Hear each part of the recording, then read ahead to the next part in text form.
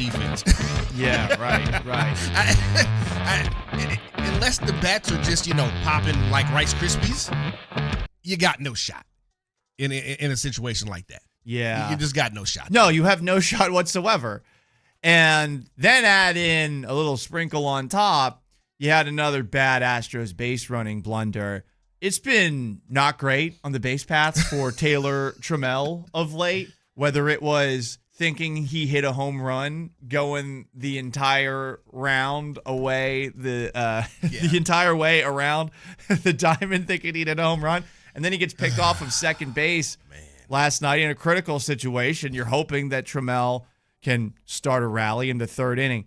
It was a sloppy game, and it was a tough watch, Chris Partee.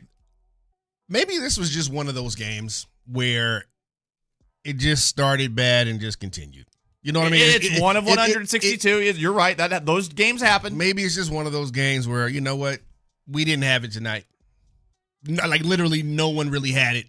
So maybe it's just one of those games. Maybe just kind of got to chalk it up. Like Jordan just said with Wisniewski.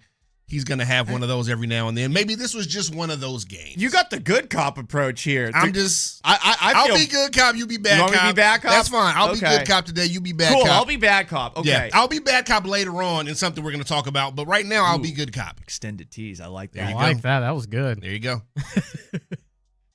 That game yesterday was tough for me personally. Okay. So I went to the game for Prize Picks, and shout out to Prize Picks for giving me tickets to go to a game. Definitely. And paying me to watch a baseball game. It's the coolest thing ever. But you guys, if you were listening yesterday, know that I dressed up in 102-degree weather in a cockroach suit, and I wore a Jerome Pena jersey on top of it. So I walked into the ballpark. I had 3 layers on. Oh, my God. I get to my seat. You're and insane. Unfortunately, Adam with Prize Picks, who had $18,000 on the line with his lineup last night, he wasn't able to go. He had a last-second cancellation. So I'm just sitting there by myself in a cockroach suit, and I know that I am not as relevant as I used to be back in the day, so not many people, I think people still know you, though. They do, people but still know you. I don't know that everyone saw the clip in the last couple of weeks where I'm saying Astros fans should embrace the cockroach label that Ken Rosenthal gave them. So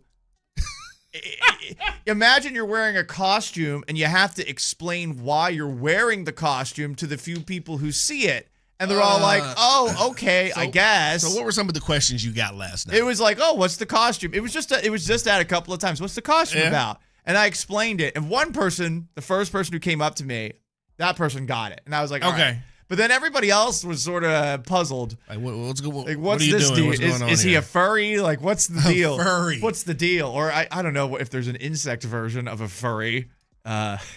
Well, there are furry insects. An arthropody. There are furry insects, though. That's true, because caterpillars, right? Yeah, they could be into it. Tarantula, I believe. They'd have a little fur, yeah. Get me away from those spiders. Yeah, I'm not a big fan. The spiders are fine. Leave them alone. You can have them. My girlfriend tells me I got to kill them whenever I see one. I'm like, no, I'm going to let them go. You want to let them go? I'm not going to murder a spider. I'll murder a cockroach. Okay, well. But I was dressed as one. That doesn't speak well for you yesterday. Well, there were moments last night where I wanted to murder myself during that game. So I'll say it because I'm wearing this costume. I'm not talking to anybody the whole game. And behind me. Wait, so you were by yourself? Yeah, I was by myself. Because the person that was supposed to go, they couldn't make it, right. They had a little family emergency. Damn. So we hope everything's okay. Hopefully, yeah. So in front of me, there's this couple that's together, and there's this girl who's really into herself. And I gotta say, sorry, hon, you shouldn't be that into yourself. I think you gotta work on yourself a little bit. But she is sitting next to You're taking this bad cop thing really seriously. Only on the weekend. She's sitting next to her boyfriend, and while the game's going on, she's just on her phone, like taking selfies of herself, not with her boyfriend. And the whole time she's checking herself out. And this was distracting. Are you in the background? I don't know. Are you photobombing this girl? No. I hope. I wish you were. I had sunglasses You could have done it at least once or twice. Maybe. In the cockroach outfit, you should have done it, Paul. Come on. Maybe that's what she was trying to do. Maybe she was clowning me. She's She's like, She's trying to is that actually yeah. I didn't think they were this big in Texas. What's this Damn idiot? near. And then also, like, what's this idiot doing behind me wearing a cockroach outfit with an Astros jersey and orange sunglasses on? So maybe she was doing that. Right. But she was checking herself out on this, while taking a selfie of herself and going through all the filters. And her boyfriend sitting next to her just shaking his head. And she does this several times over the course of the game. So I don't think it was the best experience for the dude in front of me. He was probably fed up. But this was not nearly as bad as what was behind me. And listen, God. we all have, for those of us who have kids can be fantastic. Kids can be great. Can they? They can. I think they can. Dang, Chris. I'm told I don't have kids. Neither do I'm I. told I'm great with kids. I have a wonderful nephew and niece. They're adorable. I love them so much. So you can send them home. But these kids were not that behind me. And there were multiple? There were two, yeah, Okay. and they were feeding off of each other's energy. And That's what happens. I'm just gonna say they were loud. Now, growing up, going to sporting events, I probably was the same. So, he who is without sin, let them cast the first stone. No, I am a sinner casting stones here. Do it. But my goodness, these kids were shrieking the whole game, and they were right behind me. And I wanted to turn around and give a look to the parents. I was going to say, where are the parents at? They were there, but they were doing it too. They also were joining in on So it's just the a loud screaming. family. Yeah. It's just a loud-ass family. Okay. And the kids were shrill, and it was in my ear. So on the way home from the game, guys, and it was late, so this cost me a little extra. But on the way home from the game, I went into an emergency room, and I got a vasectomy. Sometimes definitely cost you extra, but yeah. sometimes it's that bad. So yeah, man, I'm never having kids, and it's because of those two. It's a behind wrap, me. huh? So you It's a wrap throw for you. You throw that experience on top of that dud of the a game for game. the Astros, and my vibes are down. You had a horrible night. It wasn't great. You had a bad Sounded night. like a life-changing evening for you. It Like, wasn't dang. a great game. Apparently, it was life-changing. Something went snip, snip. Yeah, it was a life-changing moment for me. The El Tiempo margarita was not enough to get me through. It wasn't enough. How many did you have? Just one. Just one? Okay. One, and So you probably needed about 4. Right. I was right. Well, no, you get 4. Sorry. You're not plastered. going you're not You going home. plastered. Just as long as you got into, cheese dip and enchiladas, you should be all right. Yeah. Soak all that up. Yeah, man. you need a Soak it all lot up. of I carb loaded in the morning, There you go. realizing that I was gonna be going to Dyken Park to Carb-loaded. get myself. Did you see what I had? I had this big ass breakfast. Carb loaded. Yeah, you gotta get your absorbance For a game. Yeah, you do. If you're a noted, let's be frank, if you're a noted drunk, like The man's honest. you gotta make sure that the absorbance is there, I get so it. that That's you're fair. you're not falling over and stuff. But anyway, that made the game a little bit worse. And we touched on this in the show prep, Chris. It's one of 162. So I'm definitely feeling worse about it, mainly because of the personal experiences I went through the game. It was a tough watch. Personal experience. How do you look at this game last night? Is it a squandered opportunity? How are you framing this as we look forward to today's check that Sunday night baseball again for the Astros tonight? Yeah. Against the Mariners. I kind of felt like it might have been a squandered opportunity just because winning last night, you're in a position to really On Friday, right? winning Friday, and then if you had won last night, you're really in a position tonight to really just bury the Mariners. But not only them, I believe last night the Rangers gained a half a game. Yes, because they in didn't the play. standings because they didn't play just by not being active. Right. They gained a half a game.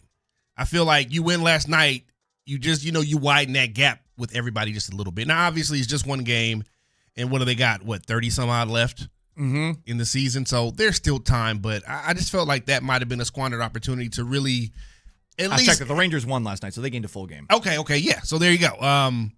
But I felt like that was a squandered opportunity to really bury at least one team in the Mariners. Right. And just really kind of put them out of their misery, come back tonight, get the sweep, and then you just finish them off. You know what I mean? Now, Right. They can finish them off tonight, but after last night, you don't know. you kind of wonder, like, well, will they? Here's the thing. No one's dead. It's impossible to kill anyone. If you're not the Royals, Angels, or Athletics, you have a chance. The Mariners That's true. are 3 games out of the wild card spot. The Guardians are 1 game out of the wild card. The Twins are 1 game out of the wild card. The Tigers are half a game out of the wild card. The Orioles are half a game out of the wild card. The Blue Jays are half a game out of the wild card. The Rangers would be the 3rd and final wild card team. Yeah.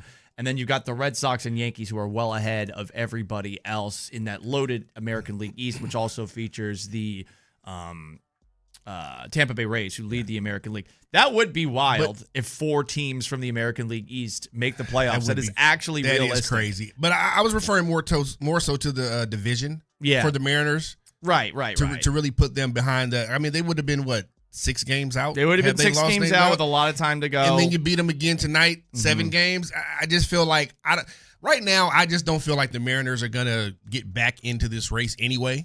But then you kind of like almost assure that. Because this is usually around the time of year where they fall off anyway. Right. I followed I know you lived in Seattle for a while, but I followed the Mariners generally for years because I was a Ken Griffey Jr. fan. So I followed the Mariners for years. Outside of 95. So I'm just used to them getting to late August, early September, and then they just blow it. Yeah. I think we've seen this before many times. It definitely felt like a missed opportunity for the Astros to carry that momentum from the walk-off and really build that lead even more the in the division. Exactly, the C walk-off. I saw the video the Astros posted of Bobby Dynamite calling the home run from the train right before the pitch happened. I'm like, this is amazing. And he's sitting there blowing the horn and everything. I'm like, not bad. That's a good call there. That's a really good call right there. Yeah, let's talk about the few good things that happened. There's Bobby Dynamite being Bobby Dynamite. And also, the few good things. A shout out to the 2 Astros who were inducted into the Astros Hall of Fame. Yes. First off, Alan Ashby, and second, the late Phil Garner. That was a very cool pregame ceremony. I sat down right in time for that. Generally, perfect. I'm one of those classic. Oh, you're Houston one of those sports late fans. arrivers, huh? We might have to talk about that with the Houston Rockets and how they're pushing tip-off times back. I don't know that it's going to solve anything. I don't think it will either. Yeah. Just being honest.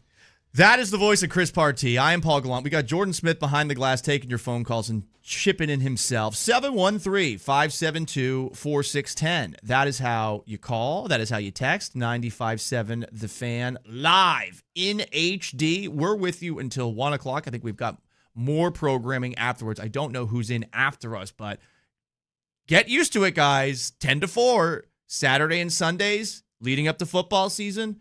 We're going to be on the air, live and local, on both Saturday and Sunday. I'm curious how that'll work during the regular season, given, Texans broadcasts, but pretty exciting, and we're thrilled to get the opportunity. Speaking of those Houston Texans, they had a training camp practice yesterday. It was a physical day, but not in the place where it's going to need to be the most physical this year for the Texans to get where they want to go. I'll tell you what I'm talking about on the other side. Paul Gallant, Chris Partee, 95.7 The Fan. Stay there. Texans 2026 preseason kicked off with a loss to the Chargers. Mills gets the snap on 3rd and goal from the 5. Throws right side. Caught. Touchdown, Jared Wayne. We're not going to show everything we're capable of in preseason. We'll save that for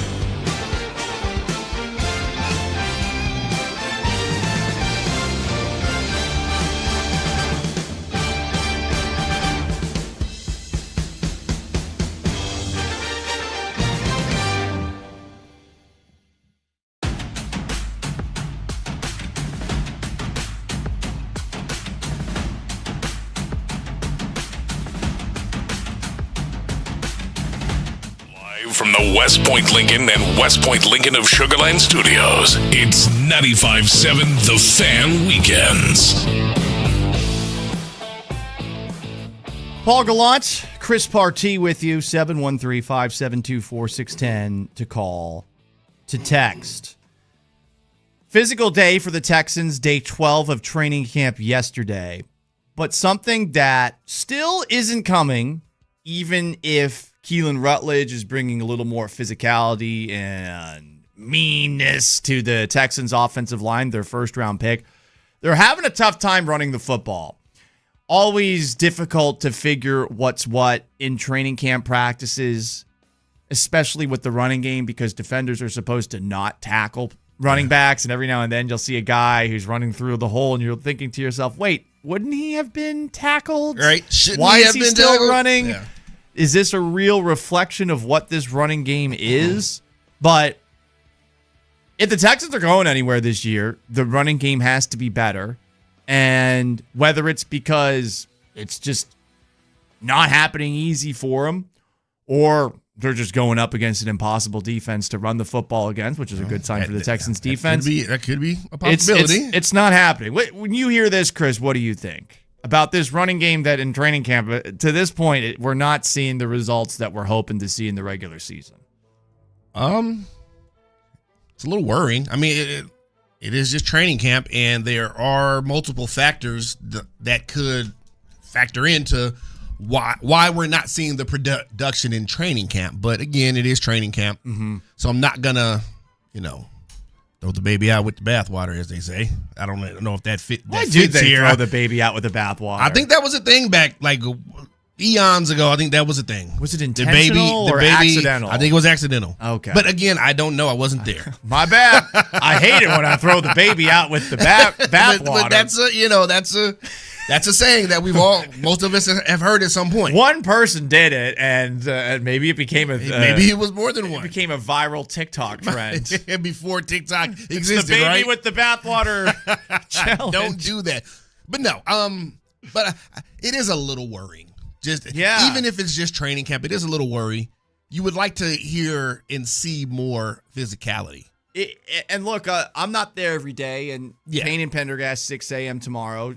Seth and Sean have been at just about every single practice. Yeah, they've been out there every day, yeah. So Seth was here yesterday, and he was heading to practice. Seth was here today. The hardest working man in media. Hey, man, he's doing it. So I am curious about what Seth's perspective is, especially on tomorrow's show. But for the most part, we've been hearing from everybody who's been out there that it's been a struggle for the Texans running game. And last year, I mean, they were the worst in the league.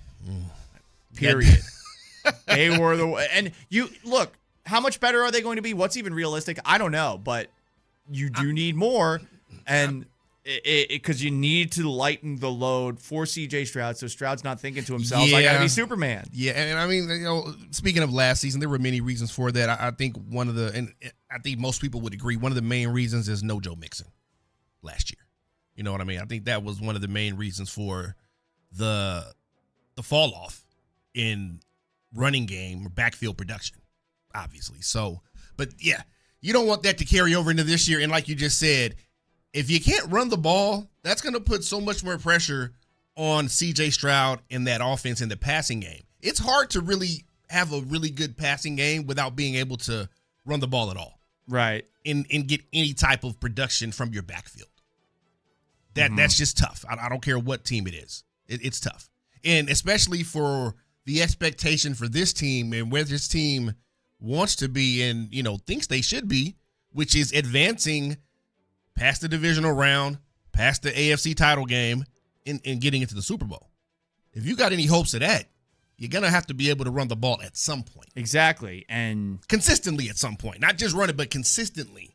You have get to keep 4 yards. Now it's 4 yards a carry. Yeah. That's like average now. Right. Is what you should be getting is 4 yards a carry. Back in the day, it was like, 3.5, 3.8. No, you got to be at 4 yards a carry to be one of those teams, that is considered, even with a great defense. Right. You got to be able to do that. To their credit, in the preseason game, the first team offensive line was out there. Mm-hmm. And for a little while. I mean, they look good at first. It was Noah Whittington running for about 5 yards a carry. Yeah. But I'll be honest, I don't know if the Chargers had their first-team defense in against that first-team offensive line, and it's a lot different than the way things are supposedly going at training camp. Yeah. If they are unable to run the ball, everyone's going to be able to do the same thing that they can do across the league. They're just going to run, sorry to go X's and O's here, but they're going to run cover 2, and they're just going to keep everything in front, and they're going to wait for C.J. Stroud to try to do a little bit too much, because that's something that he has even admitted he is doing, and especially did it way too much against the New England Patriots. I feel like at this point with C.J. Stroud, opposing defenses have gotten to the point with him is like we can make him. Let's make him beat us. Yeah, I feel like that's where we're at now. Yeah, because the last couple of seasons haven't gone nearly as well as the first season. No, they've not. He's regressed. Mm-hmm. I feel like opposing defenses can say, okay, let's make him beat us, especially if you can't run the ball. Well, if you can't run the ball, we don't think C.J. Stroud can beat us. Now, he may go out there and begin to do it, and obviously everyone hopes that he does. But I feel like coming into this season, opposing defenses will take that approach if early on the Texans cannot run the ball consistently for at least 4 yards a carry. Like, you can't have him in, 2nd and 9, 2nd and 8, 3rd and 10. You just can't. We've seen what that does. We've seen what that is. We saw it last season what that was. And, what's a shame is it feels like the Texans receiver room is doing great at practice. Yesterday, C.J. Stroud was connecting with Xavier Hutchinson. He's obviously got the connection with Nico Collins. Jaden Higgins is having a fantastic training camp. Jalen Knoll athletically is probably the most gifted among Texans receivers in terms of speed. Nico Collins is definitely the complete package. Oh, yeah. He's the man. Lewis Bonds look good. Jared Waynes look good. And they love Justin Watson. So, I mean, it's a competitive receiver room, and Stroud has actually been pretty solid from a pocket presence perspective in training camp by most accounts. Hasn't been perfect. Threw a pick to Dirk Stingley yesterday. That happens. But, this passing game is all for naught if the running game once again is doo-doo. And it's feeling like tough. Right now, it's just not progressing as quickly as you'd want. Of course, it's training camp, and you can't improve as much as you want to in training camp because you're not doing the full reps every single day. No, and I mean, you got a guy like David Montgomery who's new in here, and then you got new additions to the offensive line as well, which the offensive line, has looked pretty good, from what I'm hearing. And even in the preseason game, on the first preseason game Thursday night, they, for the little time that they were in there, they didn't look bad. Right. You know what I mean? They did not look bad. But so, I mean, again, there's still time to go. Got a couple more preseason games left. Got a couple more weeks of, some joint practices here and, a little bit more training camp. So there is time. And then I'll keep saying this because we've seen it for years now where that first month of the season or so, it feels like every team is still kind of trying to find their footing. Yeah. It's almost like that's taken over as the preseason now, the first 4 games. Mm-hmm. Even extended. Even more. Extended sometimes. Yeah, even extended sometimes. I mean, again, we know the start the Texans got off to last season. We don't want to see that again. No, we obviously. don't. Don't make that a habit. You can't hope to start off 0-3 every year and just, continue to dig your way out of that hole. It just doesn't work like that. The crazy thing is, I mean, they've done this twice in a decade, start off 0-3 and made the playoffs. Which is crazy. It's insane. It's crazy. I remember in 2018, I remember asking Bill O'Brien after the 0-3 start, what are how do you justify your job, give or take? He gave me a pretty fair answer on it. I was like, how could you keep the faith? And they won 9 in a row. How do you keep the faith? Yeah, gotta have faith. But look, obviously the defense is great. They're going to make the playoffs. It's just a matter of, do you get past the second round, or is this yet another episode of Groundhog Day where the Texans are out in the second round of the playoffs again? So they have a joint practice with the Las Vegas Raiders on Tuesday. You'll see Fernando Mendoza's goofy ass. You'll see Max Crosby. He's likable, but it's a Raiders team. I'll just be honest. I wish that they were doing a joint practice against somebody a little bit better than the Raiders. Okay. Yeah, I mean, I get that. Max Crosby's a great challenge for this offensive line, specifically for the tackles. Yeah. But after that, I couldn't name a Raider. Not much going on outside of Fernando Mendoza and Kirk Cousins. I couldn't name one. Well, I guess you can name Tom Brady. He's not on the field anymore, but he's right. But again, that's to your point. And that's to your point. And the owner's son and his awful haircut, like that's that's Mark Davis. Yeah, yeah. Well, he's actually the owner now. Right. Not even the owner's son. Yeah, but no, he's the owner's son. He's not Al Davis. I get that he's the owner. Nobody's Al Davis. But he's not Al Davis. Al Davis was cool. Yeah, nobody's Al Davis. Mark Davis is a dork. A little bit. Dude's flying thousands of miles for that haircut. Like, sir, it's an abomination. You look hey, isn't he on the Bill Belichick program? He's got like a 26-year-old girlfriend or something like that. Yeah, Mark Davis. Yeah, here we go. Yeah, I'm just saying. I know. Isn't that true? Yeah. The fact that it's a growing trend. It's one of those. I mean, if I had a nickel for every time it happened, I'd have 10 cents. It's weird that it's happened more than once, kind of situations, you know. What? An old guy with money is getting with a young woman? That's weird? That's a story as old as time. No, these two. The age gap is quite a story. It is a huge age gap. I'll give you that. But again. It's just a number. These guys love each other. Come on. Two old guys with money. Don't you believe in love? Not really. No? Chris. No? He was like, I'll just give it to you straight. By the way, speaking of I guess love, I'm the bad cop now. Did you hear? So everyone was clowning Justin Herbert for looking deep into the eyes of Madison Beer after practice. They're like caressing each other's hair. Well, apparently this is part of a concerted effort that the NFL is pushing. This is all fabricated because this happened with Joe Burrow and his lingerie wearing girlfriend. I don't know. She's like a lingerie model or something. Hey. I don't know. Good job, Joe Burrow. I'm not mad at him for that. I'm not good mad for at him. For that, man. But they're all like sitting on to the side of the field, the quarterbacks and their booth hangs, and I guess the cameras are zooming in on them. And I'm assuming this is part of some greater NFL marketing ploy. So this is all fake. So love might be fake. So it's fake love. Yeah. Love isn't real. Fake love going on here. I'm not. I wasn't as upset at Justin Herbert about that. I'm like, man. No, I wasn't either. Let the man get his love. Yeah, I mean, if that's what he want to do, man, go ahead. What would you be doing if a pop star that looks like Madison Beer is staring in your eyes and is playing with your hair? I would start drooling. Yeah. He's just enjoying life, man. Yeah, that's it. That's all you can do. All you can do. But anyway, love.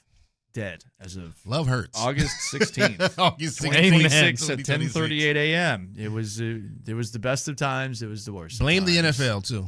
We will never forget love. He is Chris Partee. I am Paul Gallant. We got Jordan Smith taking your phone calls behind the glass. 713-572-4610 to call, to text. Last night, an important era in Houston sports. Got a quick little shout out. Does it deserve the kind of recognition that it got? I know one guy who thinks, no! Hear what Chris has to say next. Stick around. 95.7 The Fan has officially taken off.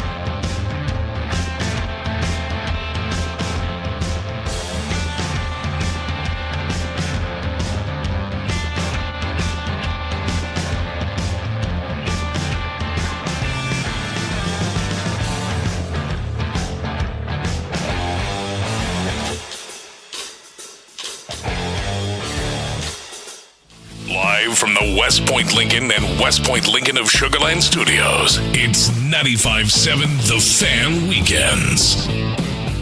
Paul Gallant and Chris Partee with you until 1 p.m. We'll see if the Astros can win their series against the Seattle Mariners Sunday Night Baseball tonight. We're live and local here, 95.7 The Fan, until 4 p.m. this afternoon. And then, of course, Payne and Pendergast get your week started at 6 a.m. tomorrow. So, yeah, we've talked about the Astros. We've got a little Texans training camp talk that's been on the show to this point. Last night, the NBA's Hall of Fame induction ceremony took place, and you can dispute this as much as you want, but from a win-loss perspective, Mike D'Antoni's one of the most important coaches in Houston Rockets history. Yeah. His partnership. Thank you, Jordan. His partnership. I mean, he's obviously not Rudy Tomjanovich. Don't ever underestimate the heart of a champion. I don't think anyone's mistaking that. But Mike D'Antoni's partnership with James Harden led to a lot of wins. It did. It led to a 1 seed in the West. It also led to a 3-2 series lead over the Golden State Warriors at the peak of their powers until Chris Paul tore his hamstring. God, that I promise you, even when I'm 6 feet under, will still haunt me. It will. Through the rest of eternity. It's the biggest Rockets what if that we have in the last 10 years. There's no doubt about it. The worst part about it is Draymond Green in interviews saying, "Oh, if that hadn't happened, they're winning the title." Yeah. Like, thank you. Thank you for adding that pain onto it. We know. We know. got the point. You don't have to remember. And honestly, all they had to do was not miss 27 straight threes, and I would have shaved my head. Yeah. That's all they had to do was not miss 27 threes. Well, that was the bet. I said I was so sure the Warriors were going to win. I was like, and I thought Rockets fans were being a little annoying about it, and I was like, I will shave my head. This is when I first joined the morning show with Seth and Mike Meltzer at the time. I said, I will shave my head if the Rockets win this series. And, I mean, I was sweating a little bit. Sweating. I mean, but here's the thing. And it was an acquired taste. Mike D'Antoni, during his Hall of Fame acceptance speech, actually gave a shout-out to James Harden for their time together with the Rockets. But my philosophy had to change to maximize this guy, James Harden.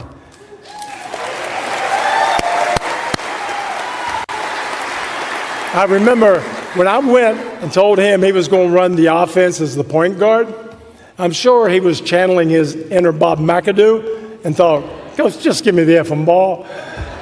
You were right. He's one of the most skilled players I've ever coached, and I appreciate the trust he gave me. Thank you, James. Chris, how about you trust him to play some defense? How about that? All right, now, D'Antoni, I understand. I get it. He should have thanked James Harden. But James Harden is one of the biggest reasons why he didn't win a title here in Houston. He's one of the biggest reasons. He says he changed his philosophy when he came to coach James Harden. He should have implemented a little bit of defense with that. Everybody know Antony, not D'Antoni. It's Antony. Okay, take the damn D out of his name. That's a good joke. Jordan, you almost had to dump me there because I almost said something, but take that darn D out of his name.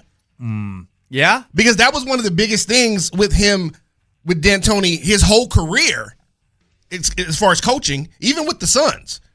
Why couldn't they get past the Spurs? They didn't play enough defense. Well, I'm not going to blame the refs for everything. But that series, wasn't there some shady refereeing going on? But there was more than one time they played the Spurs. It's the NBA. There's shady refereeing everywhere. Every night. That's every night. Yeah, that's every night. It's the NBA. That's every night. That's every night. Now, I'll give you the Chris Paul thing. If he doesn't go down in that series, they more than likely win that series and possibly go on to win the title. They for sure win the title. But when he goes down, had there been more substance in that team defensively, you may still be able to get that done. Yeah. You're up 3-2. You may still be able to get that done, right? So, in the whole James Harden thing, yeah, he was innovative in certain ways. Not a great watch. Yeah, it wasn't my cup of tea. Not a fun watch. But again, I don't think you have to be fun to be good great or be effective in any league. You don't have to be fun. The Spurs back in the day weren't fun, but they won. They won, right? And see, my thing with James Harden has always been, he went on a campaign years ago, I think when Steph Curry won his second MVP. And a lot of people thought James Harden should have won it. I'm like, dude, the dude won the MVP. You don't need. And then I think there was some players MVP that he was given, players MVP award. I just thought that was Bush League. I'll just be honest. I just thought that was Bush League. I've never been a James Harden guy.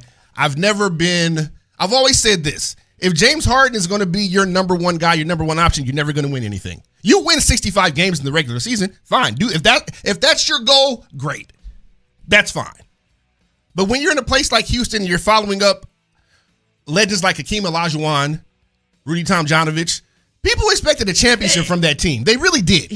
Jordan, am I wrong? No, you're not wrong. Am I wrong? You were both here at the time. I can't believe you're going to make me defend him a little bit. Go ahead, defend James Harden if you want to. I was out on Harden before it was cool. I was out on Harden after that series against the Portland Trailblazers where Wes Matthews just wore him down and he was out of gas. And then the next year against the Clippers, it was the same thing. Yeah.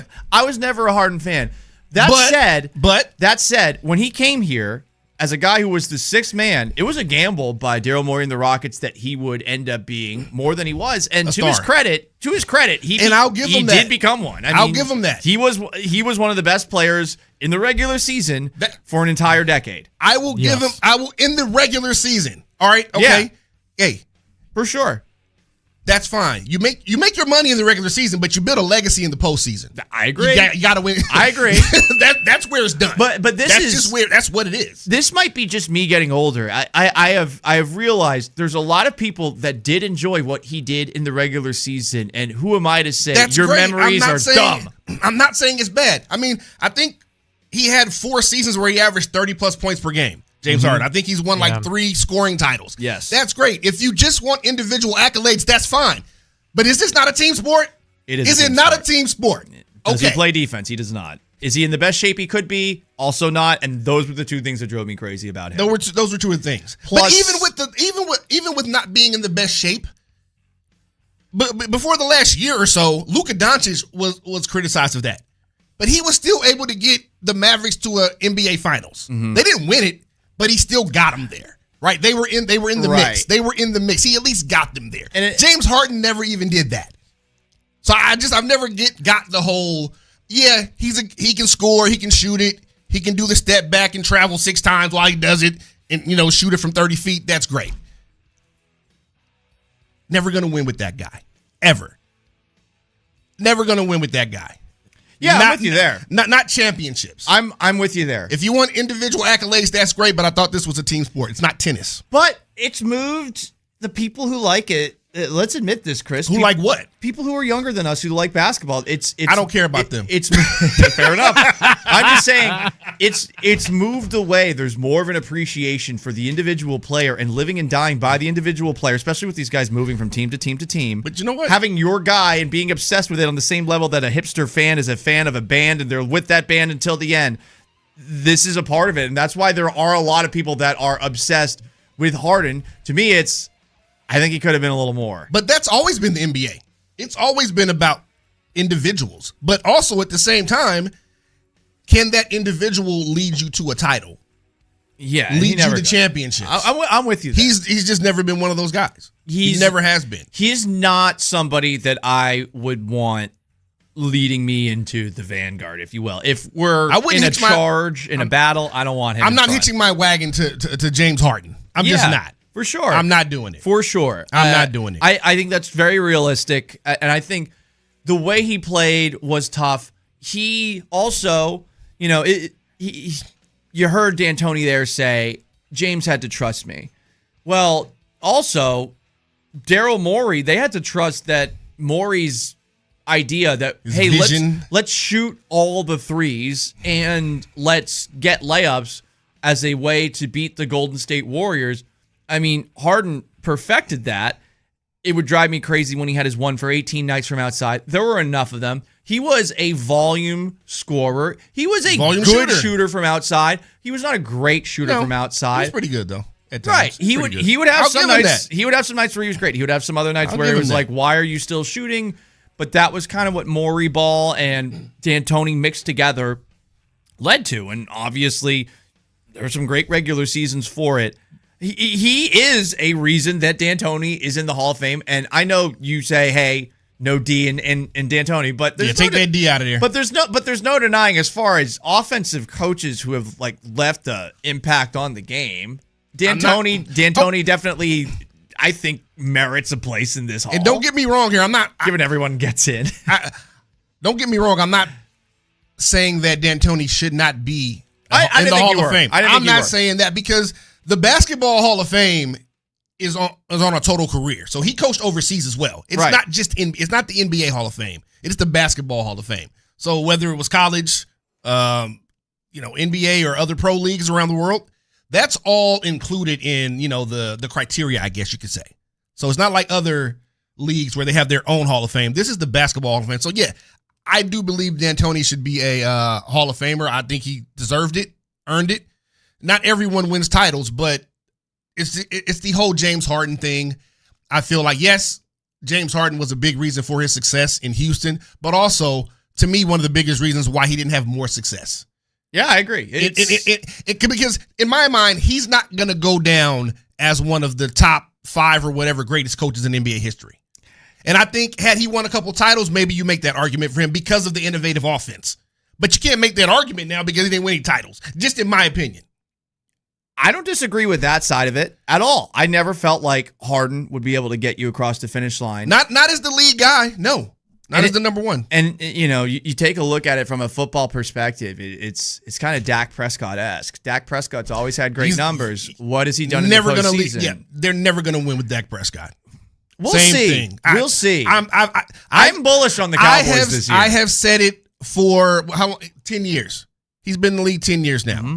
I've said it for at least 8. I'll say that. Okay? Not going to win with Dak Prescott. We'll see. He's not that guy. We'll see. He is Chris Partee. I'm Paul Gallant. I'm not really fully buying into Dak Prescott. We got Jordan Smith behind the glass as well. 713-572-4610. That's how you call. That's how you text. Rough night for the Astros last night. Also, there's something else that Chris is all fired up. There's something I'm over here breathing hard. There's something else that happened last year in the NBA that I really want Chris's thoughts on, because this is maybe Chris's least favorite person in sports. We'll talk about that next. Stick around. Paul Gallant, Chris Partee, 95.7 The Fan Weekends. Stay there. Thank you, James. JJ Watt is a fan of the new frequency.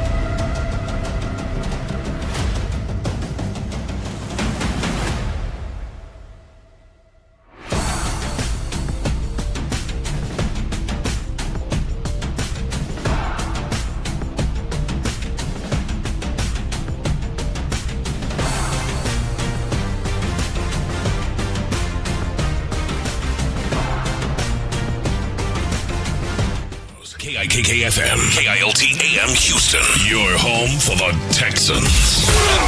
Houston sports leader is 95.7 The Fan.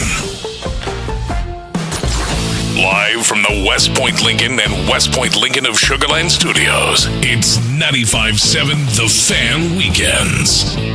Paul Gallant and Chris Partee with you. Very disappointing loss for the Houston Astros last night against the Seattle Mariners, especially coming off of the high of Friday night, the walk-off win with Christian Walker's absolute laser of a home run. Interesting development. We will see if there is more to this, but Chandler Rome posted this about 40 minutes ago. The Astros have scratched pitching prospect Ethan Pecco from his start this afternoon at AAA Sugar Land. Pecco is healthy, and given Ronel Blanco's relief appearance last night, could have a role in some upcoming Astros pitching plans. If you didn't watch last night's game, Hayden Wesneski, who Dana Brown billed as a trade deadline acquisition coming out of injury, he had a rough night, and then Ronel Blanco came in relief. He had a rough night. A lot of Astros pitchers not looking so great, and a lot of pressure on Hunter Brown to be like the Hunter Brown we know. For those who don't know, Hunter Brown was kind of shaky against the Giants earlier in the week, and when he was asked about that, he said, "My chase is down. I'm not getting as many whiffs. If you want to ask them and come back to me and see what their approach was, the Giants, I would love to have that info too. I can't tell you.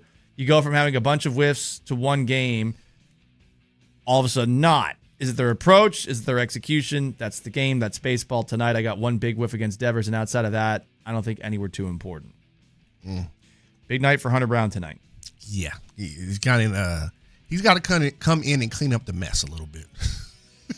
And the thing is, it's not all on him, but a lot of it is. He's not as effective of a cleaner this year. He just hasn't been since coming back from injury. It's not been bad, but not the same. With the way your rotation is at this moment in time, where Peter Lambert's clearly your number 2 starter, for who knows how long, you need a little bit more.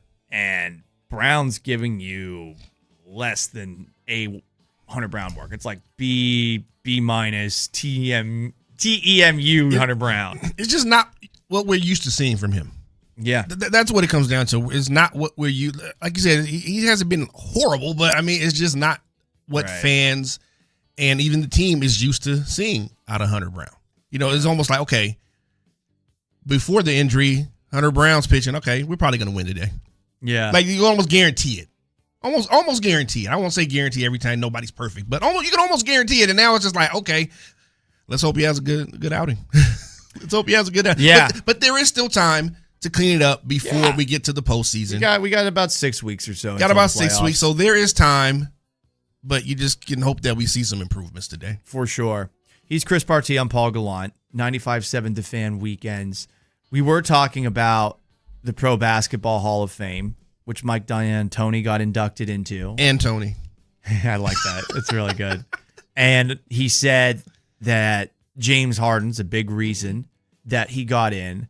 Well, there's somebody else who got in the Pro Basketball Hall of Fame. Listen, Chris, I like it when you're riled up. Jordan, what is Paul? He's trying to actively raise my blood pressure. Sir, this is a sports talk radio show. That's the name of the game. He's trying to raise my blood pressure. That is also true. Yeah. That is true too, but still. I'm not trying to troll you. I'm just telling you a fact. Oh, you are. You are. A fact that happened You're last trolling. night. You're trolling, all right.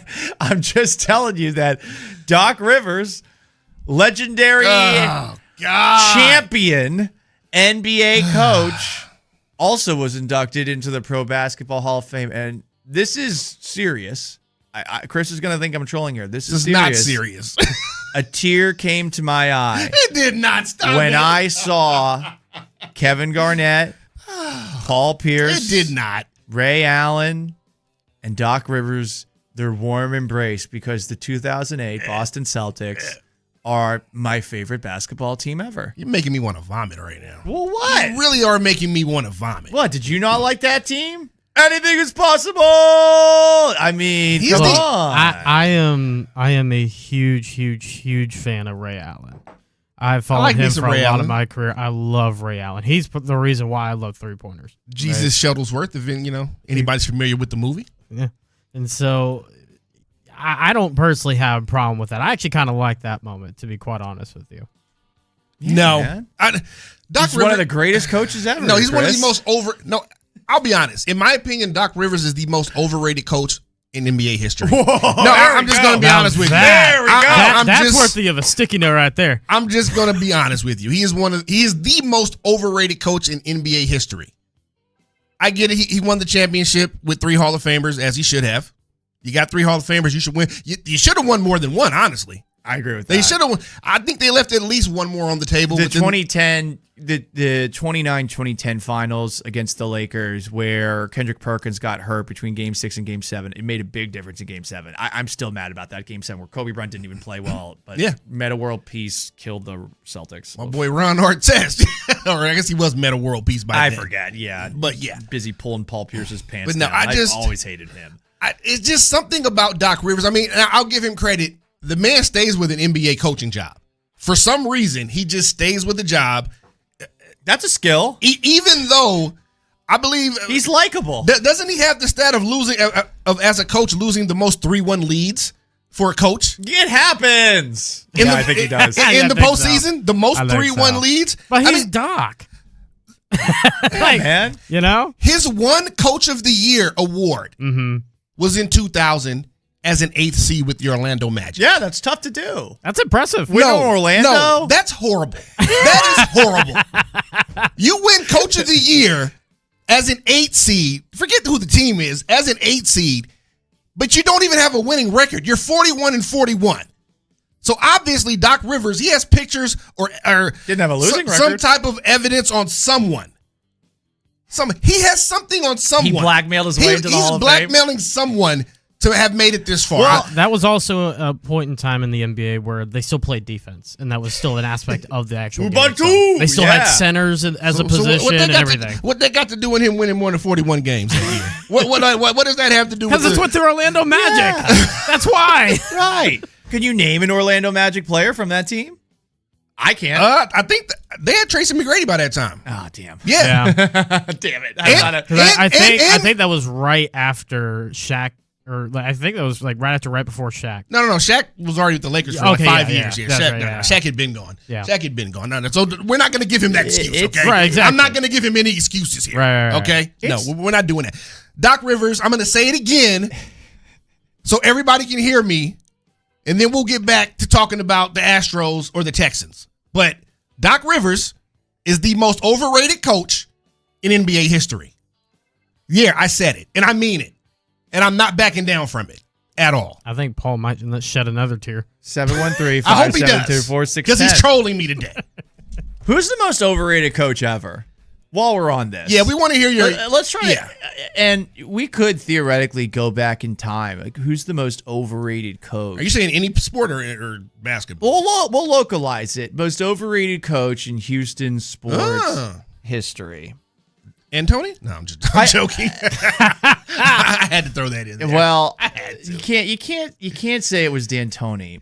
I'm very curious what kind of responses we'll get in the era of the Houston Texans. 25 years. Yeah, you had Dom Capers. That didn't go so well. You had Gary Kubiak. I think the Gary Kubiak era is remembered a little bit more fondly than it should have been because I always felt that era could have accomplished more. That's not to say Kubiak's a wonderful guy, so I don't feel great about it because those coaches were awesome, especially Wade Phillips too. I love Wade. Yeah, I think everybody. I've likes already Wade got Phillips. your answer for this one. Oh, really? This one's easy. It's Bill O'Brien. Bill O'Brien, no doubt, most overrated. Doesn't matter, Jordan. No doubt. AFC South champs. Yeah, and I don't care. I want an AFC championship game. That's what I want. At the least, right? Right. At the least. Come on. I get it. Get me I'm to with the Jordan. title game. I'm with Jordan. I don't care about division wins. That doesn't get me an extra bonus. Jordan, it doesn't get me a playoff win. So listen, here I am. I've caped for James Harden today. I'm caping for Bill O'Brien now. Wow. Yeah. What am I, Johnny Cochran? I'm not even getting paid for this. Sounds I'm like a nightmare. Defending the least liked athletes and coach in Houston Yes, sports history. Listen, Bill O'Brien made the playoffs with Ryan Mallett and Brian Hoyer, RIP Ryan Mallett, going back and forth for a full season. Had a 9-7 year where they had Ryan Fitzpatrick, Ryan Mallett, Case Keenum under center. He made the playoffs with Brock Osweiler under center. Brock. I mean, he also completely dismantled the entire franchise from the inside out. That too. that was Jack Easterby. You guys, come on. It's both of them. Let's be honest. Yeah. It's both of them. Because Bill O'Brien thought he was the next Belichick. Damn. He did. He really did. But a lot of Belichick's disciples tried to be him early on. Yeah, and they realized quickly and they that couldn't do didn't it. work. Yeah, it didn't work. Yeah. I still laugh every once in a while. It pops in my head. Right after he came to the Texans, somebody said that he tried to go to the NFL and be like, hey, let's do the Penn State model. Let's take the last names off the back of the jersey. Damn. Like, no. Like, bro, it's like, bro, stop. Like, you're doing a lot now. Just stop it. Stop it. Most overrated Oh coach, my Houston God, that's sports funny. history. How about a current one? Is Ime Udoka overrated? I don't think we're there yet. The shine has worn off for me. But I think it's still too early to say overrated for MA. I'm glad that they brought in I think it's still a little too early. the shooting coach. What's his name again? Chip Engelland or whatever. Yeah. I hopefully that makes the offense a little We'll bit see. better. We'll but see. like I like the mentality that Udoka installed following up on Silas, where everything felt like a daycare. You know, oh well, let's just see what the young guys do. Roll the ball out. I like that there's a definitely more tough mentality that this team has, but It would have been hard not to be an improvement over that. without Dylan Very Brooks true. last year, Like, Dylan Brooks' departure from the Rockets, I think, made whatever Udoka was trying to do a little more hollow. you know what? I think looking back now, Dylan Brooks being gone, it hurt the Rockets last year more than anyone thought it would. I feel like looking back, I can say that now. Okay. I think his departure, or he was traded, right? Traded to the Suns, yeah. Yeah, So yeah. I think that trade, him being in that trade, it hurt the Rockets a little more than we thought it would. I'll give you this comparison. For me, Dylan Brooks getting traded felt like when Trevor Ariza got traded. Ooh, okay. I can see that. I can Because see let's that. be real, I can see Ariza that. was the whole reason that locker room even stuck together That's during that fair. time. Like, That's fair. that's the glue guy. Mhm. You He kind of was the glue hold it guy. all Yep. together. Yeah. Yeah. But you have on any team, you have to have that guy or those guys. You know, in like the NFL, it might be multiple guys, but NBA, you got to have that guy Yeah. to hold that together, hold it together. Yeah. Some comments here. Most overrated coach, Houston sports history. Chandelier Rome comments. Ime has the least creative offense in the NBA. You have a creative name, sir. Right. Also, two people on the text line, one from the 713, and one from the 504. Buttchin O'Brien, very overrated coach. Right there. Somebody else pointed out, too, he had Andre Johnson, he had J.J. Watt, he had DeAndre Hopkins. There were some really Had good some players guys on those there, O'Brien man. teams. Had some guys. They probably could have done more. There's no doubt about it. J.J. Watt's injuries certainly hurt. Astros side of things. Was A.J. Hinch overrated? No. Not even close. Well, say I feel like overrated. Dusty Baker was underrated. I think people Think hated so? on. I think Oh, people yeah. hated on Dusty. Yeah. I think on a For no ridiculous reason. level. Right? Like, oh, why is Martin Maldonado playing over Yarder Diaz? And I just always laughed and tried to troll those people who would say that because Martin Maldonado, he knows defense, and Dusty Baker understood that. And by the way, like Yarder Diaz since the departure of Maldonado has not exactly been great. So just something to keep in mind. I think that we look back on Hinch a little bit more favorably than we should have. 'Cause I Really? think baseball managers' roles in the course of an 162 game slate, it compared to other sports, it's definitely minimal. The Think general, so? yeah, I think that the manager is like HR. You're there to maintain personalities, but it seems like these days, and this might have been why there were some issues between Dusty Baker and the front office, James Click specifically. It seems like these days the general manager tells the manager what the manager's gonna do on a night-to-night basis. That makes sense. Yeah, because everyone's That trying to do the same Billy Bean method. Oh yeah, They watch the Moneyball and they go, Moneyball, hey, good old put this Moneyball. guy in this lineup. I old refuse. Moneyball. Here's the analytics. I refuse to watch that movie. Really? It's so good. Stop. It's not good. It can't be good. I haven't watched it. It's not good. It's a good movie. It is a no, good it can't. movie. It can't. Okay, now I'm getting worked up. They won 20. They won 20 job, Jordan. games in the regular season in a row. But let's just completely overlook the fact that That pitching staff had Tim Hudson, had Mark Mulder, had Barry Zito's curveball. Yeah, you have these crazy. three incredible pitchers. You have Miguel effing Tejada. Right. Whoa, we don't even care. This is completely overshadowed by Scott Hatteberg, played by Chris Pratt. Like, what are we doing here?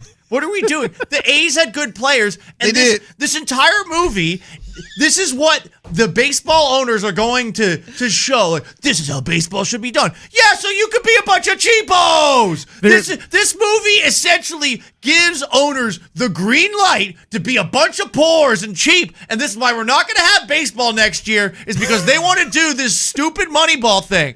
So you're saying Moneyball is the inspiration for the MLB salary cap? Yeah. Salary cap. Bring Somebody on, clip that. Somebody clip that. bring on the salary cap. It's awful. Bring on the salary cap. I'm never gonna coming. watch that. I'm never gonna watch that movie. Watch, Paul. I don't care how good it is. You gotta watch the movie, man. I don't care how good it is. It's a good movie, man. I really love is. Brad Pitt. I like Jonah Hill. It's a good movie. It really is. And it's like 20 some odd years old by this point. Yeah. Isn't Philip Seymour Hoffman in it too? I can't. I can't do it. See, and I'm a guy, I like looking at behind the scenes stuff, right? So that movie especially entices me because it's the back end. It's the side none of us ever get to see. Yeah. It's the actual how they build the roster. Especially when it came out, there was really no social media. Right. So you didn't have really a lot of insight to a lot of these conversations. So, I'm with you, Jordan. Which is why you're both bad people. And y'all probably are going to really hate me for saying this. What? I didn't mind the movie Draft Day. Oh, I got. Here we go. I got a confession. Uh-oh. I teared up at the end of Draft Day. Oh, my goodness. I don't know why. I was like, oh, man, these guys' dreams are being realized. Oh, my the God. Browns have a chance. And I'll be honest, I still have not seen it. So R.I.P. Chadwick Boseman. How about this? I'll watch Draft Day. You got to watch Moneyball. All right, I'll do it. Ugh, I'm going to hate watch it the whole time, though. Hate watch But I hate It's it. a good movie, man. Someone texted Come in, on, Bill Belichick is most overrated. What, is everyone now? I get under Chris's skin. Now everyone's trying to fight me? Yes, let's do it. F you. F you, Texter. Get him. 713-572-4610. I kid. We appreciate you guys tuning in with us love today. it. We're having some fun on a Sunday fun day. 713-572-4610 again to call to text. We're on YouTube as well. And on top of that, we're on the Twitch. Up next, very funny quote, very unself-aware quote from a quarterback that might be going through something C.J. Stroud went through last year. Uh-oh. Hear it on the other side. Stay put.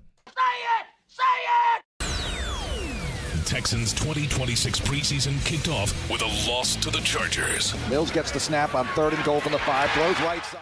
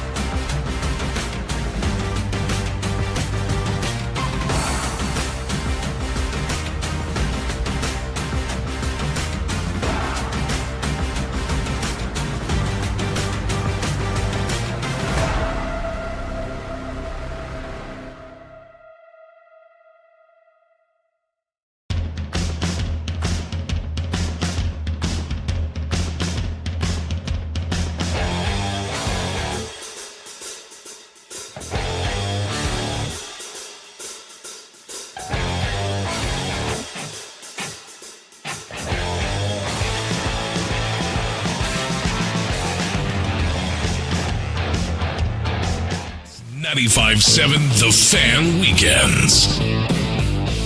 Paul Gallant and Chris Partee with you. My headphones just not plugged in all the way. Yeah, that's it. There you go. I was like, what? You got it. We can hear you. We can hear What's you. going on? I'll say, yeah, here? we got you. I got to get new We headphones. got you on the new FM dial. Yeah. Crystal clear HD, yes. Nice and crisp. Very crisp. All right, guys. So the big news of the day for the Astros is that we could potentially see a new starting pitcher in the near future. Ethan Pecco has been scratched from his start with Sugarland, which means he's likely going to be part of some sort of corresponding move. We will see if he ends up getting called up for the Astros, who wrap up their series against the Seattle Mariners tonight, Sunday Night Baseball. I think they have Monday off, and then they head on to their next series, either the Angels or the A's, whatever. They both stink. They blend together. So we might see Ethan Pecco pitching against one of those teams. Let me ask you this real quick. Hit me. Had last night gone differently, and it's a different outcome, do we get this move today, like the day after? Like, I think this is directly a response to how much Ronel Blanco struggled. Yes, I do think that this is a reactionary move, and we'll see ultimately if Pecco's got it, but you're starting to throw things at the wall. Hayden Wesneski's your trade deadline acquisition. He comes back to earth last night, and Ronel Blanco's your other trade deadline acquisition. And Jordan agrees. Your other trade deadline acquisition, Christian Javier, also. Oh man, not so good. Hunter Brown, in a way, has been a trade deadline acquisition with all the starts he's missed, and he hasn't been himself. So it's just been rough all the way around. The trade deadline acquisitions that were really just guys coming back from the injured list have not been holding up their end of the bargain. But hey, at least Yordan Alvarez figured out how to hit a home run again. That's true. He broke the homerless streak. Yeah, moonshot it too. I like that kind of things. Hopefully the Astros get it together against the Mariners tonight. Paul Gallant and Chris Partee with Jordan Smith behind the glass. Interesting story in the NFL's preseason yesterday, because this guy is just so, let's be frank. You sound bothered. Crazy. This guy's crazy. New York will do that to you. It will. Hey, it will, though. Jackson Dart is the starting quarterback for the New York Giants. And in yesterday's preseason game, he got absolutely destroyed by somebody who was blitzing off of the right side. Coming at him directly from his right. Hits him square, puts his ass in the dirt. And Dart takes a little bit of time to get up afterwards. Because he took a little bit of time to get up afterwards, he gets taken to the medical tent to be checked for a concussion. Because remember, this was a problem for Dart last year. Yeah. Dart doesn't get why he got put into the tent after nearly getting killed out there. Maybe it's the concussion. Here's Dart after the game. I really respect the rules and the thought behind, the NFL has of keeping players healthy and reviewing things, but at the same time, I'm still puzzled by it just feeling like every time that I get hit, I just find my way in there, which at times I still try to wrap my head around, but that's all that I'm going to say about that situation. I'm really happy with how the drive ended. Well, see, that's part of the problem. Someone wrapped themselves around his head too many times. That's the problem right there. Yeah. That's what's going on here. I don't think he actually does respect the NFL's protocol for... I don't think he respects his brain. That either. Mm-hmm. Yeah. And then he is 23. When you're 23, you feel like you're invincible. But they have told him he's got to stop this. And, now you supposedly have a better coach in John Harbaugh, who I've always found to be an incredibly You're not a fan. Overrated coach. See, look, here he go. Well, calling people overrated. He is. He had Lamar Jackson. What did he do with Lamar Jackson? Oh, nothing? He was going to get canned until they got Lamar Jackson? Oh, okay. But he's going to turn the Giants around. That speech. Riveting stuff. I'm the opposite. I like John. Yeah. I'm not as much of a fan of Jim. I'm out on Jim right now as well. I like Jim Harbaugh. Yeah. I enjoy Jim Harbaugh, but I don't know that I want somebody who you enjoy his antics. I don't know if I want someone who looked like he was out to lunch, like someone should have put him to bed, like he was in that Patriots-Chargers playoff game. They zoomed in on him a couple of times. Bringing it back to Jackson Dart, it is interesting seeing how Dart is handling questions about is he keeping himself safe, just because C.J. Stroud suffered a concussion for the second time in his career, confirmed last year. He obviously missed a few games. And is Stroud going to be able to shake off what happened? Because some would argue that he never shook off what happened last year down the stretch. And take a look at his games outside of the game against the Cardinals down the stretch. I really don't think we saw a very good C.J. Stroud. Maybe the game against the Colts too. But, I mean, it was 2 plays at the beginning of the Chargers game. Chiefs game, he was missing some throws. Obviously struggled against the Steelers and the Patriots. Yeah. Maybe that's a reason to be more encouraged about Stroud this year, as he's a little bit more removed from it. This does take a toll, though, on players. Either eventually Jackson Dart's going to be, I hate to say it like this, but having some issues in life. Yeah. Hopefully not, but yeah, it can get there. Or you get to a point where you just become a little bit less aggressive as a player. You're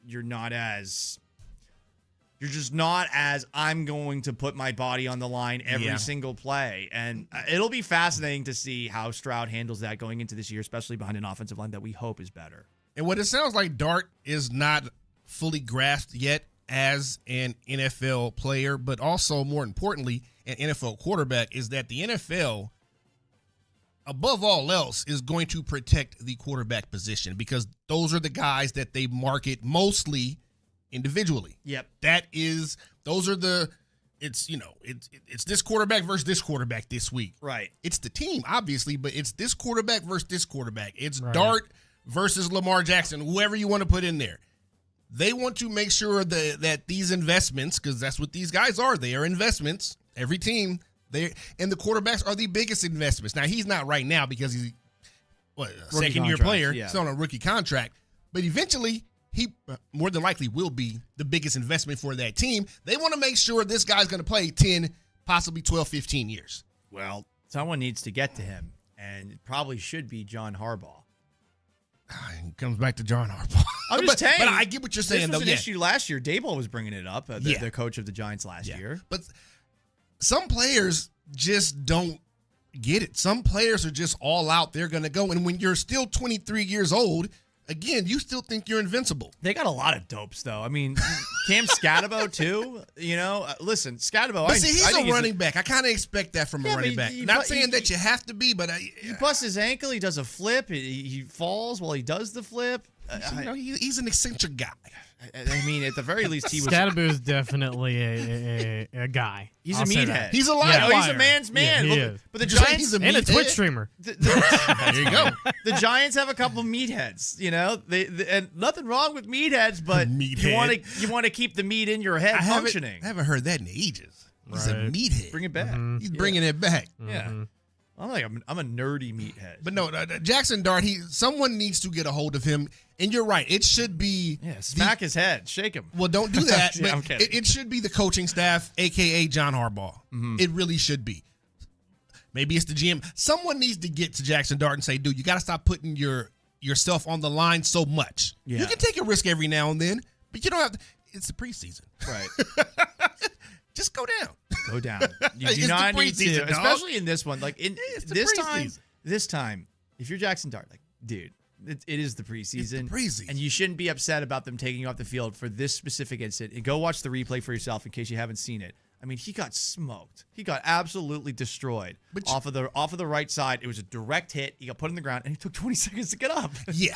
And I'll also, of course, they're going to take you off. I'll also say this.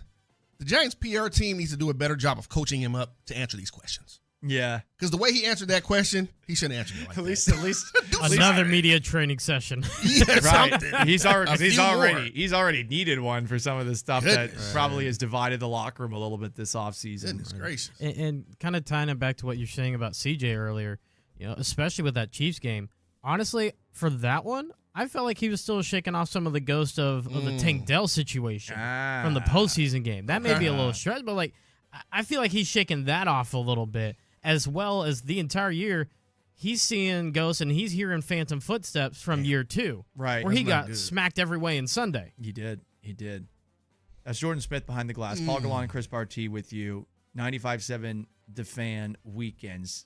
You can chime in 713-572-4610. That's how you call. That's how you text. Other developments around the NFL in the preseason yesterday. I thought it would have been interesting if the Texans decided to take this guy in the first round. Obviously, they did not.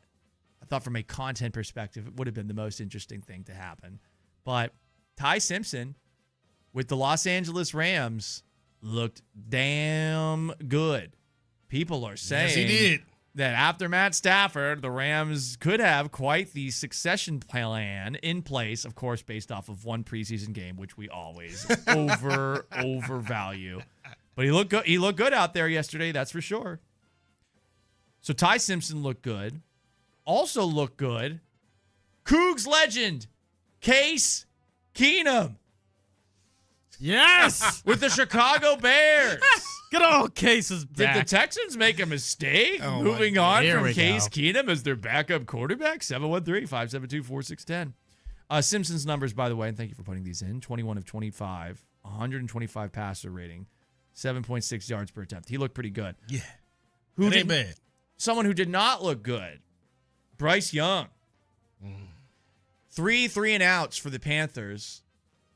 There's been this weird movement this offseason where in the court of public opinion, Bryce Young is considered a better quarterback than C.J. Stroud all of a sudden. I'm sorry and call me heightsist, but I am bigger than that man, and I will. You said heightsist? Yeah, heightsist. I'm sorry, what? Is that a word? I made it up. Okay, all right. I was about to say, like, huh? What kind of Rolodex are we searching for that one for? It's like being racist against I get it, people based off of their height. I get it. Heightsist, yeah. I get it. But Listen, sorry, just Bryce hit the ear Young. different. I'm bigger than Bryce Young. Like I am taller than him, and he weighs more than me. But he's Are you sure? I don't know if he weighs more than you. He does weigh more than me. Okay. Yeah. Well, about what's listed is what you're saying. I mean, Dan, because they fudge those numbers. If he's 179 pounds, 180 pounds as a quarterback, I think honestly, he may have put on some weight since entering the league, but I think coming in he probably was around 180. Okay. All I'm gonna say, I'd love to get back to 180. That's one day at a time. Thanks, Jordan. Hey, one day at a time. One day at a time, man. One day at a time. Hey, if you ever want to go to the gym, let me know. I'll get in there and work out with you. Hey, let me know. Listen, it's all it takes that first day in the gym, 20 minutes, do some lifting, walking and running and all that. That's not gonna do as much as just lift weights. I'm telling you guys. Hey, you know, show them the guns, Paul. Show them the guns. They're not that big. They're not that big. It's like all my mass. Like I have the ideal feminine figure. My goodness. Because my chest is defined, and I'm told I have a nice butt. So you know? So butts yesterday, chest today, and butts. So that's why you're dressed for brunch. Got it. Yeah. No, I mean I'm wearing. This is a I woke up and didn't feel like showering outfit. This is for sure. There you go. You know? Yeah. Got to do what you got to do. Anyway, 713-572-4610 to call to text. Any interesting preseason observations that you want to chime in on? How did Deshaun Watson do? Is Deshaun Watson back? Also, a concern of mine coming out of Texans training camp, it keeps on happening at practice. Is this a problem? Stay put.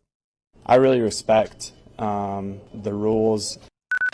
95.7 The Fan has officially taken off.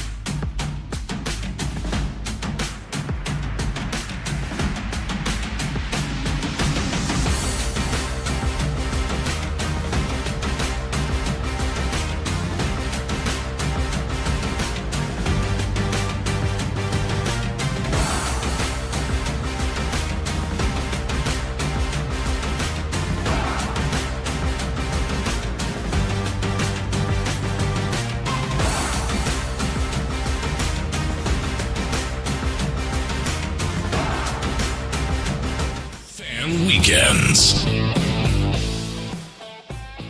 Gallant and Partee, Paul Gallant, Chris Partee with you. 713-572-4610 to call, to text. We're with you until 1 p.m. That's when Zach Gelb and Brandon Scott, old B. Scott, will take over. Worked with B. Scott yesterday. Chris Partee also back with you after working with Luke Morrow yesterday. 95.7 The Fan weekends. We're going to be live and local from 10 a.m. to 4 p.m. Central Time for at least the remainder of August and before the start of the regular season for our beloved Houston Texans. So they had practice yesterday, and it's been a little bit more of the same from this perspective.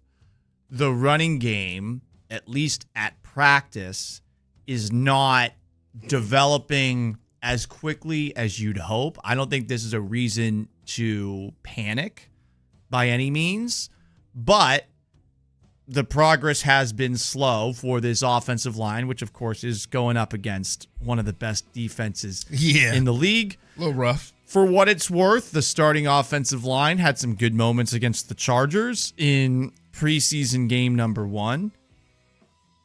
Was it against the Chargers first string? I'll be honest, I'm not 100% sure, but that was an observation from yesterday, day 12 of Texans training camp. Once again, it's just been tough for them to get that running game going. Do you have a thought on that, Chris? Does it concern you? Yeah, I mean, a little bit, but not. It's not, just the world is ending. It's not. We're good? It's still training camp. It's preseason. There's a joint practice coming up with the Raiders. I think it's Tuesday. Tuesday. Yes, it's Tuesday this week. And then the game afterwards. Yeah, then the game. So there's still time to get there.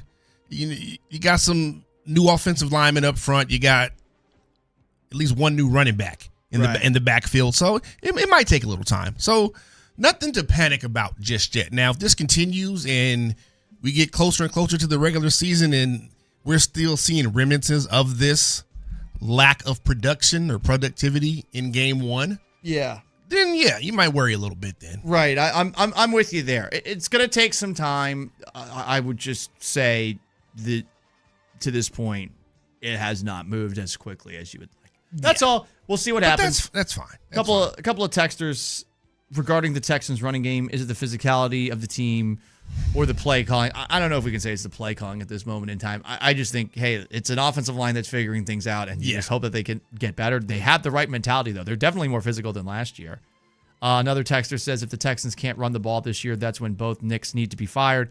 Caley's the only one that might get fired. Casario is going to stay. Casario's done a good job drafting. He's not going anywhere right now. Yeah, you can't move on. I mean, this rookie class has already, just about all of them, has done something noteworthy to this point in training camp and in the preseason. A couple of other texts from the 713. I think this is with C.J. Stroud not playing in the preseason. He's supposed to play against the Raiders on Thursday. Burrow can play. Josh Allen, Cousins, Love can play, but Stroud can't. Balderdash! Stroud and the offensive line need a lot of reps under high pressure and stress. If iron sharpens iron, then playing football against real opponents would sharpen your team. You know what? I don't disagree with that. I agree. I do not disagree with what that texter said. I had a really stupid video from my podcast that I posted on Friday. Check it out if you want. It's from a fake TV show that I call Speak for Your Pizza. I did catch that. That was pretty good. And I joked about how it's a massive issue that the Houston Texans aren't playing their starters in the preseason. I think I said it's D'Amigo Ryans, and I was supposed to be like emphasizing ego. Yeah. D'Amigo Ryans. Not playing the starters. Preseason game number 1. What is this? I'm not that upset about that. This is just the new normal for the preseason. It is. Injuries do happen. I mean, you saw what happened to Graham Mertz. What if that happens to C.J. Stroud? I mean, that's a terrifying possibility. Guys get injured everywhere. Guys get injured in training camp. That's true. At practice. Guys get injured at home. We've seen stuff like that. Mm-hmm. So I mean, you can't always operate like that. Oh, we don't want anyone to get hurt. It's a violent game. A texter just called Nick Bin Cayley. He's not Osama bin Laden. Damn. You need to dial that what is way going on? back, What is psycho. going on here? Look, just give me a running game. That's all I care about. That's all you care about. That's something else too. Almost nobody has mentioned the fact that David Montgomery exists in this running game. He does. And I'm a big proponent, and this is mainly because of Gary Kubiak and Kyle Shanahan and everything with the West Coast offense. You got to have the run game to set up the rest of the offense. Yeah. So I was always a big running guy. I'm still a big running guy. I will harp that till the day I die. If David Montgomery can be efficient in the backfield, then CJ should be just fine. I've said that from day one when they signed him. If he's healthy and is efficient, yeah, they should be good.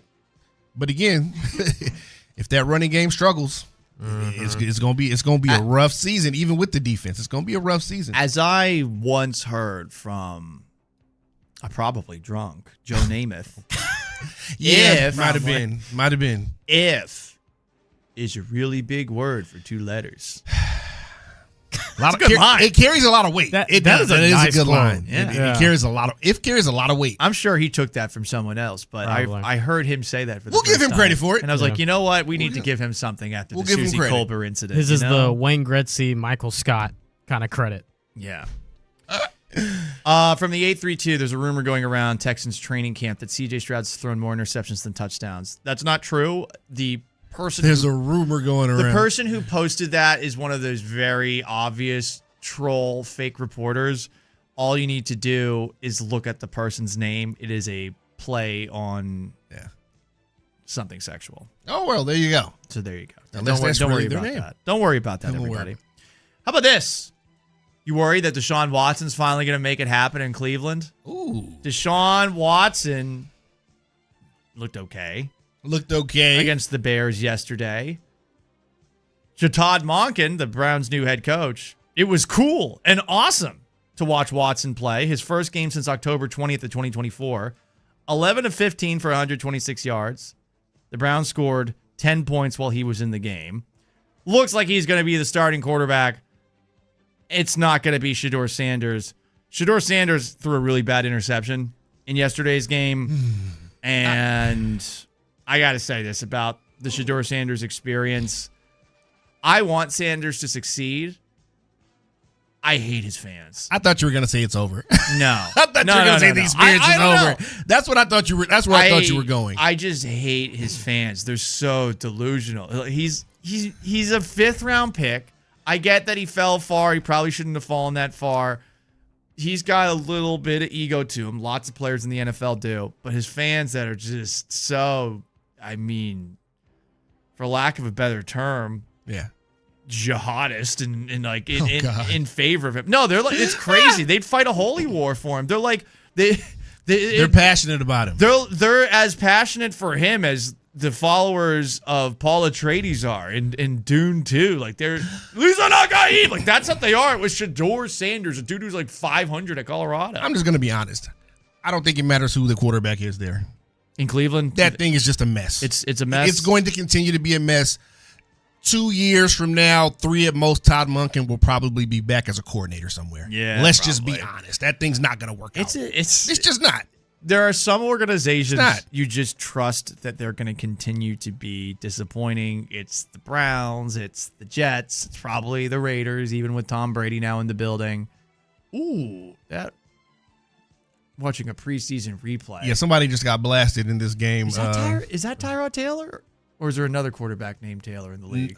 I didn't think Tyrod Taylor was still in the league. I don't know. Yeah, but he always he's another guy that keeps a job. Right? He keeps that's Tyrod Taylor. You're still around? That was Tyrod Taylor. Wow. Texans legend on the Packers. He's another guy that keeps a job. See, I like Tyrod Taylor. I love Tyrod. Yeah. He keeps a job, man. Sorry about that. He keeps a job. We got the TV on in studio. It's showing a replay of a preseason game yesterday between the Packers someone got blasted. And the Steelers. And someone got blasted. And I was like, whoa. I mean, it looked like Trevor Lawrence versus Azeez Al-Shaair. And then I was like, man. Oh, God, it's Tyrod Taylor, Texans legend. But no, in Cleveland, it doesn't matter who's the quarterback there. It's not going to work. Oh, yeah, you're right. It's just not going to work. So the other thing with Watson, too, is didn't I see something that said he didn't have a single pass that went plus 10 yards through the air?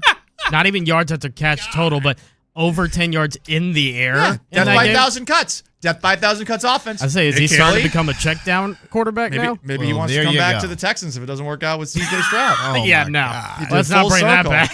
The full circle. If it doesn't work out with C.J. Stroud, should the Texans consider Deshaun Watson? I'd rather have Shedeur Sanders, and I would not want Shedeur Sanders. I don't want. I think this city in general is done with Deshaun Watson. Yeah. You think? Are you sure? Yeah. Just overall. I don't know. But I think you Never should. say never. I think you should be. I think you should be done with Deshaun Watson. Just overall, just be done with him. Put that in the past.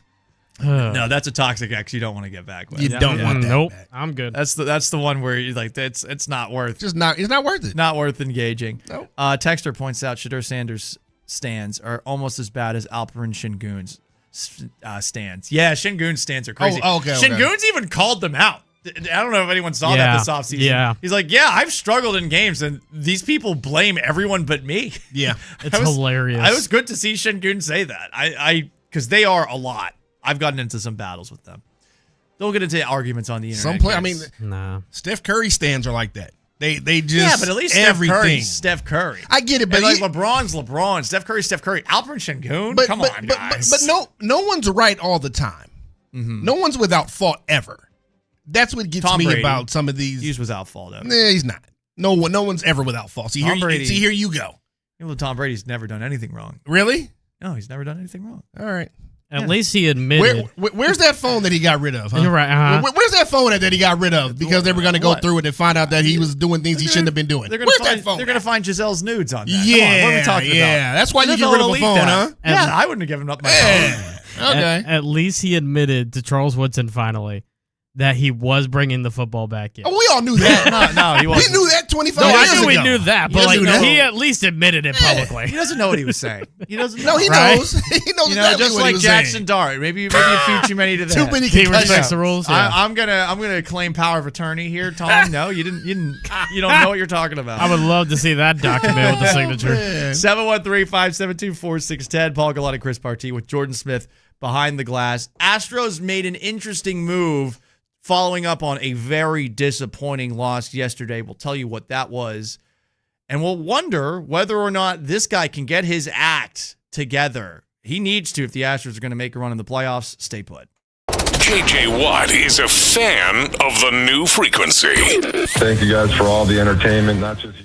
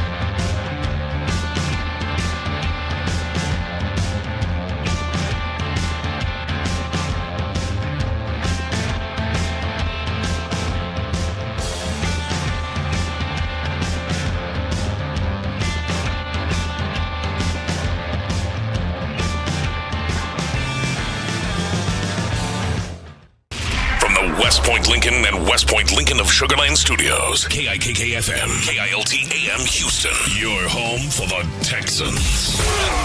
Houston sports leader is 95.7 The Fan.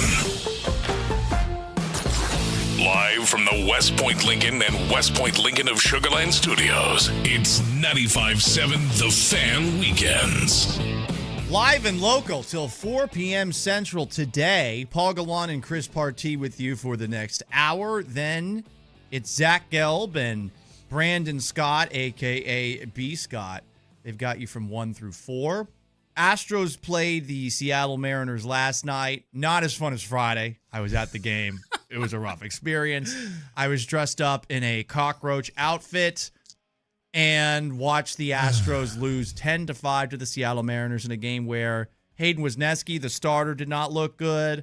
The defense had some bad moments. Taylor Trammell had an epic base running blunder. And then Ronel Blanco came in and also struggled. Ronel Blanco's struggles might have created a domino effect because Ethan Pecco, who is the Astros' top pitching prospect, I think as far as major league readiness, has been scratched from a start that he was supposed to make for Sugarland.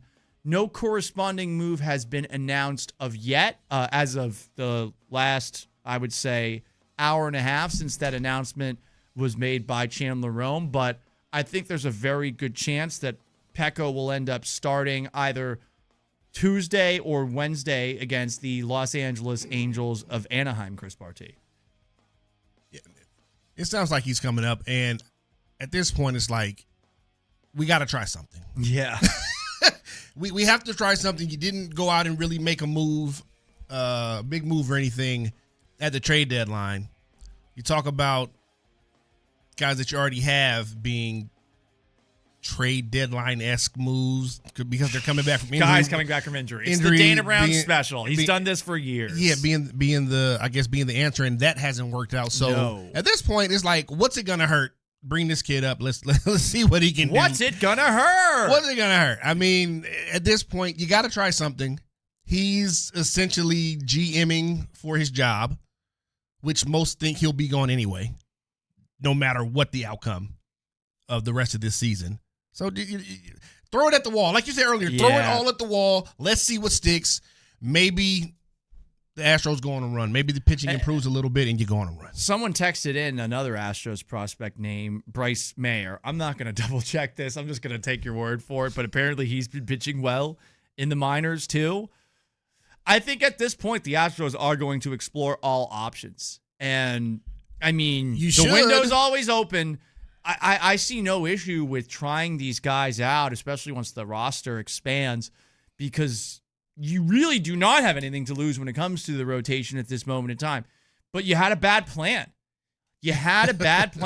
And I mean, Dana Brown's probably done. I saw Sean Pendergast, and you'll hear him 6 a.m. tomorrow with a pretty vicious criticism of what Dana Brown didn't do at the deadline. And Sean's right. I mean, I get that you wanted to get a bat, and you didn't give up much to get Dalton Varsho.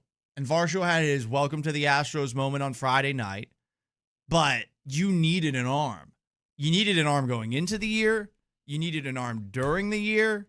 And I mean, here we are.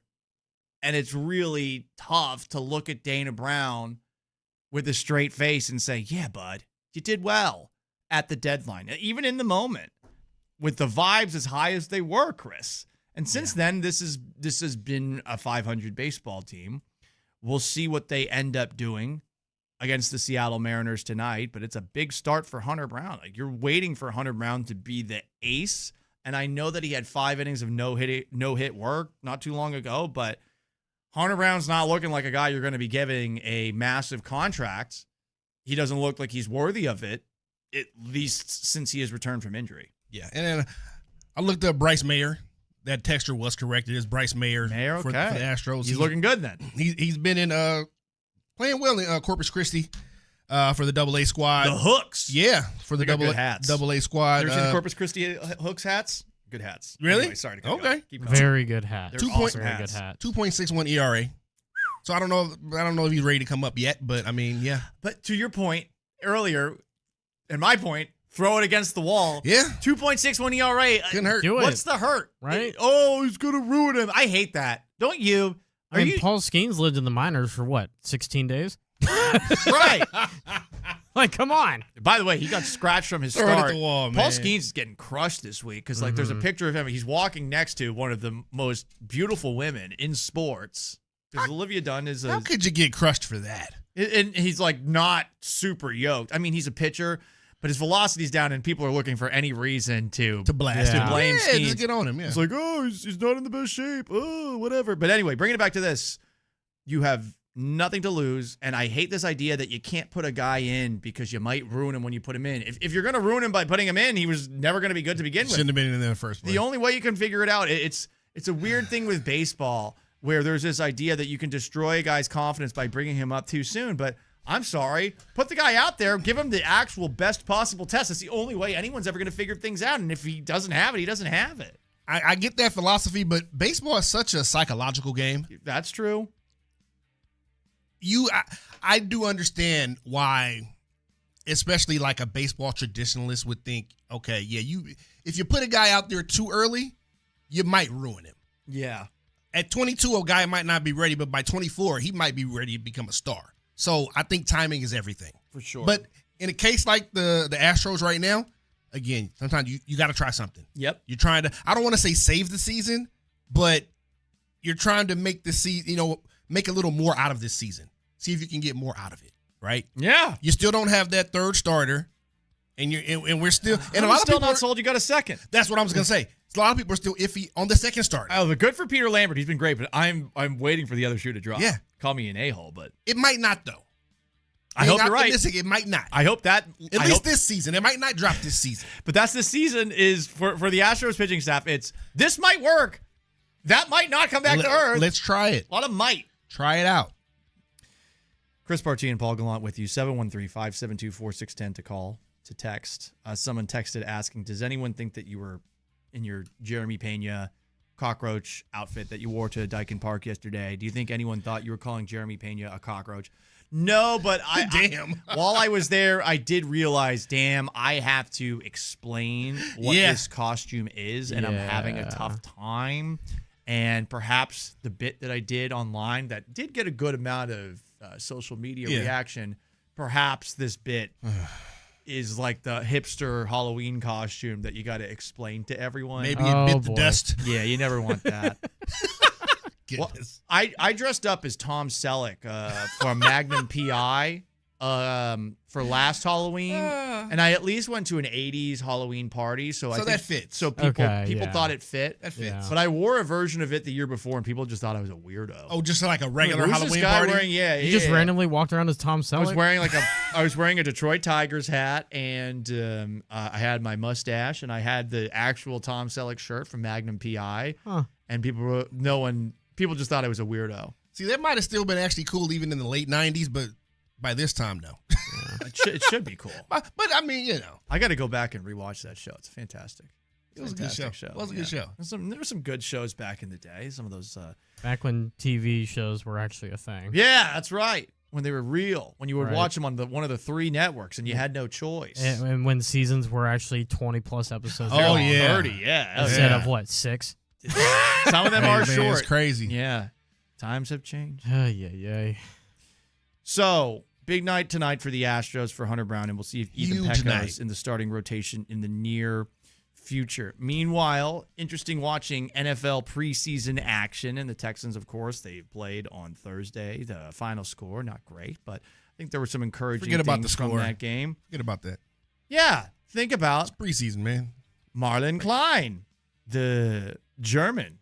I mean, That kid might be pretty good, man. He might end up being pretty good. I'm excited. It was one catch. It was a 31-yard Davis Mills to Marlon Klein throw. I believe he had the most yards of all receivers. He did, that yeah. day. It was one catch. It was a mixed bag afterwards, and of course, Graham Ertz getting injured. That stinks. It sucked. More Davis Mills, and you want Davis Mills to be healthy, so they brought in Brett Ripien, who's gonna take over for Graham Ertz. I mean, it's very unlikely the Texans are going to roll into the regular season with 3 quarterbacks on the roster. But, yeah, you got to make sure that Mills is healthy now, too. This is the tricky part about the preseason. It's a game that doesn't matter. You're trying to, get the rust off, but at the same time, you don't want to put a guy on ice. Completely, yeah. Yeah. You don't want to do that. Let me ask you a quick question. This is a little bit off topic. These shells that some of the guys wear, the little soft padded shell. Oh, yeah. How long before... Guardian caps. Yeah. How long before that becomes mandatory? With all these concussions we see, these guys go down, they hit their head on the turf. How long before it becomes mandatory that everyone wears This is a great question. Here's the thing. I think some people think it looks stupid, and that's why they don't wear it. Well, it does look stupid. It does. But here's the thing. Do you want to protect your brain or you want to look stupid? Or do you care about looking stupid? A lot of people care about looking stupid. They Why do. don't people shoot free throws underhand? Because it looks stupid. Yeah. It does look stupid. But, I mean, imagine how many big guys would be better served by underhand free throws. I'm not sold on that. I don't know if they would be. I think they would.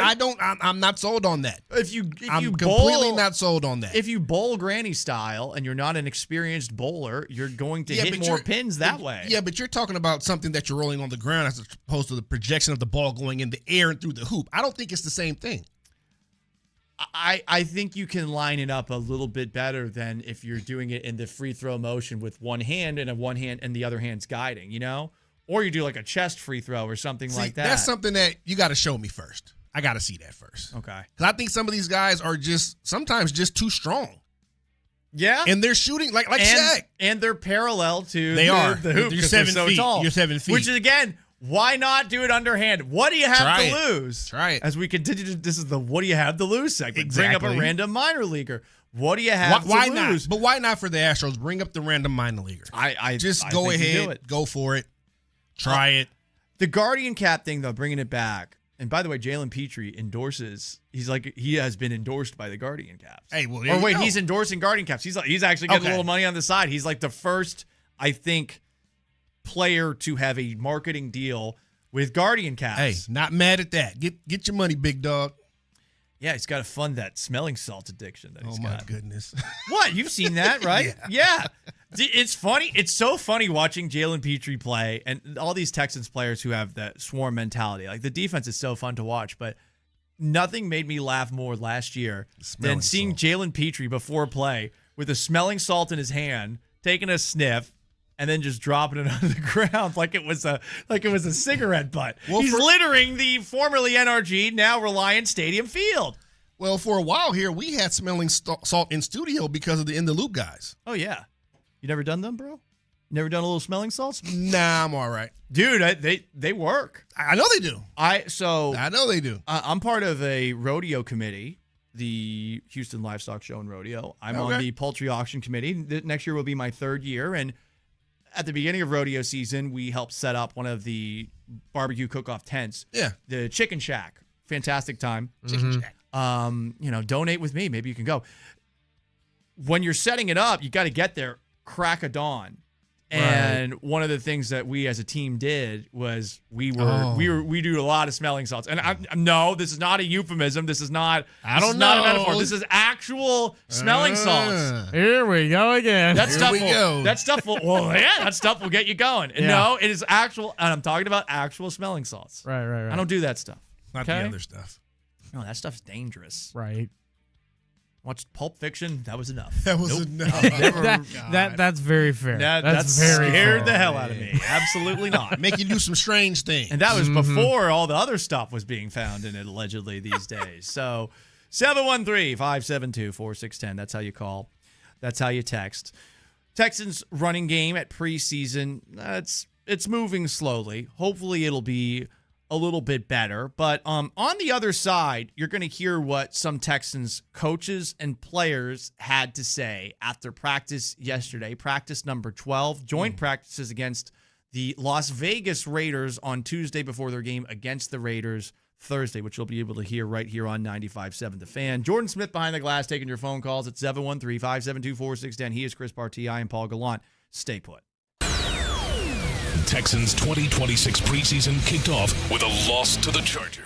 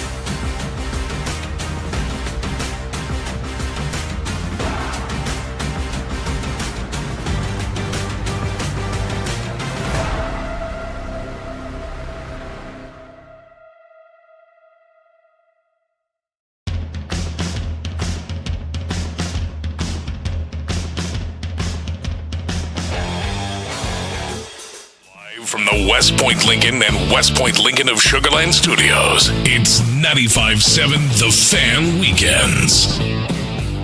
Paul Gallant and Chris Partee with you.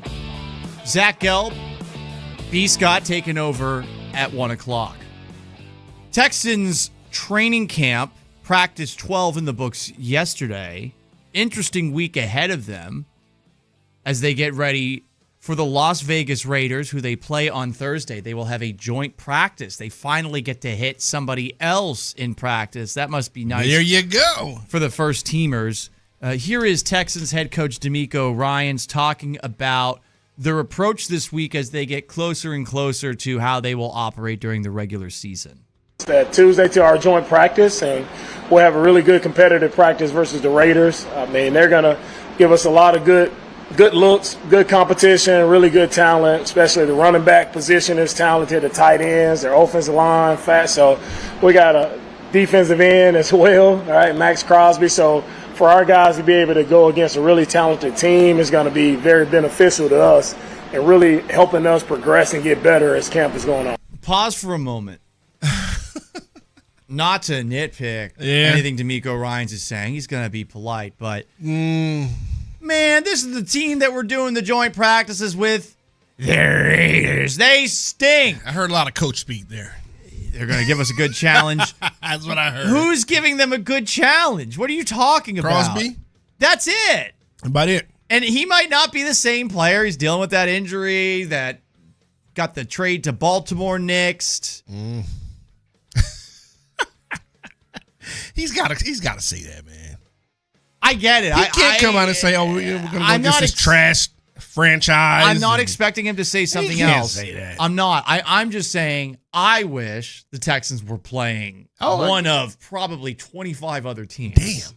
Well, there's a lot of bad teams, and you got one of the Uggos as your dance partner. The Uggos. Yeah.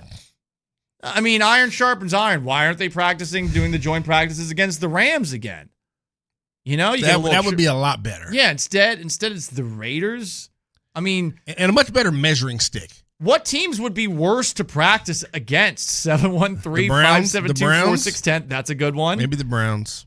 I would say the Cardinals. I'd say Cardinals at this point. They bad. Yeah. The Jets. Yeah, the Jets are just Just as long as I'm not on their Meadowlands turf. That's all. That's important. That's important out there. Yeah. I mean, those are the only teams that would be worse to go up against. Right there. Yeah, those might be the teams. It's the Jets, the Cardinals, and it's the Browns. Those are the teams. Yeah, it's everyone else. You could have done anybody else, man. And this is what you got. D'Amico Ryans, some interesting comments though about the second preseason game of the year, which you'll be able to hear right here on 95.7 The Fan. The autumn wind is a pirate. Ooh, I do like that song. We'll play it a little bit later. John Facenda, the voice of God. But this is D'Amico Ryans talking about who's going to play in this second preseason game.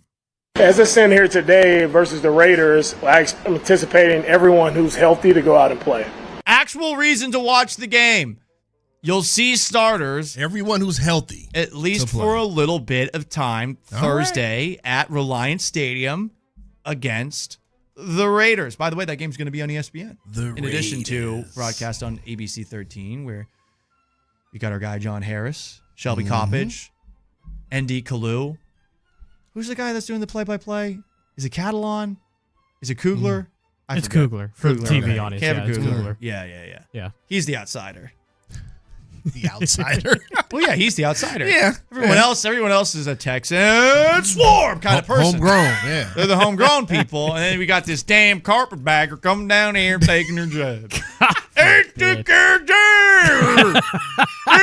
Put Kevin Eschenfelder on the call. He was great filling in for Todd Callis on Friday night. Come on. will say, as a play-by-play guy myself, fantastic and majestic.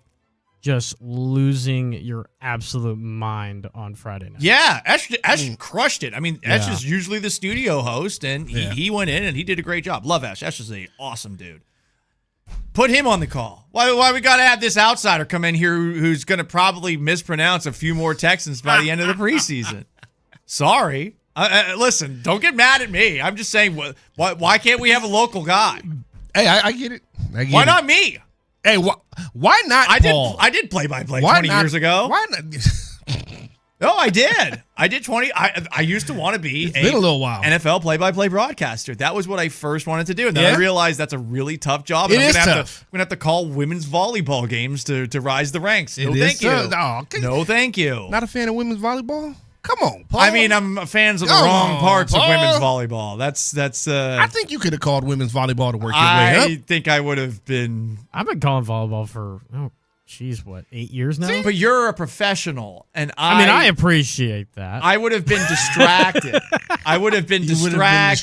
Yeah. But you got to be a professional. I can't. And move past That's that, Paul. why I'm here. I'm not professional. That's why I do this. So what I'm hearing you say is you moved into the broadcaster box because the athlete part didn't work out. But now you've moved to the talk show host because the play-by-play didn't work. Yeah, exactly. There you go. Okay, so there's more tiers to this. No, my job is just me being an idiot for everyone to experience. That's what I am. I'm nobody.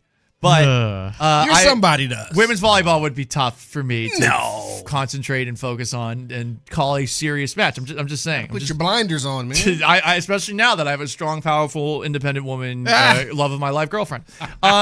Continuing as we get closer and closer to Texans-Raiders joint practice. Ariante Ursary, Texans left tackle, was asked about the challenge of going up against Max Crosby. It's already been a challenge going up against Will Anderson, Danielle Hunter every day. Here's the Ariante Ursary. We already started game plan towards that way. Definitely looking forward to the joint practice to go against somebody else. Here's another reason that I'm not thrilled about these joint practices. I am not looking forward to Max Crosby going up against these tackles. Thank you. The tackles have had a tough time. Yeah. They have, it's not been, from what I understand, the tackles have been having a tough time. Understandably, Will Anderson's maybe the best defensive player in the league. He definitely has an argument. And then on top of that, you got Danielle Hunter and his biceps that are the size of my torso. I mean, that's tough. And then you got Jadeveon Clowney too. Now, added. Yeah. But, yeah, man, Max Crosby's scary. But it's still going to be a good test. That will be. Now, whether or not they pass it is yet to be seen, but it'll be a good test. A really good test. Of all the reasons for iron to sharpen iron, Chris, that's what you said you want. This practice. That's what you said you want, right? It's Max Crosby against either. Okay, well, what's either the one of those then? tackles. You said you want iron, but that's all we're getting. Hey, you said that's what you want. That's what you're gonna get. These guys are bums. Other than that, they're bums. They're bums. What? Am I wrong? The Raiders stink. They'll always stink. You're not wrong, per se. Name another Raider that's not Kirk Cousins, Fernando Mendoza, or Ashton Genty, or Max Crosby. The ghost of Derek Carr. Yeah. There you go. He retired. He's still there. He retired. He will always be He's there. still there. He's still a Raider. Antonio Brown's frozen feet from the cryotherapy session that wasn't shown on Hard Knocks. Frozen feet. By the way, I have not watched Hard Knocks yet. I've been told that this season's actually been good, but I stopped watching Hard Knocks after I'm pretty sure Antonio Brown tried to beat Mike Mayock's ass and they didn't show it. And his feet got frozen as well in cryotherapy. Antonio Brown, another guy that needed the cap. I keep forgetting the name of it. Someone texted the Guardian cap. The Guardian. Another cap, guy that needed the Guardian cap. Another text. Brock Bowers. You know what? That's a good one. That's there a good you one. go. Okay. Right, tight end. Okay. Yeah, tight end. Clint Kubiak gave the Texans the blues in Seattle. I don't know. The Texans defense played great against the Seahawks. I'm not scared of Clint Kubiak. Ooh. Yeah. Well, I mean, hey, he's a Kubiak, so it's cool that he has a job. It's a great defensive matchup, right? It's going to be the high-power defense against high-power defense again. That's all we need. That's all we got. That's all we got in this one. Again, good test for some of the guys. Yeah. Not so much for others. It would be fun if Keelan Rutledge got in a fight with Max Crosby. I would love You want to see that? I would love to see that. Really? I mean, who else has Keelan? Who do you think wins? Keelan Rutledge has to figure out, like, who else can I fight? Who else can I get in a kerfuffle with at practice? Because he's done Will Anderson. I think he's done Danielle Hunter. I think he's done Azeez Al-Shaair. There was somebody else, too. Like 4 squabs already. So almost at this point, if there's no shoving between Keelan Rutledge and Max Crosby, a battle of gingers, I'm going to be a little disappointed. Well, at least we know he's not scared. Yeah. He out here fighting everybody. No, I love it. He out here fighting everybody. I absolutely love it. And, I mean, everyone's been singing his praises. Here is Ariante Urtsuri talking about Keelan Rutledge, who looks like he's going to be the starting center for the Texans this year. I love the guy, man. I think that he definitely came here. He's, a tone setter, a difference maker, a guy that you want at left guard, a guy that you want on your O-line. Love his mentality. And I think he got, a bright future ahead of him. I do, too. I'm encouraged by what I've seen. I have heard a lot of praise of Keelan Rutledge, and it has me excited for an offensive lineman for the very first time since Chris Myers. Oh, yeah. During those heydays. I love Chris Myers. Chris is doing well, living up in New Jersey now. Right. And Chris had that chrome look, just perfected. Right. The chrome dome. Right. Yeah. Right. The chrome dome. Oh, yeah. Yeah. The shine was bright. Yeah, hey. he looked like you got to make it shine, man. Mr. Clean that could beat your ass. You got to make it shine. Yeah, it was great. No, they listen, 2011, 2012, that offensive line was awesome, and we have been chasing that ghost and those vapors for years. I still think about it every once in a while, and I kind of get like a little smirk of like, oh, how do we know that we were in the glory days? Right? But that's the thing. You never know when it's happening. With Arian Foster, with Andre still in his prime, with early D coming up. And you never know. Ben Tate is the backup. We talk about what ifs. 2011, there was an underwhelming Patriots team that made it out of the AFC that year. If Schaub's healthy and it's not your third string quarterback, because remember there was like 5 seconds of Matt Leinart before he broke his collarbone against the Jaguars. Yep. It would be very interesting to see where that 2011 team would have gone. All I'm saying, and I will harp on this, this will be the thing I die on top of the hill with. If Jacoby Jones does not muff the punt in Baltimore, we get to the AFC title game that year. R.I.P. He was always a fun character. Everyone loves him. Yes. He had his redemption in the Super Bowl for the Ravens. But yeah, that punt, oh man, dude, it's inside the 10. That's a rough one, man. And that record-setting return, that upset me even more. I'm like, you couldn't do that a few years before? Right, yeah, I know. But yeah, no. But absolutely. he also, Jacoby Jones, had that big, RIP, had that big catch in that awesome, do you remember this awesome double overtime playoff game? I think it was the first game of the Joe Flacco playoff run. I think so. No, wait, it was game 2. It was game 2 because the Broncos had the bye week and they were in Denver. That's right. And Flacco bombed one to Jacoby Jones. Okay, yeah. Who caught it for a touchdown that I think made sure the game went into overtime. Yeah. And the guy who fell on his ass trying to catch the ball, Raheem Moore, the Texans signed him that offseason. Yeah. God, I remember that. I was like, oh, God, they signed this guy? That's not... That and Ed Reed, like yikes! This is an old Ed Reed. Yeah, this ain't gonna go. See, so I remember well. being excited for Ed Reed. I was excited for Ed Reed. I was too. excited. I remember back when it was too. still the old CSN days, and they were doing like the live coverage from him coming from the airport and like him showing up and driving up to the stand. I'm like, oh my gosh, we got our next best signing since Danielle Manning and J. Joe in the secondary, and then that all kind of went to what. I like this 15-year nostalgia of the Houston Texans. This is great. This is awesome. But listen, that's kind of where I hang out. We're back in the good days. We are. I mean, very much. They've made the divisional round of the playoffs 3 years in a row. Very few teams can say that. It's just a matter of everyone gets spoiled. Got to get over the hump eventually. And we want to get over the hump. Round. That's all I care about. We're a spoiled fan base right now. Yeah. Think so? Oh, yeah. Yeah, definitely. Like, I get it. Like, you got some real questions about it, but this is about as good of an operation as you're going to get. You got an extremely likable head coach who the players love. You've got tons of talent. All of these guys are getting paid very well. The morale in the locker room, even with the issues that Stroud had, still great. They all have his back. Stroud has promise. Can he get back to it? I don't know. You have an ownership group that's willing to spend money. Very few owners will. I mean, they were paying for 3 fired coaches at the same time at one point in time. I feel like there's even a chance that they could keep Derek Stingley and Kamari Lassiter together. So anything short of an AFC title game appearance this year would be a disappointment. Right. All that's that's what I'm hearing. Yeah. That is okay. I agree. But if you win the AFC title, but just get to the dang AFC title game. Anything short of the CBS there. Open tees to feature the Houston Texans for once. Yeah. That's all I'm asking. Yeah.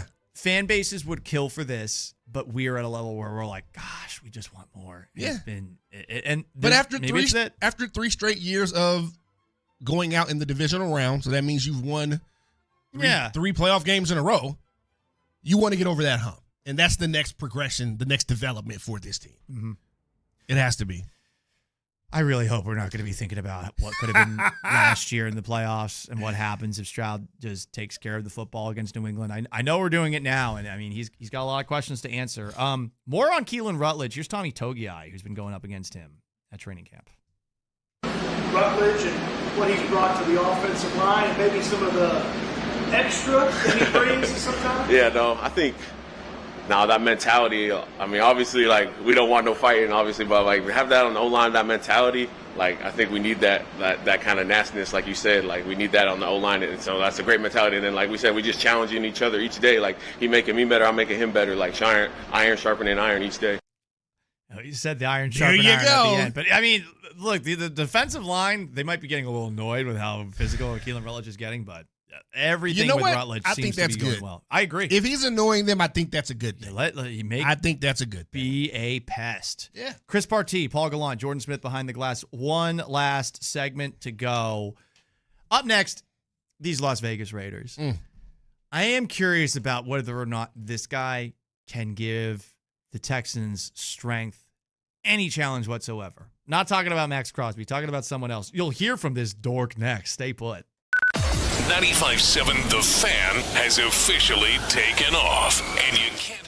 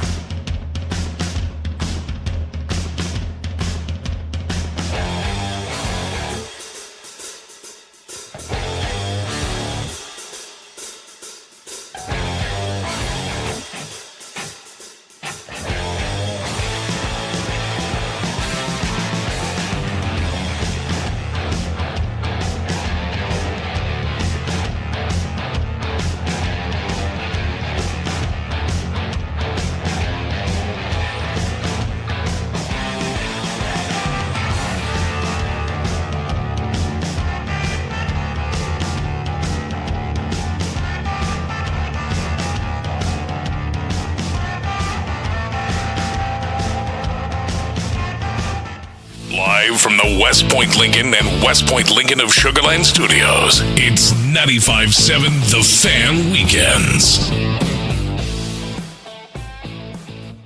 Paul Gallant and Chris Partee with Jordan Smith behind the glass. 713-572-4610 to call. To text. Astros wrap up their series against the Seattle Mariners tonight with Hunter Brown on the hill against Brian Wu for Seattle. Sunday Night Baseball, another NBC show. Case event. Just weird to see it on NBC, but that's neither here nor there. A little bit. Play Round Ball Rock. Ooh. To get ready for the game. Or play the Red Hot Chili Peppers playing in the background right now. How far will I slide? That's how I felt yesterday, sliding in my chair to the absolute bottom as the Astros got their ass beat by the Mariners. So we'll see what happens. The big news for the Astros today, they scratched Ethan Pecco, their top pitching prospect. It seems like he's going to make a start for the Astros either on Tuesday or on Wednesday, if you are reading between the lines, especially after how bad Ronel Blanco pitched last night. Feels like it. I will say this about Sunday Night Baseball. I'm not a fan of the theme music. I'm Been really waiting all day for Sunday night. Do they have Carrie Underwood? No, they have Zach Brown Band, I think. Oh. Yeah, Little like bit the of hipster Sunday night. country music group. It's yeah. baseball on a Sunday night. I got a pair of jeans that fit right. If it was that, that's Zach Brown, right? I believe so. I think yeah. If it was that, it'd been perfect. But this song that they made for it, I don't know where in the world it sounded like the remix that they made for NBC for Sunday Night Football that everybody absolutely hated and said we want it back for the original music. That's kind of what this sounds like. Okay. Well, I have a request now that we're talking about music. Yeah. What if Sunday Night Baseball, and Jordan, can you look this up? Look up Astros Baseball. Who says it's only a game? What if Sunday Night Baseball went to this? And it's on YouTube. There's a picture of the Tequila Sunrise. I'm telling you, this song, you think the Go Go Astros song is good? You think that Paul Wall's How About Them Stros with the trombone in the background is good? You got to hear this song. Fellas, ladies and gentlemen, coming up, number 1 on the countdown of top Astros songs that you can play and perhaps make people think that you've done a whole lot of drugs before erratically writing this song. It's Astros Baseball. Who says it's only a game? Incredible song. That was a pretty good listen, Casey Kasem. Once you hear it, impersonation there. Once you hear it, your life is going to change forever. That was pretty good, Paul. I'm filibustering. I know you are. I know what you're doing, but that was a pretty good impersonation. I got to give it to you. And a listener writes, Dear Casey, I was at the Astros game last night in a cockroach suit, and I thought about it. I wanted to get a vasectomy after a small child was behind me, screeching and yelling the entire game. Should I go through with it, or should I think long-term about my future instead of making decisions entirely based off of the obnoxious child that was sitting behind me? And ladies and gentlemen, the next character on South Park. All right, here's the song.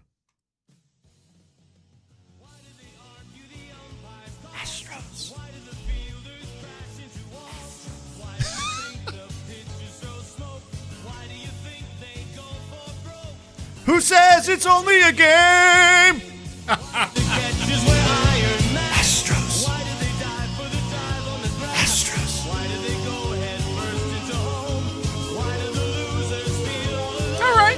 Who says it's only a game? When you want it, you give it all you got. The war's not over till the final shot. It's pride and glory and fame. It's got a little Who ring says to it. it's only a game? I'm gonna be honest. I feel like Paul listens to this as he drives up to the stadium doing his Prize Pick Game of the Week. He might. I feel like as he's rolling down the window to flash his badge, he's got that blasted in the background. That's too funny. Astros baseball. Who says it's only a game? That's the whole song. Here we go. Why do I feel like that was That's not the bad, man. intro for like a 90s sitcom? Like it kind of sounds like yeah, like it could be like a Walmart Power Ranger kind of deal. Wow. At some point in the 80s, when the Astros were televising their games, they were running with this song. I don't know why, but it whoever wrote that did a lot of coke. They had to. Yeah. They had to. Anyway, they did that on Sunday Night Baseball.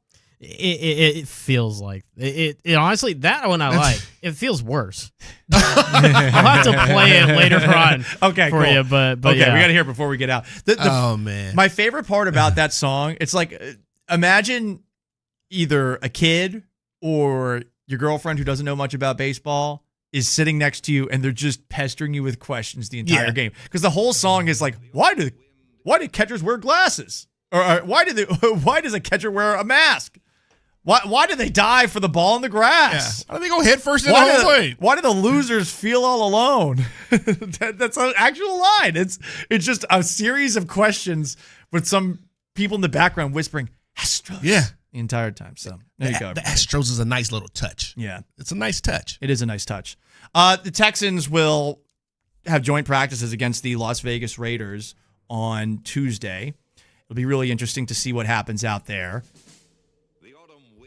Another great song. Jordan's playing all the hits, man. Oh, I love this. I mean, you got to, you know. It's the autumn wind. Yeah. The autumn wind is coming. It's classic. His face is weather beaten. He wears a hooded sash with a silver hat about his head and a bristling black mustache. He growls as he storms the country, a villain big and bold. And the trees all shake and quiver and quake as he robs them of their gold. The autumn wind is a raider, pillaging just for fun. He'll knock you round and upside down and laugh when he's conquered and won. The Raiders used to be so cool. Oh, man. Yeah, it's been a long time. They got those awesome uniforms. It's been a very long time. They had that music. They have this renegade owner who's constantly suing the league. Now they got definitely a renegade. Now they got this Tweedledum dude with the worst haircut you've ever seen. He looks like Tweedledum. Like his haircut looks like Tweedledum's hat. Okay, I'm gonna throw a comparison. I'm gonna throw a comparison that I want to see if y'all know. Hit me. Y'all remember the old Jack in the Box commercials where they would advertise the bowl? The bowl meal, like $5.99 bowl meal. Yeah. The bowl cut. Yeah, that's what I see. It's literally a bowl cut. Every time. It is a bowl cut. Yeah. Maybe Fernando Mendoza can get the Raiders back to being cool, but that's going to be tough because Fernando Mendoza does not exactly line up with what the Raiders have been. I mean, they have two of the dorkiest quarterbacks in the league in Kirk Cousins and Fernando Mendoza. They do, don't they? Yeah. 100%. I guess they do. Fernando Mendoza still sounds like the kid who's excited to be at preschool day one. Yes. I'm going to be honest. He's still got that little bit of innocence to him. Let's listen to Fernando Mendoza talking about, I think this is preseason game number 1 going forward. Yeah, this is going to be a two-parter because I want you to, you kind of mentioned it earlier, Paul. I want you to hear this first part where he's kind of on track. Yeah. Right? Yeah. And then we'll get to part 2 after this. So here's part 1. Fernando, how valuable is having this tape tonight against an opposing team, and how quickly do you anticipate going into that tape? Oh, definitely right after this. I have nothing else to really do tonight. But it's great because in training camp, you're out there. I believe we have, probably around 10, 12 practices we've had against our guys. We kind of understand each other's schemes at this point. We get a lot of reps against each other, the personnel, but to actually be able to go through a week of preparation, scouting. Yeah, he's the guy that's raising his hand every 5 seconds in class. He's Hermione Granger. I love it. You love it? I love it. Okay. Yeah, I don't see anything wrong with it. You know what? It's definitely better than Jamarcus Russell. It's definitely better than Jamarcus. So yeah, maybe you think. I love Mendoza. You think? I love Mendoza, the player. The personality, assuming he plays well, you are fine with it. Yeah. I think it's authentic. I don't think it's as I think fake this is as him. I think Russ this is him. was. Right. I think this is just him. Let's hear more Fernando Mendoza. I'll say here's part 2 where the train's going this way and he's kind of veering off to the right a little bit. So here's that. Little bit of schematics against the Cardinals defense. Then be able to get out there, call in the huddle, have the play clock, have the real refs with the flags, have real adversity where it's not practice where it's like, okay, incomplete pass, next play, boom. It's not scripted. It's the real game. You don't understand. There's no saying what could happen. All you can control is that present moment. So I look forward to learning from it, and it's a great moment, especially as being able to play football in the NFL. Get it. And having so much gratitude, but also wanting to take advantage of the opportunity. We're going to do 2 more, Alex, and then we'll... Oh, no. Listen, bless his heart. Bless his heart. Yeah. Okay? But... He got a little long-winded there. Bro, this is giving me flashbacks to like some of the Zoom calls that I was on as part of my day job this week. This is giving me flashbacks. It's just like someone who's really enthusiastic who just keeps on going and going, and you're like, oh, okay, come on, man. Wait, I need to get back to work. This meeting is taking up 2 hours. Like the whole corporate speak. Yeah. I get it. You could hear the moment when he started to buffer himself and go, wait, where am I going with this myself? Well, everybody else in the room is going, where is he going with this? He realizes, where am I going with this? You know what, though? And then tries to get back on the track. Yeah. I think there might still be a little bit of nerves there for him, like nervousness. Oh, when absolutely. Speaking to the media like that. Because that's what happens sometimes. You just kind of ramble and go on. To be fair, I mean, because I went to the Raiders press conference at the end of last year's Texans-Raiders game because I wanted to see if Pete Carroll, who I used to do a Monday show with, recognized me. And I think he did. And I was like, yeah, this is what an egomaniac I am. But they don't have many people that cover the team. I know Sam Warren, who used to work at the Houston Chronicle, did a great job. Syracuse guy, love him. He's now out there, but it's a very small beat that covers the Raiders. Yeah. It's like 5 guys. So I don't know if he would be nervous out there. But still, I mean, it's the NFL. Yeah, you know fair. what I mean? And obviously that audio is going to be heard everywhere. We have it here in Houston. Yep. So it's going to be heard everywhere. So, yeah, I think there's still some nerves there for him. And he just sounds like he's excited and he's ready to go. Yeah, did he go off the tracks, off the rails a bit? He did. I give you that. He did. But I think it's all right. He's got quite the test with the Texans defense. He does. Yeah, I mean, you know what? Honestly, if he's awful and Cousins is awful, it'll make me feel a little bit better about Stroud, who's actually looked pretty good this training camp. Yeah. It'll make me feel a little good because he's going up against the best defense, arguably, in the league. Anyway, has this been the best 3 hours in the history of radio? Many people are saying it. Look at that text line. Wow, incredible. We did a great job. We did a fantastic job. We're awesome. And this is the moment in time where we land the plane. We're about to turn things over to the great Zach Gelb, along with the great Brandon Scott, a.k.a. B. Scott. They've got you for the next 3 hours. Big thanks to Jordan Smith behind the glass, who I believe continues his watch on the wall after big dog. that. No Chris Partee, always a pleasure. Always a party. Every time.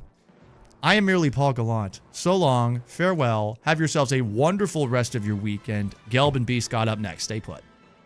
Thank you, James. JJ Watt is a fan of the new frequency. Thank you guys for all the entertainment, not just you guys, but everybody.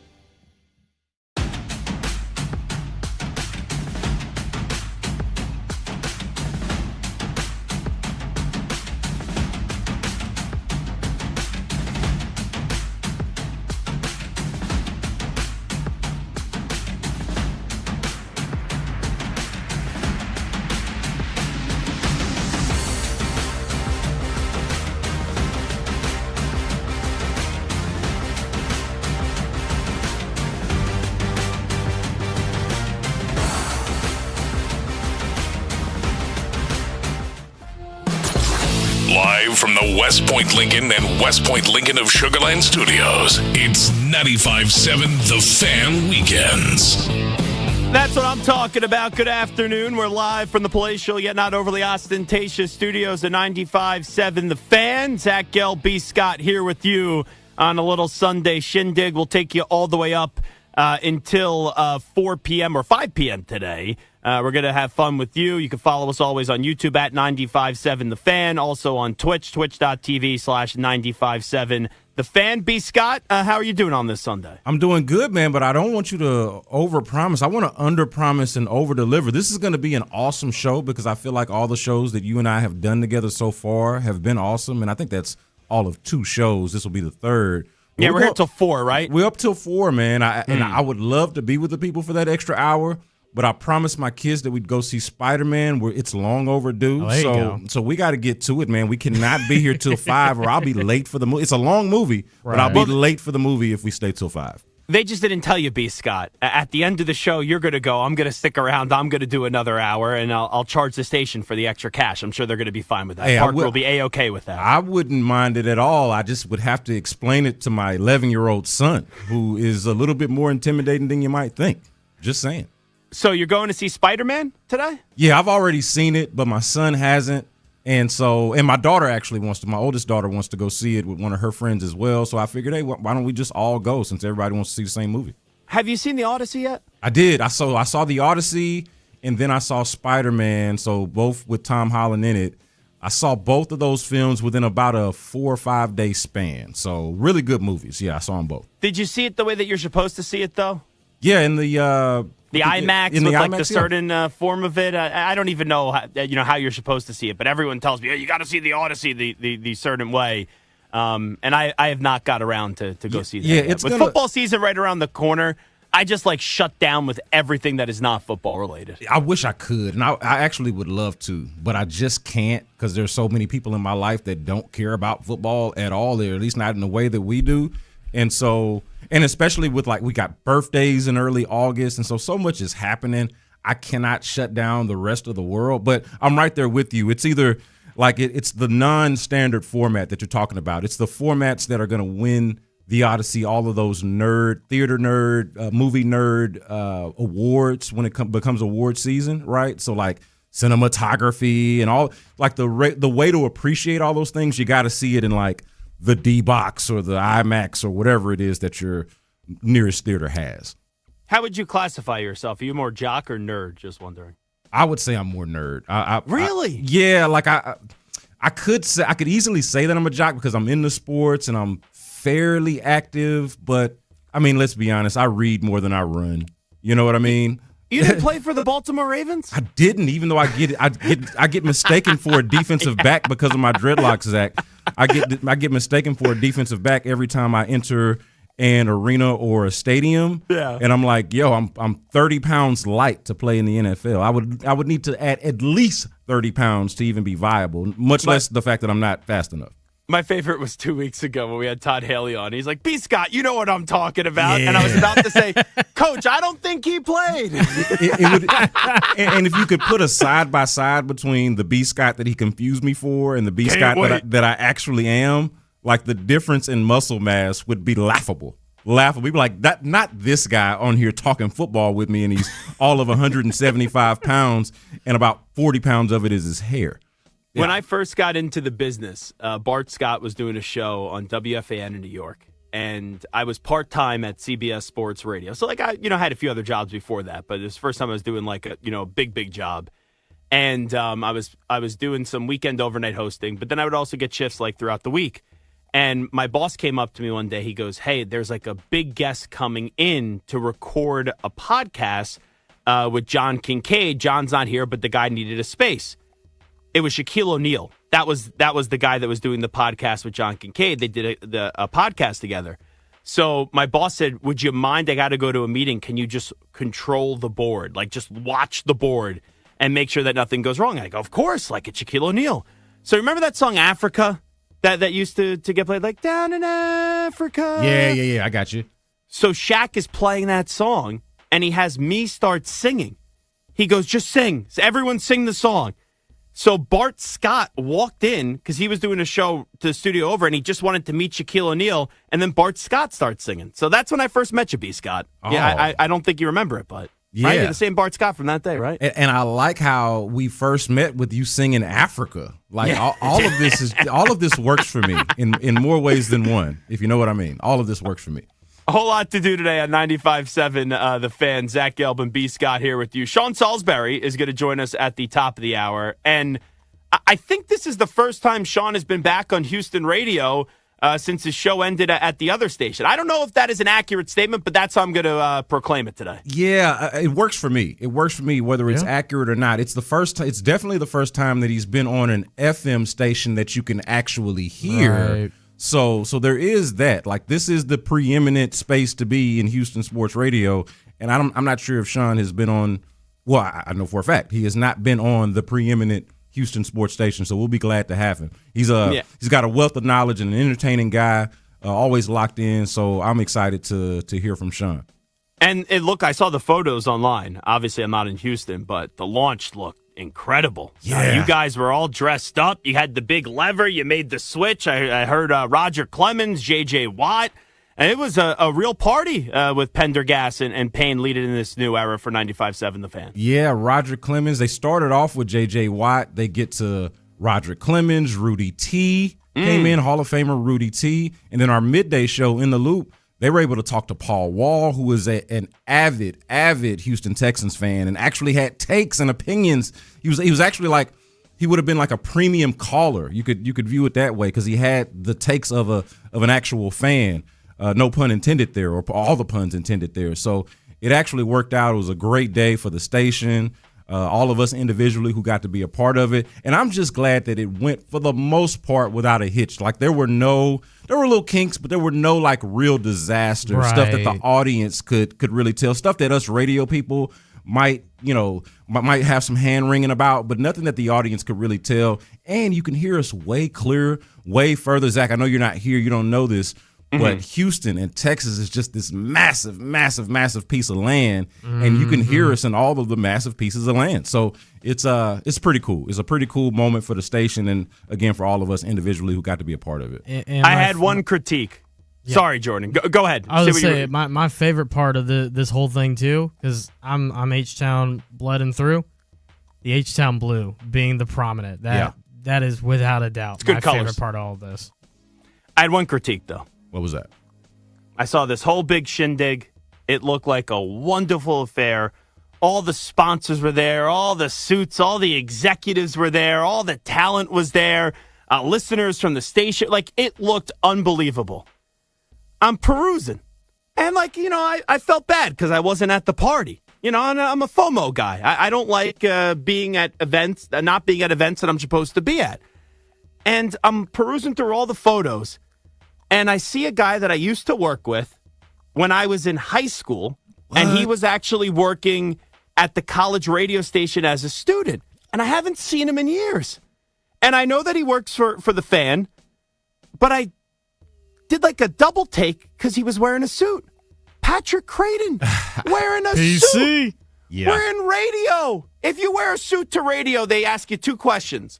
What job interview are you going to, or what funeral you're going to? I couldn't believe that Patrick Creighton wore a suit to the debut of 95.7 The Fan. Well, I'll be honest with you. When I saw, and I didn't actually get to see PC in person because I was back there in the producer booth handling the stream part of it, but I saw that photo as well, and I was actually in that photo. I just didn't even notice that he was there, a part of it, because there was so many of us in it. I have never seen Patrick in a suit. I've also known Patrick for some years now and have never seen him in a suit. I was shocked to see him in a suit. It was very, very shocking, especially the fact that he also does the night show. He does Area 45 with Bijani and Creighton here for us during the week. And you know how it is, Zach. Like, the morning guys and the night guys do not dress up. And the weekend guys, too, for that matter. I'm sitting over here in slides because I know nobody else is in the building that's going to care. And then PC, as you mentioned, Patrick Creighton shows up. He was stunting. In a suit. But here's my theory on that. I'm glad you mentioned it because I was thinking about this, too. He's also doing sales stuff for us, so he's one of our sales reps as well.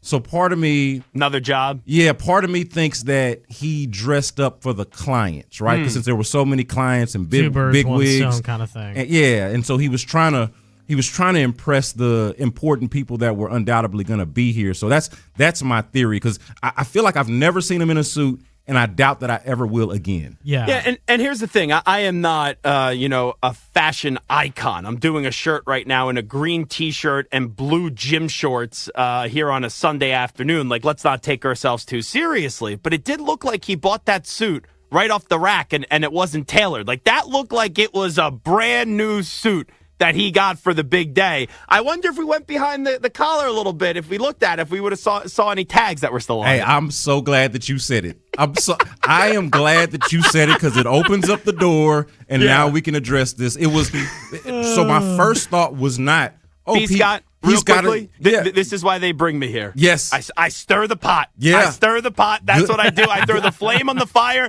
and then I run away. Good on you, because now I'm ready to pour extra lighter fluid on it, because that was actually my first thought. It wasn't, PC is in a suit, and I never see Patrick Creighton wearing a suit. I did think that, but that was like my second or third thought. My first thought for sure was, that suit ain't tailored.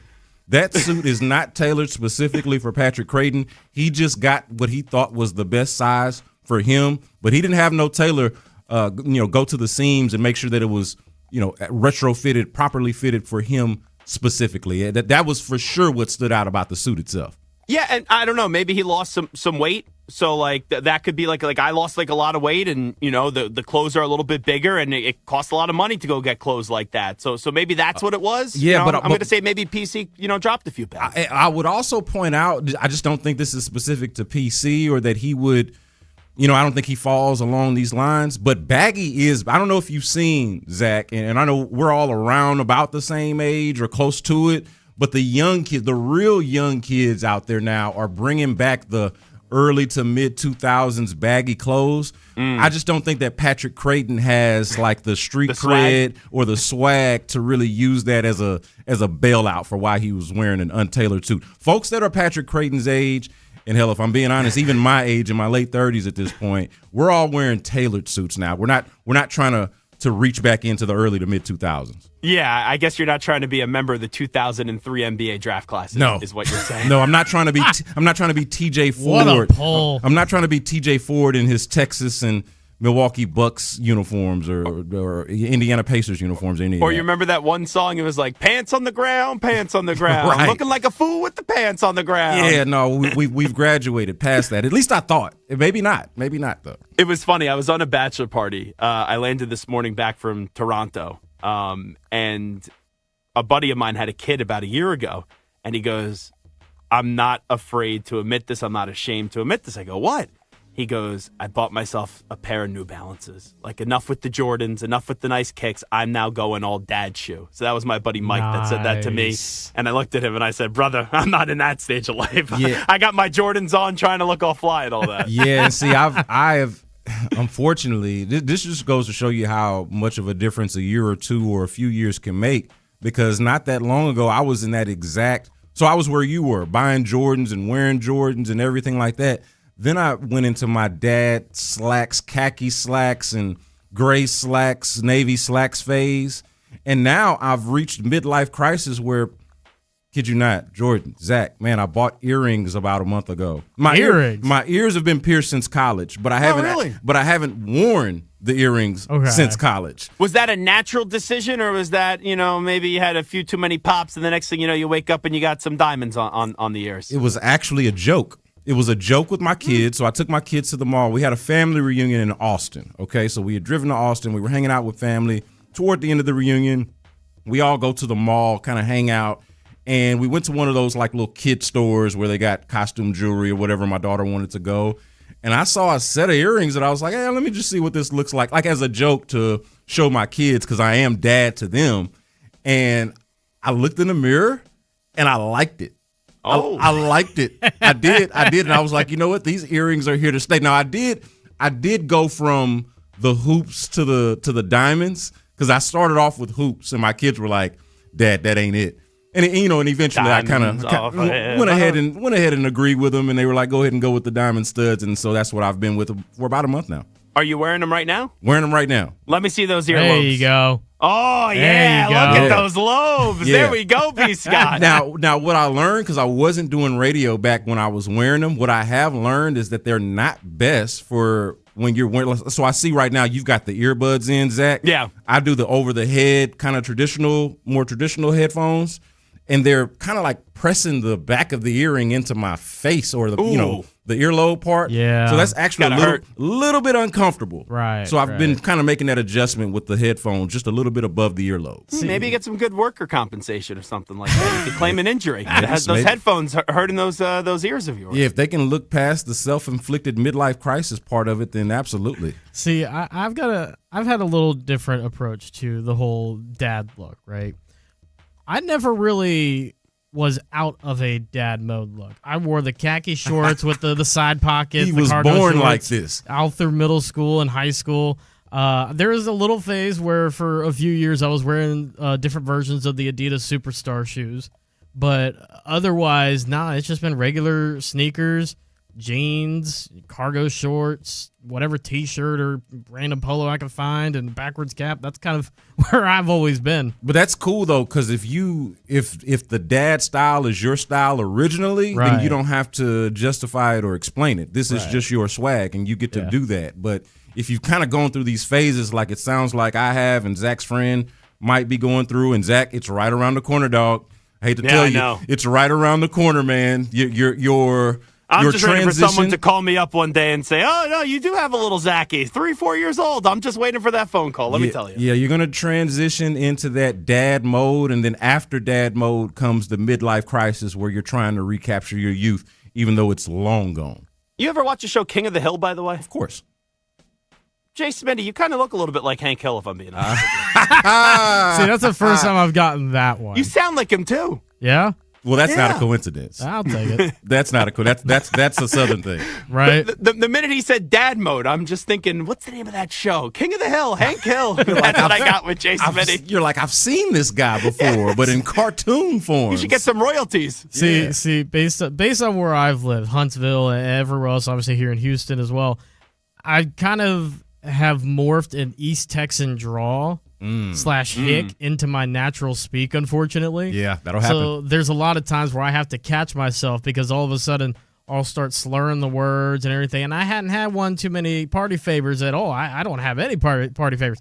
I just have the natural draw. Yeah. It just comes out randomly. Oh, so Zach, this is a Texas subtlety that you'll have to learn about doing a show with Jordan and I. We both went to the same college just at different times. Sam Houston State University, which is about an hour and some change north of here. Sure. And it is country. Like, think of Houston as any other American urban city, but once you start veering out, north, south, east, or west, and get into the sticks, which is where our college was, it is country. And so we both spent quite a bit of time there and probably gained a little bit of a twang. There's a reason why they call it the gateway to the East Texas Piney Woods. Yeah. Because once you pass Huntsville, there's a whole lot of nada. Yeah. Bunch of prairie. Sam Houston. Yeah. Casey Keeler used to coach Yep. there. That's right. That's right. For a bunch of years. Good Keeler. So I was there his first year. So I predate Casey Keeler's time there. And like my first year would have been, or my last year would have been his first year there.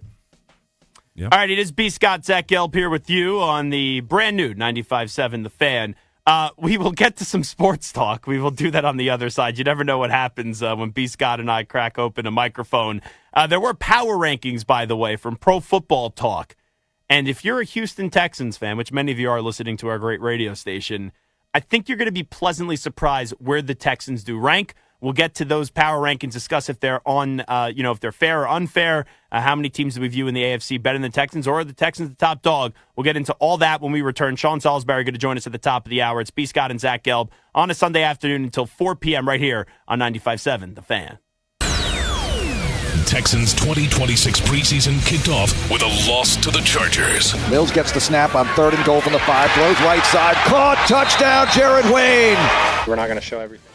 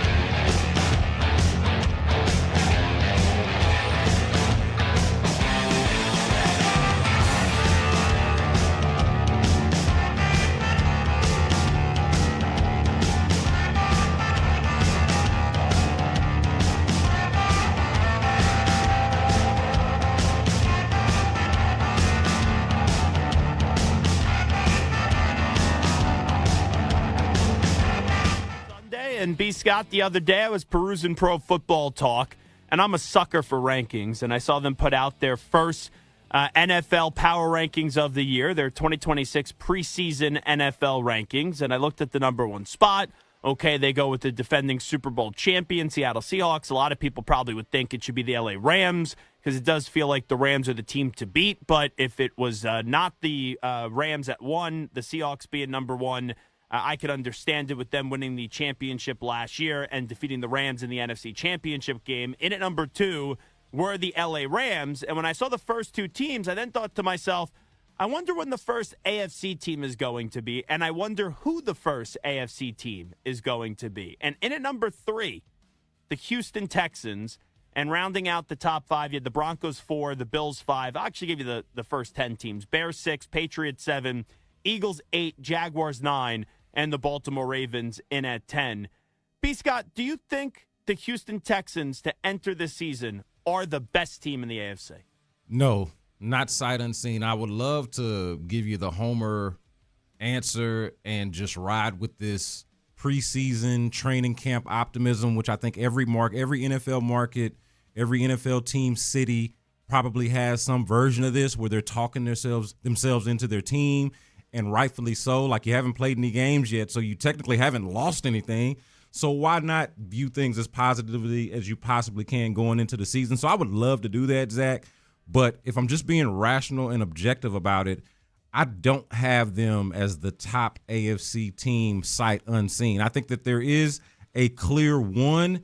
And then after that, I think that there's about 8 teams in the AFC that can contend with that team or perhaps threaten that team for that top spot as the season goes on. And the Texans are among those teams. But number 1, I do not have them. No, I don't.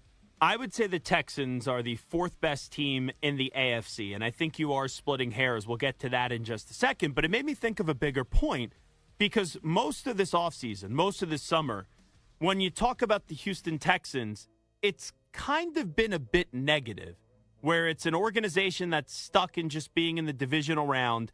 Everyone says it. They have a great defense, but do you really believe in C.J. Stroud?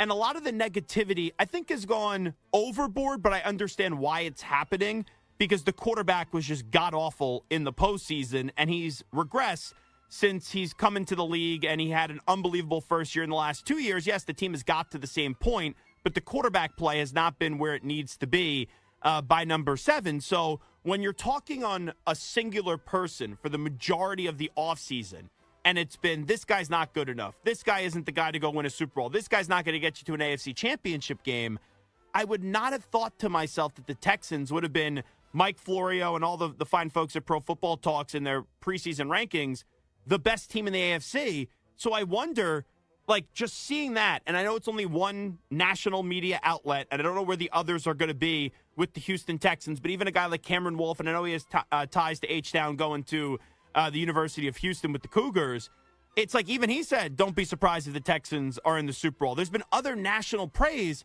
so I wonder if maybe the criticism of C.J. Stroud, it's been so singular focus that maybe it's kind of paralyzed us in looking at the rest of this team and showing, hey, they could stack up with anybody in the AFC because in these rankings, and I know there's going to be a ton more that are going to happen before they kick the ball up into the air coming up in a few weeks, this is the first one that I saw where the Texans were the first team in the AFC, and it just kind of took me aback for a second saying, where the conversation has been this summer, that's not where I was expecting them to rank. Well, part of it is because we're so QB crazed. And so if you have any kind of QB controversy, or let's say it's the other way around, like if it's the quarterback is lights out and he's amazing, I think there's a tendency to overplay what the team is based off of what the narrative is on the quarterback.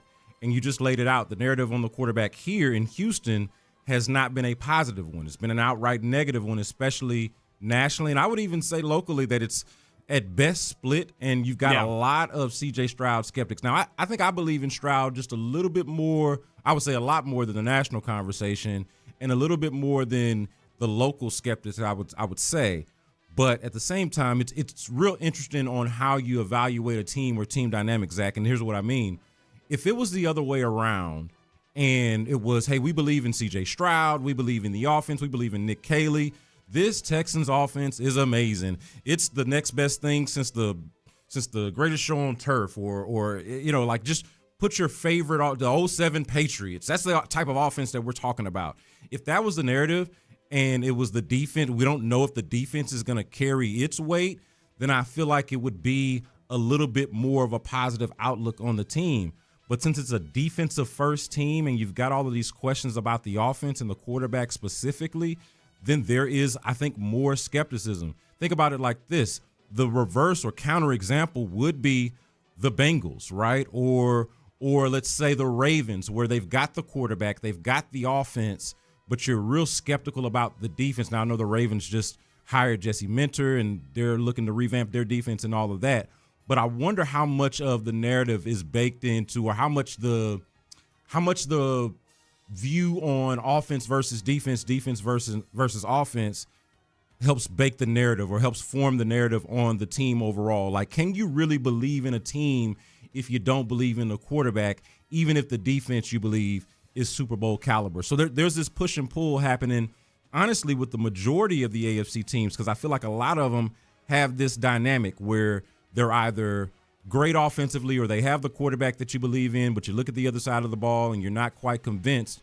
Or in the Texans case, you look at the defense, but then look at the other side of the ball and you're like, I don't know about that quarterback. I don't know about that offensive coordinator. I don't know about those weapons outside of Nico Collins. So it just kind of depends on what you prefer. What is your taste in a football team, and how much do you believe in what this particular football team has?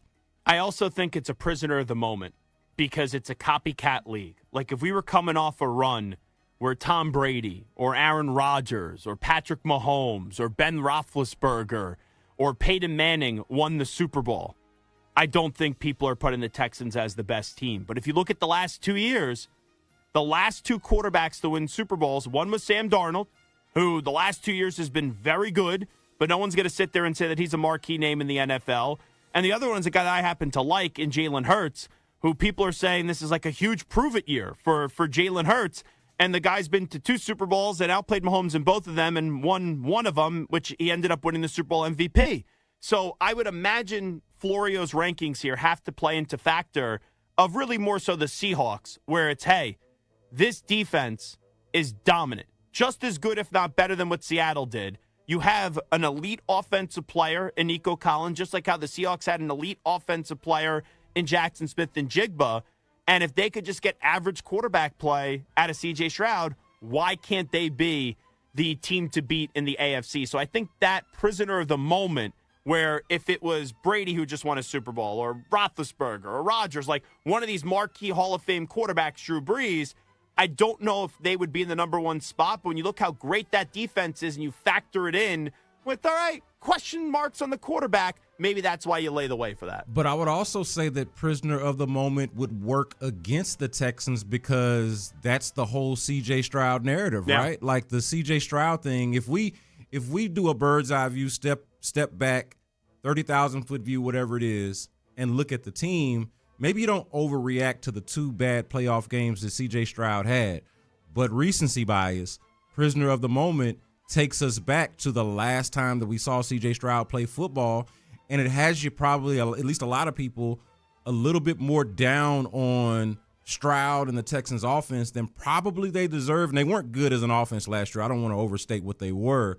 But I do think that because it was so bad the most recent time that we saw it, that it's easier to lean into that. So I think prisoner of the moment could work both in the Texans' favor, as you laid it out, but also to their detriment, as we all see the way that C.J. Stroud is talked about. But I will say this, though, Zach, don't you think that Florio's ranking is a little bit anomalous? Like, I know you mentioned Cameron Wolfe, but I haven't seen much of – that's why it stood out to us here locally when we saw it. It's like, oh, somebody is giving the Texans some credit, a little bit more credit than anybody else has been willing to do, because you see all of the other AFC teams that get mentioned are ones that – Well, put it this way.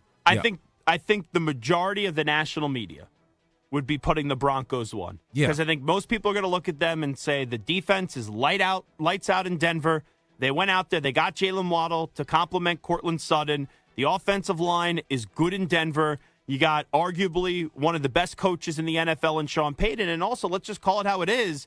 not that Bo Nix is the greatest quarterback in the world and someone that I'm salivating over, but his first 2 years in the league, he's made the postseason twice, and it's not like that roster on offense has been loaded, and he got knocked out in that divisional round game, in a game that they won, and you find out afterwards he had the whole bum ankle. If he was healthy in the AFC Championship game, the Broncos probably go to the Super Bowl. So I think most people would probably put the Broncos in that number one spot right now. And I would find myself right there with most people just to get to the rankings or how we view it. I think the Broncos, sight unseen, before we actually look at them play football, going into the season, for me, the Broncos have to be the number one ranked AFC team, and it's for a lot of the reasons that you laid out. But I would also point out they're returning the majority of what they had that made them good last year. Like, their contributors on offense and defense, for the most part, are all back. And that's a team that went 14-3, was in the AFC Championship game, and you could argue was a Bo Nix injury away from legitimately going to the Super Bowl. And they're bringing in Jalen Waddle, as you mentioned. So an already good team, 14-win team, brings in a guy who was almost going to die over there in Miami because Miami might be the worst team in the NFL at this point. And now he's with the Broncos, a Broncos team that didn't have to give up much or lose really anything from the team that went to the AFC Championship game. You add that to it, add a healthy Bo Nix to it, and I don't know, did you mention Sean Payton? Like, they've got one of the better. Well, that's the thing. Yeah. It's like we think the world of the Texans defense. The Broncos defense is just as good as the Texans defense. So if you want to give the slight edge to the Texans, I call it a wash. Offensive line, the Broncos offensive line is better than the Texans offensive line.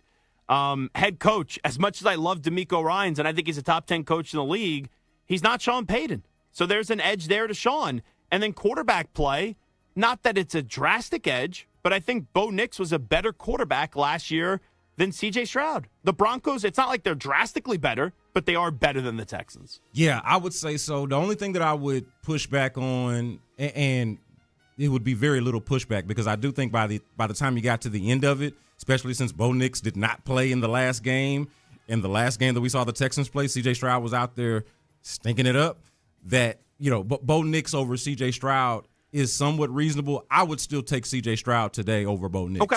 I would still do that. Now, are they in a similar boat of somewhat like middling quarterbacks? No one is going to mistake them for elite, and they're kind of in this middle road, middle child kind of ground with a dominant defense. I think they're similarly situated in that way. Now, I will say, and I know he didn't play in the AFC Championship game, Bo Nix did get them to the AFC Championship game. Yeah. And that's what the Texans are trying to do this year. So I would put the Broncos in front of the Texans. I would also put the Patriots in front of the Texans. I think the Patriots defense is on the same level as the Texans. Like, they're comparable. We saw how good that defense was in the postseason. The offensive lines, I think, are similar. Like, neither you really feel great about. The Patriots, they have A.J. Brown and Romeo Doubs. So A.J. Brown, Nico Collins are very close. The Patriots have a better number two, a more proven number two wide receiver. And I trust Drake May more than I do, obviously, in C.J. Stroud. I think coaching-wise, I think it's similar. Like, Mike Vrabel and DeMeco Ryans, they're both very similar coaches. You look at what Mike did in Tennessee and what he did in New England. I think they're in the same realm of class as coaches, but I think the quarterback is a difference in New England, even though he wasn't great in that postseason game. But that's why I put the Patriots in front of the Texans as well in just the AFC rankings. Yeah, so I've got the Broncos number one, but honestly, I think after that, everybody is really fighting to prove themselves for what exactly they are. Like, the Broncos, to me, are convincing, but you tell me if you disagree with this. I think in every AFC division, you've got no less than two teams that could threaten the Broncos for this top spot that we're talking about, right? Yeah. Every AFC division has no less than two teams in it that I would call a contender. The West has the Broncos and the Chiefs. We didn't even talk about the fact that there's a handful of AFC teams that had a down year that you expect to be back. That could be the Chiefs. That could be the Ravens. I know the Bills were in it, but I don't think that they were classic Bills. And then the Bengals are in that mix as well. So you got Broncos, Chiefs in the West. You got Ravens and Bengals in the North. Then you got, some may say the Steelers. And some may say the Steelers. Yeah. And you could say the Chargers, too, in the West. I know they got to prove no, it, too. You definitely. So I'm going no less than two, but you can even go three for some of them. You got, and those are good pools. Bills and Patriots in the East, and then in the South, you got the Texans and the Jaguars, and we didn't mention the Jaguars. You're not going Dolphins? No, I'm not going Dolphins. I'm gonna leave the Dolphins out. If I'm gonna leave the Browns out and the Jets and all of the other bottom feeders, I got to leave the Dolphins out as well. Yeah, I'm not disagreeing with what you're saying, but if I had to rank them, I would say in just the AFC, Broncos are 1, Patriots are 2, Bills are 3, and then I put the Texans at 4. And I don't think that the Bills' defense is anywhere in the same realm as the Texans' defense, but it's just Josh Allen is so damn good. And we've seen him get to at least the AFC Championship game before. He hasn't been able to win it. That's why just with the quarterback play, I think that raises the rest around him. So, you could argue that the Texans are the best team in the AFC. You could argue also, to your point, that they're the 4th or 5th best team in the AFC. But Mike Florio kind of setting the tone. At least that's the first national media outlet that I've seen that has said, hey, the Texans are, in fact, the best team in the AFC. Yeah, I like it, Zach. I think it's spicy. I think it's interesting. But I also think that that's a fair point that you make of putting them behind the teams that you put them behind. There's really, I think, a solid argument for those teams ahead of the Texans right now. Before they play football, of course. And we've all done these power rankings before. Every Tom, Dick, and Harry will say the same thing. So if it's close, it's not as if he put the Cleveland Browns. You know, they're splitting hairs, all these teams. So to put the Texans in there and say that they could be this year's version of the Seattle Seahawks, I don't think is all that crazy. The quarterback and the offensive line are ultimately going to determine how far the Texans are going to go. Defensively, they're as good as any team in the NFL. Their coach, I don't have any qualms about him, but the quarterback and the offensive line, if they could just be average in the postseason, that's a team that absolutely could get to the Super Bowl. But if you have such massive questions about the quarterback and the offensive line, it is hard, very difficult to put them at the very top if you've got questions about such an important part of the football team. Take a break. It's Zach Gelb, B. Scott here with you on 95.7 The Fan. Sean Salisbury going to join us at the top of the hour. We'll do more football talk on the other side, and we'll get to a little news item with a H-Town legend in J.J. Watt. We'll come on back in a few minutes. 95.7 The Fan has officially taken off, and you can't have a launch without a rocket. Congrats to you guys. That's awesome. Don't big league me now because you guys are over there on The Fan now. Don't worry, Roger. You can join us anytime. Louder, clearer, better than ever. Houston's sports leader is 95.7 The Fan. This is a paid advertisement for legal services. Sheriff Law. Principal office is Houston, Texas. It's game day in Houston, and on the field or off the field, injuries can change the whole season. When life hits you like a blindside sack, call the team that Houston trusts. Sheriff Injury Lawyers, the official personal injury law firm of the Houston Texans. They fight for you like it's 4th and goal in overtime. No fee unless they win. Don't just take the hit, get back in the game. Call Sheriff Injury Lawyers at callthesheriff.com. If you suspect or have been recently diagnosed with gynecologic cancer, you want expert care that fits your life.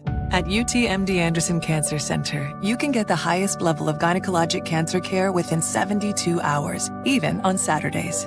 Our world-renowned specialists work together to create personalized treatment plans for every patient with care that's only possible here. At UTMD Anderson, we know cancer, inside and out. Learn more at mdanderson.org. I'm Yuval Meikler, founder of Texas Mattress Makers. The biggest issue when people buy mattresses, no one educates them about what they truly need. That's where we're different. At Texas Mattress Makers, we take the time to educate you and help you find exactly what's right for you. Summer savings are here. Sleep cool this summer with 30% off cooling mattresses. Queen mattresses start at just $599, plus free delivery with 0% interest financing for up to 5 years. Visit us at one of our greater Houston area locations or shop online at texasmattressmakers.com. I'm veterinarian Dr. Bob Judd. Screwworms are now in Texas. And if you're a pet owner, it's important that you check your pets as often as possible. Screwworms can live in any warm-blooded animal, including dogs, cats, and other domesticated pets. If you see any type of suspicious wound that may have screwworms, don't move the animal. Call your local veterinarian immediately and contact the Texas Animal Health Commission. Working together, we can limit the spread of screwworms and rid our state of this pest once again. This message is sponsored by Texas Farm Bureau. Hey, John Lopez here. You know baseball season going down the stretch, and there's no better place to ride that than Kalshi, America's #1 prediction market platform. Houston's making a move, man. Now trading at 10% to win the league, meaning a $100 trade pays out $840 if they do bring home that championship. And the playoffs, Houston at 63%, meaning a $100 trade pays out $152 if they make the postseason. On Kalshi, it's fantastic. You're trading against peers in a live market. That means there's no house. And as the probability changes, you can buy in and out of your position. Download the Kalshi app today and use promo code Lopez, that's Lopez, to get $10 when you trade 10. Kalshi, Kalshi, trade on anything. 18 and over only. Restrictions and eligibility requirements apply. Event contract trading involves risk and may not be suitable for all investors. Prices, values, and available markets may differ from those mentioned. For more information, see kalshi.com/regulatory. TXU Energy Free Nights and Cool Summer is the first plan of its kind. Free nights all year, plus a 25% bonus toward your daytime use all summer. It's a no-brainer. Free. Good. Savings when it's dark and when it's hot. Daytime bonus? Good. Save around the clock. Savings really good. It's scary how easy it is to save with free nights and cool summer. TXU Energy. Energy for everything. Visit TXU.com for more information. Rep number 10004. Hey, Mr. C, it's me. Well, I just picked up the ring. I actually went to Hellsberg. Thanks for that recommendation. Kate's gonna love that hers is from the same jeweler you got Mrs. C's ring from. They were so helpful throughout the whole process. They even knew your family by name. And the ring looks great. Anyways, I just couldn't wait to let you guys know. Call me back and wish me luck. Hellsberg, designed with care and craft since 1915. Shop in store or at hellsberg.com. My name is Whitney Allen, and I'm a widow. My husband, Ryan, died. We never thought we'd ever have to use life insurance, but the unexpected happened. With Ethos, signing up was fast and 100% online. You can get a quote in seconds, apply in minutes, and get same-day coverage. No medical exams, and you can get up to $3 million worth of coverage. I'm grateful we were prepared. Get your free quote at ethos.com/radio. That's ethos.com/radio. Paid spokesperson. Time spent on application may vary. Online health questions required. Finding great candidates to hire can be like, well, trying to find a needle in a haystack, but not with ZipRecruiter. Its powerful technology actively finds and invites qualified candidates to apply to your job. So while other companies might deliver a lot of hay, ZipRecruiter finds you the needle in the haystack. See why 4 out of 5 employers who post a job on ZipRecruiter get a quality candidate within the first day. Try ZipRecruiter for free at ZipRecruiter.com/team. That's ZipRecruiter.com/team. ZipRecruiter.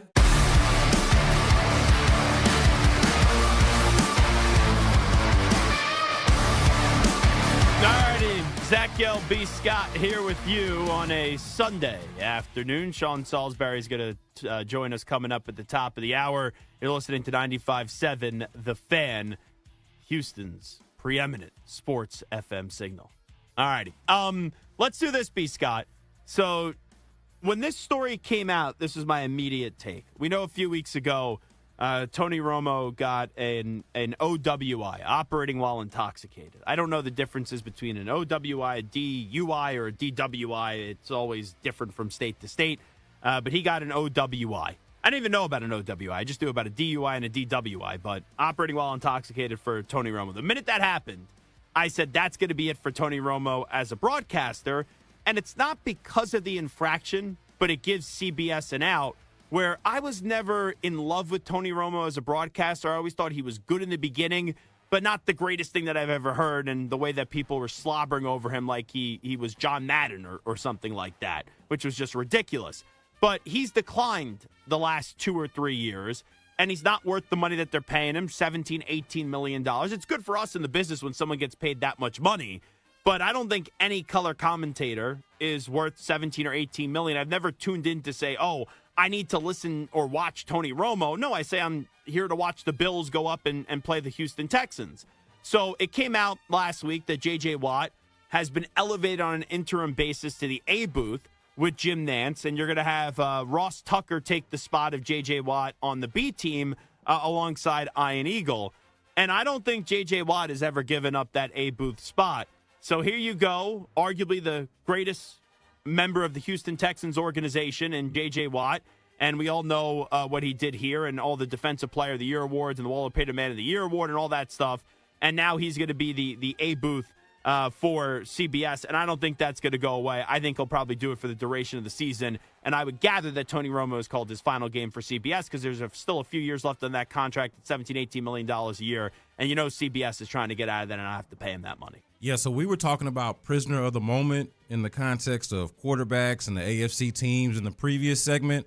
I think Tony Romo is another example of prisoner of the moment, like all of the slobbering over him that you talked about, like the undue praise that I thought he got in the very beginning was, to me, just a lot of recency bias, prisoner of the moment. He was like, do you ever go to school and or either you're the new kid at the school and like that new kid popular, walks in, gets all the girls, exactly. Is getting the RB1 spot or the QB1 spot on the varsity football team. You're like, is he really that good? That's exactly it. We just haven't seen him before. That's exactly it. The new kid in school, boy or girl, right? The new boy comes to school and all the girls are all over him. The new girl comes to school and all the boys forget about whoever the prettiest girl in the school was before her. And it was kind of like that. It felt like that with Tony Romo in the beginning of his broadcasting career. And to just be real about it, it seems like we've all kind of, maybe not all, but the tide turned on Tony Romo over these last few years. Like, I don't think he's been overhyped the last 3 or 4 years or so. If anything, I wonder how much is CBS listening to the public opinion and outcry about Tony Romo and his performance. Like, they can't be deaf to it or numb to it. So certainly they know. Well, put it this way. This is the way that I'll say it. If this happened to Troy Aikman, ESPN is not getting rid of Troy Aikman. Maybe they would have suspended him for a game max, but in all likelihood, probably Troy Aikman is doing week 1. Yeah. So this is one of those where it depends on how good are you at your job, really, right? Like we saw the year before, and this was a much scarier situation, but with the Mark Sanchez deal, right? Like if Mark Sanchez had been the top broadcaster at Fox, he probably would still be there. But since he was just another guy there, they were able to kind of shrug their shoulders, wipe their hands of him, and just move on.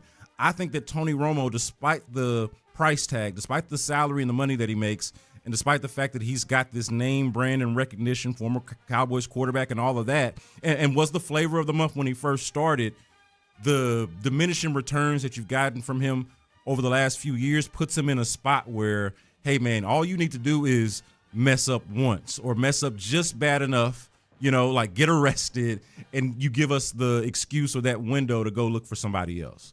And it's simple. Conduct detrimental to the team. Yep. Like, this is an extreme, an absolute extreme. And I'm not comparing Tony Romo and Deshaun Watson for what's been accused of him.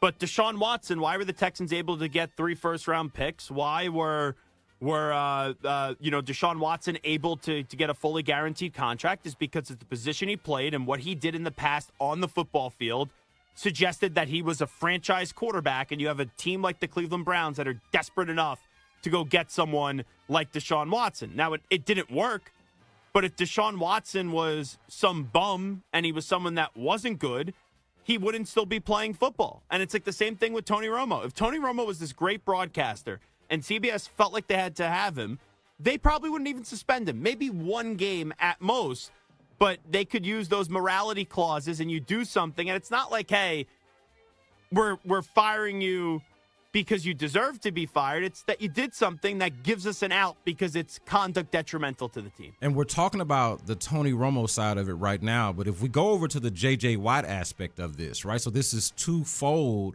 whereas J.J. Watt, who was still playing and not a broadcaster back when Tony Romo was making his name as a broadcaster, J.J. Watt is clearly a rising star in broadcasting, right? Yeah, and a bigger name. And a bigger name. So now there's both a bigger name and somebody that looks like they could be actually better at the actual job. And so now we have an excuse to put this better person into this role and wipe our hands of the person who both is regressing at the job and just did the thing that could give us reasonable cause to part ways. And also, like, let's be real. When Jim Nantz retires, and that's like a real Houston Booth, having both those guys in there. When Jim Nantz retires, then you could just easily slide in Ian Eagle, who there's no qualms about Ian Eagle in an A Booth. He's as good of a broadcaster as it is. and you get J.J. Watt those A-Booth reps right now, and that's a wonderful broadcast team, a team that has chemistry since they did it together already last year, and I thought that already sounded like a Super Bowl booth. So you're going to have Iron Eagle J.J. Watt for years to come, but for right now, it's going to be Jim Nantz until he wants to say goodbye, friends, instead of hello, friends, in the booth doing the big game. And it's awkward for a lot of people in Houston who obviously have an affection for Jim Nantz, and Jim Nantz is a legend. I don't have to explain that. Yeah. But because of the chemistry that Iron Eagle and J.J. Watt have, and the fact that Iron Eagle is the way you just described him, a lot of folks around here wouldn't be mad if for whatever reason they just decided that Iron Eagle and J.J. Watt was the number one team. Now, we understand you're not going to just Wally Pip Jim Nantz for no reason, but we wouldn't mind seeing that right now just because of how good of a combination those two are. And I get it, J.J. isn't a quarterback, but J.J. was a better player at his position than Tony Romo was at his position. And also, hey, everyone can mess up and have a bad night, and I'm not saying Tony Romo's a bad dude, but, like, if J.J. Watt got arrested, I would be stunned. Like, this dude is like one of the best human beings that has ever been created. So there's really no concerns about the off the field as well. 100%. All righty, Zach Gelb Scott here with you. Sean Salisbury will join us next. I believe it's his return to Houston radio. If I'm wrong on that, so be it. But you hear him on an FM dial talking sports next. Zach Gelb and B. Scott, Sunday afternoon, 95.7 The Fan. J.J. Watt is a fan of the new frequency. Thank you guys for all the entertainment, not just you guys, but everybody. Looking forward to hearing it on 95.7 The Fan now. Clear signals.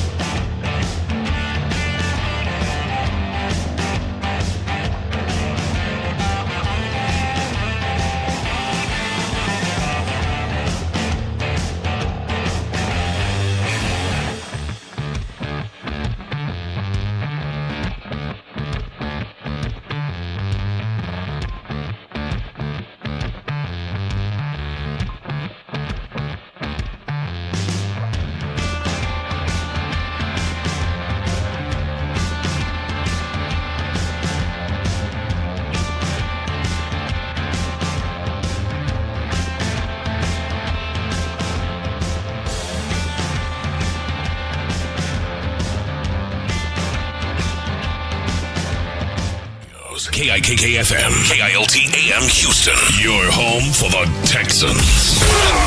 Houston sports leader is 95.7 The Fan.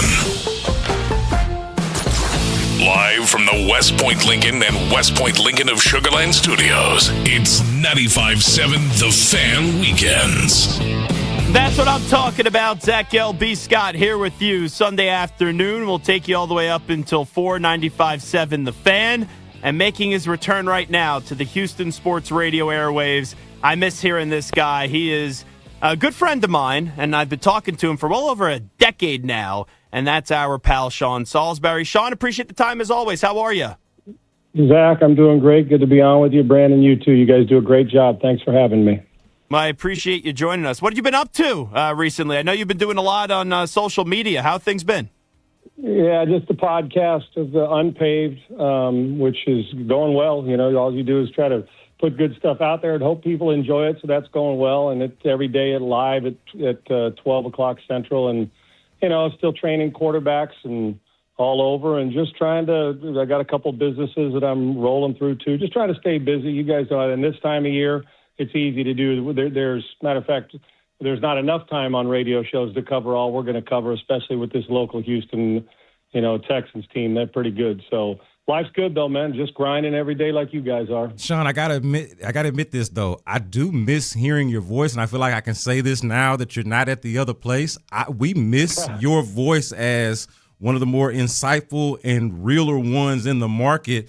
I'm curious, how much do you miss radio since you're doing the digital thing now? Man, thanks so much, man. I don't take those compliments or the kind words. And Zach, you know how I feel about you all these years, and I feel the same about you guys across town when I was there. It was always great competition, Brandon, but it was always great respect for an entire lineup. Not only are friends, but you guys do a great job. And now with this, you know, on the you know, simulcast on this station too, you guys are going to do great things. I miss it. I guess you know, the local grind of, you know, getting up and being in it every day. And the Houston, the local folks treated me phenomenal. They just did. I'm blessed. I had good coworkers, but I miss the laughs. I love getting up early and grinding every day, and I love the competitiveness. But the fans and the call-ins, and they're so clever and funny, and then you get good banter and some good arguments, and then you get some good laughs. So I miss it because, in truth, I think about all the people that got to grind every day, and they're just looking for a laugh because they're going to work their butt off and, you know, in their normal job, and try to give them a little respite from not only the grind, but the fatigue that goes on around us. And I really appreciate the comp. I do. I miss the everyday part of it, of just being around it. And I think it's such a great sports town with some not only great teams, but great fans. We're fortunate that we have some intelligent fans in this town. So that's the thing. Just like a locker room, guys, I'm not telling you anything you don't know. It's while you love the content and you love all the work that goes with it, you love the laughs, because the fans felt like that's the closest you can get for fans in a locker room. And me, you know, when you were playing, you had your buddies. This one, it was like you have thousands and thousands of fans that are like in the locker room with you, because the familiarity with them and callers the same, you know, a lot of the same people every day. So I enjoyed it. You guys are always great competition, do a great job, but I miss the everyday grind and the great people that are involved in our local Houston area. I've been honored. I'm still here, so that says something to how I felt about them, but I do miss it. So thank you for the compliment. Yeah, it's the community. Like, that's the biggest difference that I realized with radio. Like, when I did my last show for CBS Sports Radio before they changed the name there, like the amount of callers that would call up and were crying, like that kind of, you forget what you're doing while you're doing it, because we feel like we're just talking sports and having fun and not taking ourselves too seriously. It's that community. But I'll tell you, Sean, when I look back at your career in media, and I know it's going to continue and be successful for years and years to come, the first thing I think of is someone that's 32 years old is you on ESPN with John Clayton, the late, great John Clayton. Like, those segments were some of the more entertaining television I've ever seen. Yeah, thank you. John was the star of that. I just happened to be the other guy. When they came to us at ESPN, it was Mark Shapiro, who you guys all know is a very powerful executive in this business, and he was our boss there, and our executive producer, Mark Preisler, and they came to us in the newsroom. And, well, John wasn't there because he usually is remote, covering the meatloaf. Yeah, that's exactly right. Well, they came to us and said, well, we got an idea of a segment. This was obviously years ago, and John and I said, sure. And, we never scripted it. We'd go in. It's like, you know that cartoon where it's like the sheepdog and the wolf walk to work together. They clock in, they try to kill each other, and then they walk back home after. We had John was a beat writer when I was playing my rookie year in Seattle. And we knew each other then. Then over the years, listen, guys, it was, I loved it, the debate part of it. John was a star. There's no better, God rest his soul, I miss him so bad. He was a dear friend. When I left ESPN, he was the first call I got. John's the type of guy that if you're sitting in the Midwest and he's on the West Coast in Seattle, and you say, John, I really need something, man. I need you to be here, not only for a segment, but I need you for a week. Can you make it work? John would have been there. That's the type of person he is. Nobody loved his job.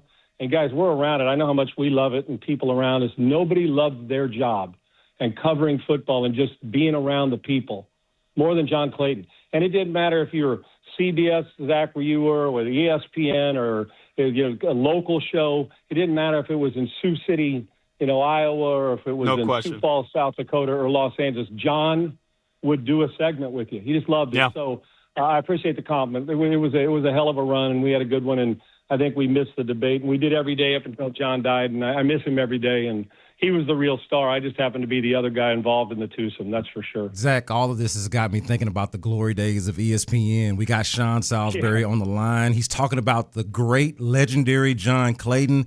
Makes me think about Chris Mortensen and just all the guys from back in the day, the guys that we grew up with. It is something to just think about the ESPN of the past and what those glory days are really like. I don't know if I fully appreciated it at the time for what it was, the way I can now as an adult, and just to kind of look back and see how great it was. Well, don't tell that to Emmanuel Acho, because you think ESPN and television or football just started 2 years ago. That's right. I forgot. Well, or maybe 15 minutes ago, according to, but that's okay. Everybody has their opinion, and that's okay. That's what makes it all great. But B. Scott, what's crazy, real quick? I know you guys got a bunch going on today. Is that I don't think any of us ever really appreciate it until you get a little more melancholy when you get a little older, or that nostalgia, or when you leave. And then you start to look back and you see how things have changed over the years. And hopefully they're starting to creep back. It was personality. Stuart Scott and Dan doing SportsCenter, Rich Eisen and Stuart doing it, or Chris Berman on Monday Night Countdown. I mean, I could write a book on just the great stories of the talent. You walk into a room and this guy's there, and from Michael Irvin covering football, and Mark Schlereth and Merrill Hodge and Trey Wingo, all the way to John Anderson and Kenny Mayne, who I thought was as underrated as any talent we've ever had there. We should have used more Kenny Mayne. So. Yes. The things I learned from people far better than me, how to interview. I don't know if there's a better interviewer than Dan Patrick in the world. Dan gets to the point. And then, as far as making people comfortable, and then can ask him what he wants, and we all feel like, well, I'll tell Dan anything he wants to know because he's just really good at it. So, the real key, guys, around when I was at ESPN, it's not just the talent that everybody sees and all that money they talk about, from the great college game days on Sunday and live events. It's the production people. I know that sounds cheesy, but I'm telling you, and I've remained friends with so many of them over the years, they really make it go. And I don't think, talk about appreciation, how much you appreciate a literal, and you guys, we've always seen this as SportsCenter, when people are literally, a 22-year-old that just walked off Syracuse campus is literally sprinting down hallways trying to get a shot sheet for a late highlight for SportsCenter of a game that ended, and it's going up, the highlight's on in 2 minutes, and you got to cut it and get it to Chris Berman or to Stuart Scott or Dan.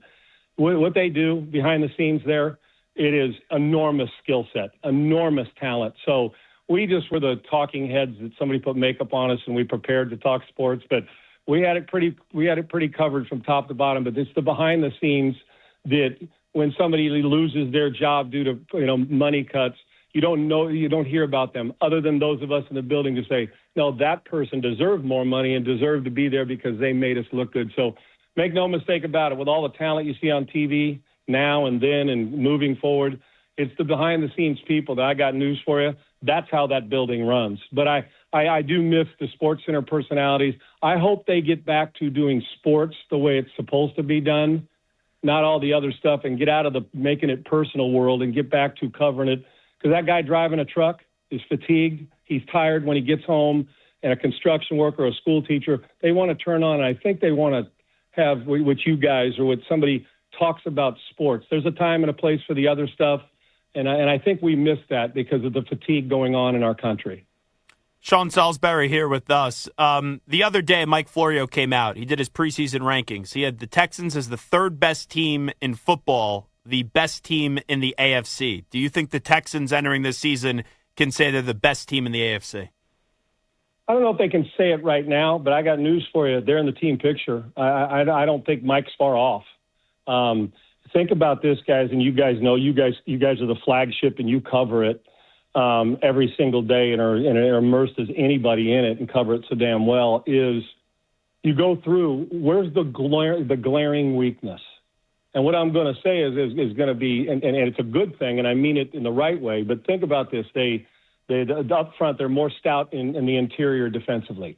Their edge rushers, their bookends are as good as there is in a league. Their linebackers are nasty and they run, and they're football playing Jessies. We don't need to go through all that. Their back end is as good a young back end as there is in a league, let alone is maybe as good as there is in a league in the next couple of years. They'll hit you, they can cover, and they're unique because they can man you to death if they want, and they can play zone depending on what scheme they want because they've got corners who can do that, and you can take a guy and move him inside. And then you take a look at and they're well coached, obviously.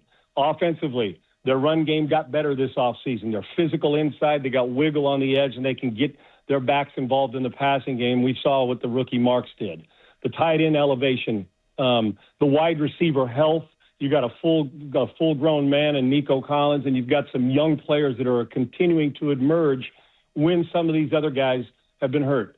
And the two things, an offensive line, and I think Nick Caserio over the last handful of years, guys, I don't think he's got the credit he deserves for what he's built here. He's done a hell of a job of it on getting some right people. And they went to rehaul this offensive line. They needed it. They need to get nastier to where they can win a game 42-40. We know they've got finesse people, but I also want to be able to see them win 13-10. Nobody wants to just score 13 points, but grind it out where you got to run it 7-8 times in a row, and you got to punch people right in the throat and win.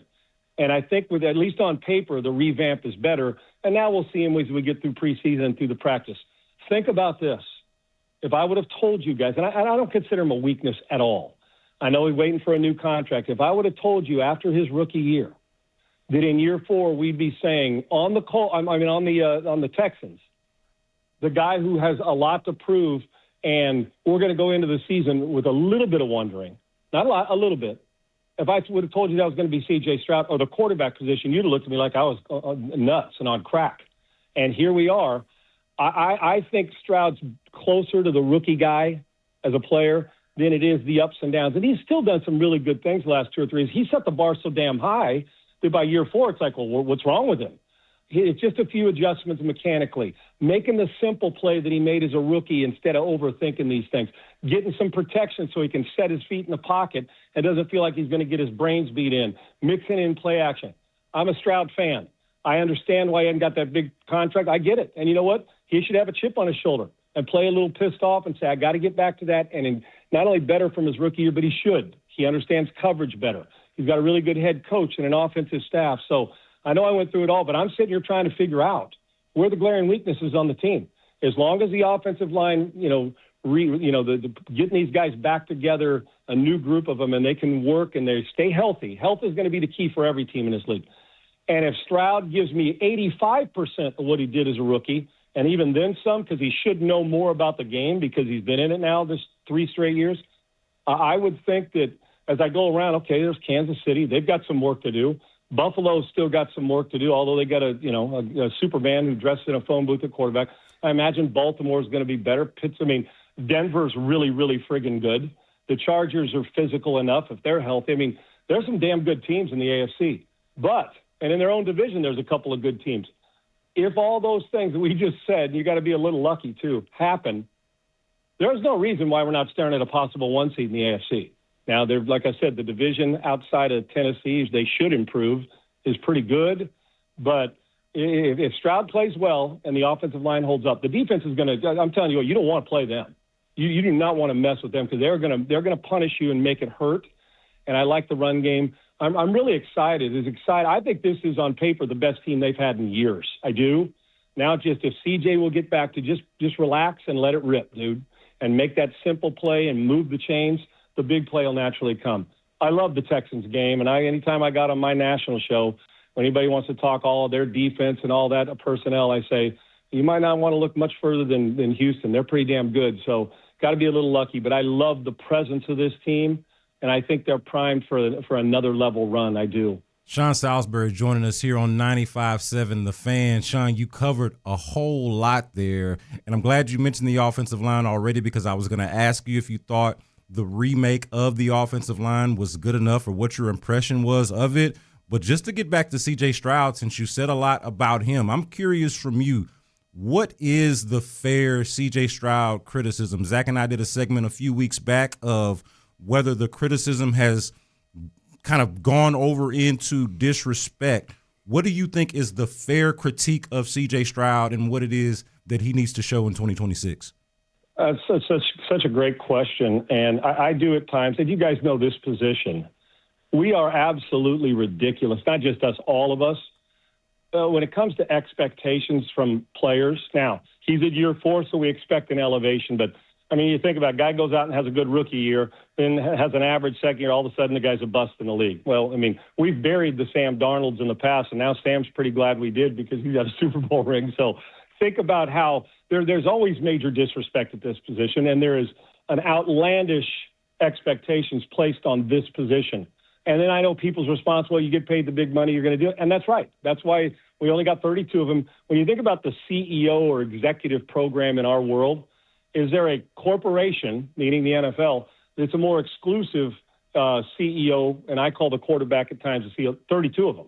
So, yes, and in order to get where you want to go, you don't have to be the greatest quarterback all year long. You just have to be consistent and make great plays and don't get your team hurt in the postseason to get them in. Then if you're spectacular and do the Patrick Mahomes or John Elway stuff that they do, well, then you're in Matthew Stafford, then you're going to wear the ring, or what Darnold did last year. But Darnold was good, and then at times spectacular, but he didn't kill you with a bad turnover like he has in the past. It put him in the doghouse. So with Stroud, listen, I think their criticisms are to me the plays that, like the deep over. There are some times when I thought he got a little laxed in the pocket and mechanics suffered. That doesn't mean he has bad mechanics, but suffered under duress at times the last 2 years that I think as a rookie he came in like, man, I don't know what to expect of myself, and he kind of just let it go. I'm not like if you guys are golfers or you're in anything that we do where it's like, oh, man, I'm just going to, what's to lose today? I'm just trying to get better and help my team win. And you kind of do it a little freer. I know on the golf course I beat myself up. When you get to a point, you say, man, I'm just going to laugh and have a good time. You're just kind of doing things freer. And I think he just needs to free his mind up. Don't worry about the contract. It'll come. You're a good player with a chance to be great. So I think the mechanical flaws late in games at times, and he also comes through with some phenomenal throws. It's the consistency, sustained consistency. And then it's the simple plays, man, that he made as a rookie. Like I said, a shallow cross that hits the guy in the front hand instead of off the back shoulder. And I also think, guys, and it's normal, that when you get hit in the mouth, as many times he got hit in the mouth, you start to bail a little quicker. Your eyes come down to pass rush as opposed to what he did as a rookie, trustworthy, to trust those guys up front. And at times they betrayed him. And then when you get to a point, at times he let them down. So, but guys, it's not can he throw he's as good an intermediate thrower as we have in the league. So for him, it's just a matter of getting back. And I know this sounds cheesy and kind of elementary, but at this position, basics are so friggin' important. When a hitter is struggling, what do you do? You get back to basics and hitting the ball the other way, then the next thing you know, the ball's going out of the park. When he gets back to the spectacular play will come when you're that skilled. Just make the simple play. When you got a guy in the flat on 3rd and 3, don't yank it into the ground, make the throw. And then get back to the trust factor, and it gets to that offensive line. On paper, they look at, and we got to see how they deal mentally and physically when it comes to game time and different looks they're going to get. Because if you're playing the Texans, the points are not, you're there at a premium. You're not going to score a lot against them. So you on defense are going to do trying to find those holes and give them different looks. So if the offensive line, not just physically and nasty can hold up, but understanding who to block all the time so he gets a clean pocket, I would expect a resurgent season when you call it that. Not that he played poorly, but getting back to where we're talking about him in star category, I would expect that from C.J. Stroud because he also realized he doesn't have to make every play, guys. Their defense is going to get you plenty of short fields. You don't have to play hero ball all the time. Run it, hand it to those two in the backfield, mix in some nice stuff, working off the option routes with the tight end, and then get the ball to those big fellas on the edge like Nico Collins, and they'll do work. You do not have to make every play in the world to be successful with the Houston Texans now, which at times, his rookie year, he did. He absolutely did. He had to. Now, get back your year 4, and this is a moving year like a Saturday at Augusta for him, and I fully expect it. I do.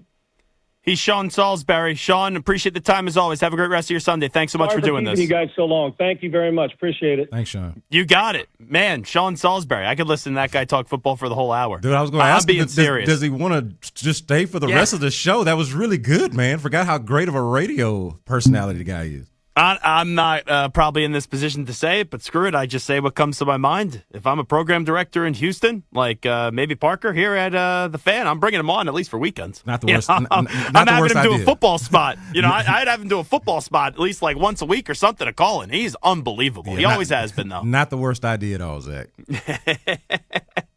All righty, Zach LB Scott here with you, 95.7. I'm just waiting for like those texts to come on in. Like, oh, Zach, please, you're not the program director here. Zach, you're not stop making this. You're just the filling guy on the weekends. But hey, man, you're entitled to an opinion just like the text line, just like me and Sean Salisbury and everybody else, man. And we all say Sean's a good radio. Make or break for CJ Stroud. We'll get to that next. Zach LB Scott here with you. Texans 2026 preseason kicked off with a loss to the Chargers. Mills gets the snap on 3rd and goal from the 5. Throws right side. Caught. Touchdown, Jared Wayne. We're not going to show everything we're capable of in preseason. We'll save that for week 1 versus Buffalo, but we like what we have. We're excited to see how it keeps evolving.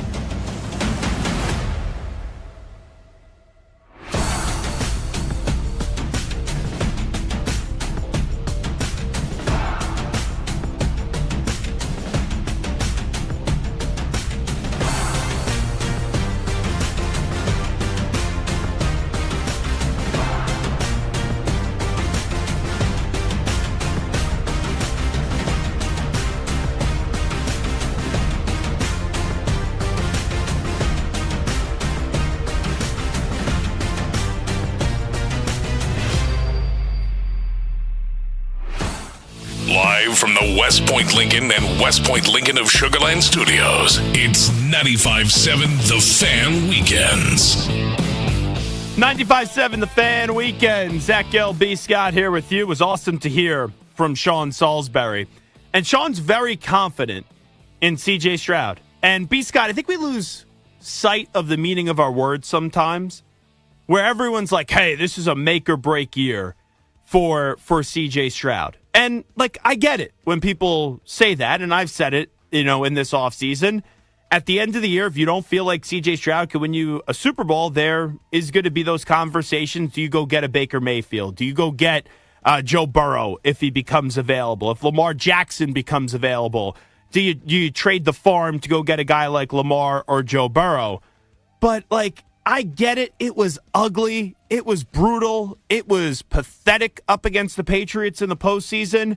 With how young that this guy is, his now fourth year in the league. And I understand, I don't look at him and say, hey, that's definitely a $60 million quarterback. But there's a lot of guys in the league that I look at and say, hey, they shouldn't be getting 50, 55, 60 million, and they are getting paid that price tag. At the end of the year, I got to think the Texans brass is still going to say, hey, C.J. Stroud is good. C.J. Stroud has done a lot. Where, yeah, it could be a little bit ugly in the postseason, and in all likelihood, he's still probably back next year as the Texans starting quarterback. Yeah, honestly, so I think he's back, but to the make or break question, Zach, I do think it's a make or break year for C.J. Stroud as the starting quarterback of the Texans, right? I just happen to have enough confidence in him to feel like he's going to be on the make side as opposed to the break side. So that's just where I'm at on it. But as far as what it is, make no mistake about it. Like, I don't think you can come off of a season, especially the way the season ended. I think it is overly stated how bad last year was or how much of a drop-off there's been since the rookie year, even though Sean did a good job of explaining what some of the inconsistencies have been over the last couple of years. But I do think that it's going to be difficult to go from the conversation being what it's been around C.J. Stroud coming off of last year, and then if he couples that with a bad year this year, I don't see exactly how you come back from that, on top of the fact that he doesn't have that contract. Like, if he had signed the contract extension already by now, I don't think we're having this conversation. It's not a make or break year. They've committed their future to him, and it's the quarterback position. But they haven't signed that deal. We don't know if they're going to, and if we get into the season and they haven't, that's clearly what they're waiting on. Like, this is make or break in terms of how the Texans are planning their team, their quarterback position, and where C.J. Stroud fits in that conversation, whether he's a franchise tag candidate or if they're doing the thing that you just described, kicking the tires on Baker Mayfield, trying to go up and trade for a Joe Burrow or a Lamar Jackson. Like, if C.J. Stroud does not play up to the level, the Texans got to have serious questions about what they're going to do at quarterback so as to not waste this potentially generational defense that they have that's full of young guys that are going to be available to them next year. Well, that's my question. Like, when I say make or break, I say you either pay the guy or he's off the team. Like, could a break be they just run it back next year with him, where they don't give him the contract extension and they have the fifth-year option picked up? Like, when I hear make or break, I assume the break is he's not on the team next year. And if he's back on the team next year but not with the contract extension, that makes me feel like it was more of a break for C.J. Stroud, but not your stereotypical break because he would still be on this team being quarterback one. I think that's fair. I think that's fair. And if we're being honest, and I've said this before on this station and other places, the timeline and just the calendar, the schedule, the timeline is all in the Texans' favor. It favors the team because they can kick the can down the road and sort of have their cake and eat it too. That's what the franchise tag essentially is for a lot of teams, especially at the quarterback position. So I would actually agree with that assessment that if he does not have the kind of season this year that necessitates a new contract and he's just lame duck, so to speak, or they're kicking the can down the road with the franchise tag, I would also classify that as break, because at that point, we're not talking about the quarterback of the future. You're talking about the quarterback of right now, more of a placeholder until they find one. So make would be that he plays well enough to get that contract. Yeah. Break would be the way you describe it, if he's playing either on the last year of that fifth-year option with the franchise tag looming large, or if, of course, outright he's just not on the team anymore. Yeah, and I am curious what that line of thinking would be. Because if you don't walk away after the season saying, hey, I got to go give him $60 million a year, do you keep him around for another year to prove himself again? And I'm not comparing it apples to the Dak Prescott situation. Dak is a better quarterback than C.J. Stroud, but the Cowboys made him wait forever, and they went through all those hula hoops before they said, hey, we're going to go pay him a contract that's $55, $60 million a year. Like, they could do that, or it could be one of those things at the end of the year where you go, we got to invest everywhere else. We have invested in everywhere else. This team is good enough. I don't want to go throw $60 million down the drain. If you're trading C.J. Stroud, I got to think there's going to be a team in the league that would give up a first-round pick, bare minimum a second-round pick for him with a condition that can make it into a first-round pick. Do you just maybe give him up for something around that, and you bring in a player that you could pay $45 million a year to, like a Baker Mayfield, that could become available? Like if it's a Joe Burrow, that's an elite quarterback. You think he's going to stay healthy. You're going to go give up 3 first-round picks or whatever it's going to be to get Joe Burrow. So that's going to be the big thing at the end of this year, I think, for Nick Caserio is, okay, do you want to pay him the contract? If you don't, then are you going to keep him on the roster? And they could keep him on the roster and have it be another run-it-back type of year that could even extend 2 years after that with 2 potential franchise tags, or they could go for the cheaper option and still get something back. Not at a lucrative rate for C.J. Stroud, but something that's still significant enough that could help you for the future. See, to me, it seems like if you're not willing to pay him the contract, then I kind of doubt if... You don't think he's the guy? Well, and to me, not only do I not think he's the guy, you're telling me that you don't think he's the guy, and then I would question, and this is what Nick Caserio is going to have to answer. Him and his crew are going to have to answer this internally. If you don't think he's worth the long-term contract, is he even worth the clip of the franchise tag? Like, right, what the franchise tag would mean and what that the amount of money that you would have to pay him at that Top 5 point. salaries at the position, yeah. Exactly. So if you don't think he's worth a long-term contract, especially at his age, do you think he's worth franchise tag money either? So, probably not. So to me, you're kind of you cannot afford. I don't believe that the Texans can afford to go into a second year if we consider this to be the first year where they're kind of unsure about C.J. Stroud.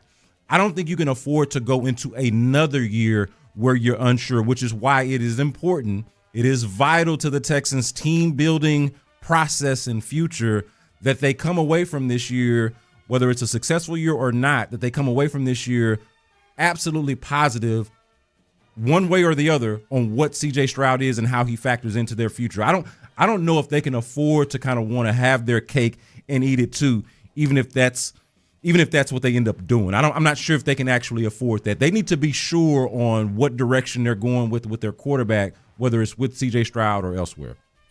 I heard a comment by Chris and Paul, who were on right before us at 95.7 The Fan, and I just haven't heard this be said before. And it kind of took me aback a little bit because I never thought about it this way, and I want to get to this right now. They were talking about the state of the Texans, and they said Texans fans right now are spoiled. And like when I heard that, I'm like, really? The organization's never won a Super Bowl. The organization's never been to an AFC championship game. How could you say that they're spoiled?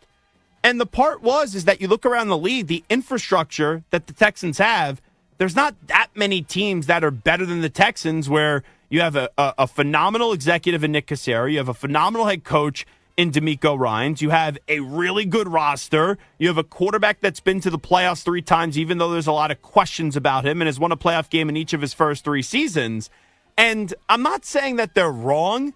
It was just like I heard it, and I was like, spoiled? Like, maybe it's just my East Coast part of me, where I'm like a maniac, I'm really energetic, I'm demanding of my teams, where I'm like, no, it shouldn't be, oh, we're spoiled. It should be, you guys got to go to the AFC Championship game this year. You guys got to go to the Super Bowl this year. I think you could acknowledge that the Texans have a good situation without saying that Texans fans are spoiled. Yeah, I got to tell you, Zach, as a native Houstonian and as somebody who is as connected to it as anybody that you'll find, I don't feel spoiled. Like, if you're telling me going to the divisional round every year and never making the AFC Championship game in your entire life, Your entire life, Zach, never been to the AFC Championship game, and somehow I'm spoiled, or me and my folks are spoiled.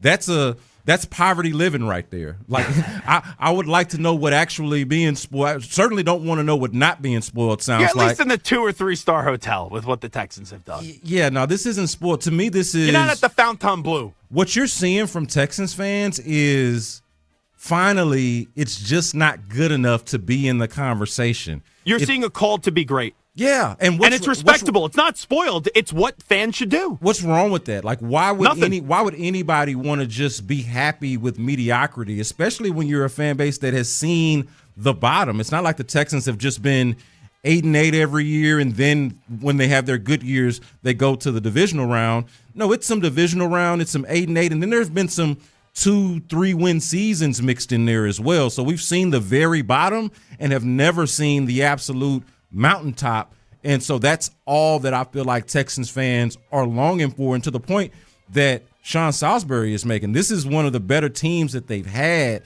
and we've said this. This is one of the better Texans teams that they've had in franchise history, and has the potential to be, especially if C.J. Stroud is closer to the rookie year Stroud than, let's say, the playoff Stroud that we just saw most recently. Yeah. If you get that, I don't see why this wouldn't be the best Texans team that they've had since their inception. So there should be no shame in calling for your franchise to be great for perhaps the first time in its entire history. Well, there's been 4 stages of Texans football. The beginning, right, where there were no expectations. Right. Then you got to a spot where they found some stability, and there would always be that running joke on the internet like, Wild Card Weekend, Saturday at 3:30 or Saturday at 4:30, depending on what time zone you're in. Yep. The Texans are going to have that spot. Yeah, the J.J. Watt era you're talking about. Yep, and then the last few years it's been okay. They got off the mat from the aftermath of the Deshaun Watson trade, the Jack Easterby stuff, and they win a playoff game each and every year. And this is the first time, I would argue, in the history of the franchise, B. Scott, that you go into a season and you could legitimately say, this team should be in the Super Bowl. Yeah, 100%. Like this is, and we had a little bit of that in the early J.J. Watt years, like his rookie year, his second year. There was a little bit of that. But I don't know if there's been a Texans team. 2024 kind of had these vibes because you were coming off the rookie year with C.J. Stroud, and then Nick Caserio went all in that offseason. You'll remember they trade for Stephon Diggs. They bring in Joe Mixon. They bring in Daniil Hunter. That's his first year here. And it was like, hey, this could be it. And, of course, that year kind of goes down in flames because of all the injuries. But I don't know if you've had a team with this much potential, and with that potential comes the expectation that this team has, especially if you can get that quarterback play out of C.J. Stroud. So it's right there. The Texans feel like they are on the cusp of greatness, have felt like they've been on the cusp of greatness before, but have never truly been great. And I think that's what a lot of Texans fans are just waiting for. Zach Gelb and B. Scott here with you, 95.7 The Fan. B. Scott, one of the best voices in the city. He will give you his observations from preseason game number 1 with the Texans. We'll do a little 3 ups and 3 downs with B. Scott next. Gelb and B. Scott here on a Sunday for another hour 20 right here on the brand new 95.7 The Fan. 95.7 The Fan has officially taken off, and you can't have a lunch without a rocket. Congrats to you guys. That's awesome. Don't big league me now because you guys are over there on the Fan now. Don't worry, Roger.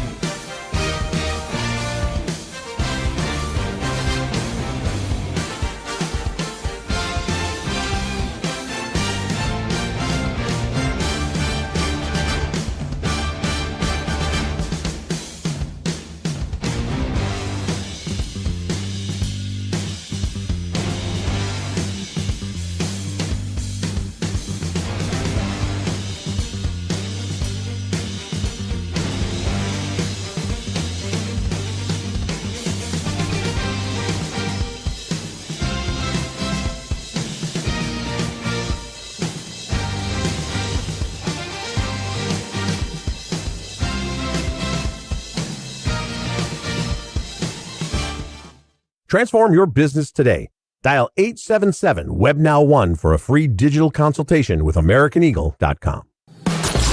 Live from the West Point Lincoln and West Point Lincoln of Sugar Land Studios, it's 95.7 The Fan Weekends. That's right, 95.7 The Fan Weekend. Zach Gell, B. Scott here with you. B. Scott, one of the more erudite voices in our city. And we know that we saw the Texans on Thursday have preseason game number 1. Don't really need to freak out too much with the preseason, even though it wasn't the greatest performance in the world, as the Chargers won a little BTA to the Texans and they won 27-7. But we know that the real test starts on September 13th, a game that I'll be pre-half and post for Compass Media Networks. Buffalo Bills and the Houston Texans. So that's going to be a huge prove-it spot, statement spot for the Texans. But B. Scott, let's do a little 3 ups and 3 downs right now. I want your observations. 3 things that impress you, 3 things that disappointed you from the Texans preseason game number 1. So the most impressive thing from the Texans in preseason game number 1, and this speaks directly to one of the important preseason and into the season storylines for the team. And earlier in the hour, Sean Salisbury was talking about this in his earliest comments, was the offensive line. The reason why, a big reason why it is difficult to put the Texans in that number 1 spot for the AFC, preseason AFC favorite, if you will, a lot of it has to do with the quarterback who did not play, obviously, in this game. But the other part of it is the offensive line. And you did get the first team offensive line out there for about 9 snaps or so. And the offensive line, for what it's worth, not going up against the greatest of competition, but for a remade offensive line that had never really played together in real live action before that night, they looked pretty good. Like from guard to guard, which is the biggest question. Ed Ingram to Wyatt Teller, who was their marquee free agent signing, if you will, especially on the offensive line, if you don't count David Montgomery, of course. But Wyatt Teller, right? You look at that guy next to Keelan Rutledge, which is a big part of what this offensive line is going to look like. Keelan Rutledge, a rookie who played guard in college, pretty much played no center in college, and is being asked to be the Texans center as a rookie on an offensive line that is not established and not great. For what it's worth, Zach, it looked pretty good. They were good in run blocking, in pass pro, and again, we're only talking about 9 snaps or so. But for what we saw, for the limited sample size that we were able to get, I thought one of the ups, one of the positives, one of the encouraging signs for the team had to be that the offensive line at least looked competent. Now, we'll see what that looks like and how that shakes into the regular season. But first impressions were good impressions for me. Yeah, and you look at the first 4 opponents. It's not like Buffalo is the greatest defense in the world. I know that the Bengals got sexy Dexy, but their defense isn't the greatest thing. The Colts have a solid defensive unit, and the Cowboys are an improved defensive unit.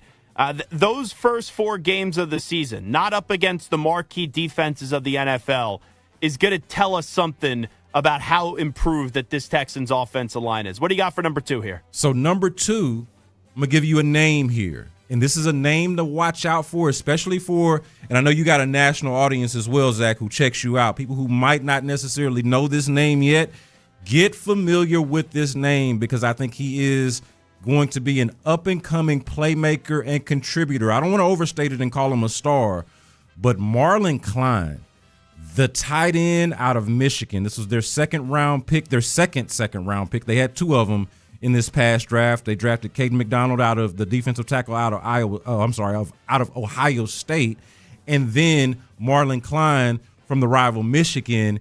And Marlon Klein has been turning heads in training camp, and then we got to see it with live bullets flying in live game action. He caught a pass for 31 yards up the seam, set up their 1 touchdown drive that they had. And this is somebody, when you talk about who are going to be C.J. Stroud's pass catchers, who are the non-Nico Collins weapons that this team is going to have, who are the tight ends, because they were Dalton Schultz or bust for the most part. Where are the explosive plays going to come from? Because they don't have a lot of explosive players, especially with Tank Dell having a bum knee, and he's trying to come back from that. Marlon Klein, his 31-yard pass, to me felt like a precursor to what's to come what Marlon Klein could be. I don't want to overreact to one play, one preseason game, but I've also been out there at training camp and watching these practices. Then I go to the game and see how it could all translate. I think that Marlon Klein is going to be a factor for this team relatively sooner than later. Yeah, and he's such a tough player to evaluate based off what he did at college because he was on a Michigan team the last 2 years that just, quite frankly, didn't have good quarterback play. Right. But you look at the numbers in the limited, and I mean extremely limited sample size. 2024, when Michigan couldn't complete the forward pass, he had 13 receptions for 108 yards. That's like one really good game. Last year, 24 receptions for 248 yards. So it's an extremely limited sample size, but when they got him the rock at Michigan, this was a productive player, and we know C.J. Stroud is a good quarterback. I don't know if he's a great quarterback. I don't know if he's a very good quarterback, but that should be a nice little weapon here for the Texans this year. Up number 3. Number 3. I got another rookie for you, but this one is undrafted, but I liked him in college. I saw much more of him in college than I did Marlon Klein, even though Marlon Klein ended up being the second-round pick. This guy goes undrafted out of Oregon. But Noah Whittington, I got to give some credit here. We were having discussions here at the station about running back depth, and that's a big part of this offense as well, is like, what are they going to do in the run game, and how can you really evaluate a quarterback if he doesn't have a running game to speak of at all? And I don't know if you know this, Zach, but this was the worst run blocking team in the league last year. And then the running back situation was a little bit dicey because of the Joe Mixon thing, right? The Joe Mixon injury that's remains a mystery. Well, now they're going in with David Montgomery as their top back, Woody Marks as their second back. But what really is their depth? How much do you really trust their run game? I saw Noah Whittington out there getting something close to what felt like 5 yards a pop, 5 yards a carry. Here's an undrafted guy. You might call him a camp crush or a camp darling, one of those guys that fan bases really get into because you kind of get into the nitty-gritty of your team during training camp. I think this guy has a chance to be more than that, and he's somebody that I'd like to see make the 53-man roster off the rip, even as an undrafted free agent, low pad level, all of the nerdy stuff that the football people would tell you about. He's got all of that. To me, he was a revelation in this game because I had not thought much of him being an undrafted free agent and all. And I watched him in college, but still didn't have much. Well, he was in college for a long time, he was. 6 years. He was. And maybe that's part of it too. Like if you're in college for 6 years and you're a 24-year-old rookie, how much easier expectation? Transition. Yeah, it's an easier transition, but am I really expecting much from you if you spent that much time in college? I'll say this, for the role that he's expected to have, he's not going to come in here and be RB1 or anything like that. As a change of pace back, as a potentially relief reserve back, I liked what I saw from Noah Whittington. And mind you, I'm trying to find ups in a game where overall the Texans did not perform very well. Noah Whittington, I thought, covered himself in glory the other night. Well, that's why I bestowed this task upon you. B. Scott and Zach Gelb here with you. Those are 3 ups. The offensive line play, Marlon Klein and Noah Whittington. We'll get to the 3 downs on the other side from Texans preseason game number 1. That was a few days ago as the Texans did get thumped by the Chargers. Zach Gelb, B. Scott, we're coming on back. 1 more hour to play. You're listening right here to 95.7 The Fan. J.J. Watt is a fan of the new frequency. Thank you guys for all the entertainment, not just you guys, but everybody. Looking forward to hearing it on 95.7 The Fan.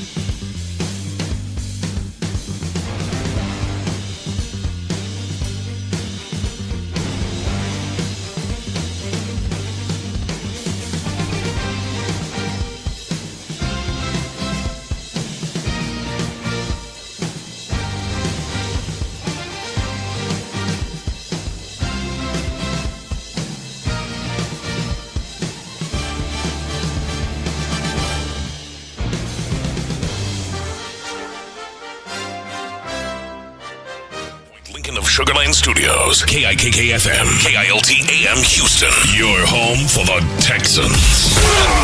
Houston sports leader is 95.7 The Fan. Live from the West Point Lincoln and West Point Lincoln of Sugar Land Studios, it's 95.7 The Fan Weekends. That's right, 95.7 The Fan Weekends. Zach Gell, B. Scott here with you for another hour. B. Scott, how old are you, by the way? 37, a young 37. Yeah, you are a young 37. Well, I just turned 32, and I've gone through a lot of life. But there's just some things in life that you can't master. And I am not afraid to admit this. So during the break, I had to go use the little boy's room. And let's just say it was not a number one, not to get too graphic with people. So I had to do like the NASCAR pit stop kind of change because we only got 4 or 5 minutes during this break. So I can't sit there and peruse social media or read a newspaper, if you know what I'm saying. Hey, you know what? You are a young man if you were able to do that within a commercial break. I could tell you now, if that had been me, we would have had to get another fill-in. Let me tell you that's the difference between 37 and 32 right there. But I digress. Yeah, Jordan would have got him here. Zach, B. Scott's in the bathroom. He's taking a while going number 2, so you're going to have to come on back and do the first 5 minutes because he's going to need a little extra time here. Yes. Something like that. Could always lend a helping hand out to others. I'm not going to lend a helping hand out to you in the bathroom, but if you need to go to the bathroom and have me do like 5 more minutes on the radio by myself, I am more than competent in doing that. Like I said, there's some things I'm competent in life and some things that I'm incompetent in. Some kind of code word or something, to come up with that system. Yeah. We got pineapples on the station. Oh, okay. I got you. So when you go to a bathroom, obviously, that's like not yours in your house, there's toilet paper that's loaded in there. And the rolls sit one on top of the other. Yeah. So the bottom roll was out. So when that top roll has to get pushed down, I can't get that bottom roll out, so I have to pull, each individual sheet of toilet paper. Oh, yeah. Because it gets caught on the bottom roll, and then it rips it off.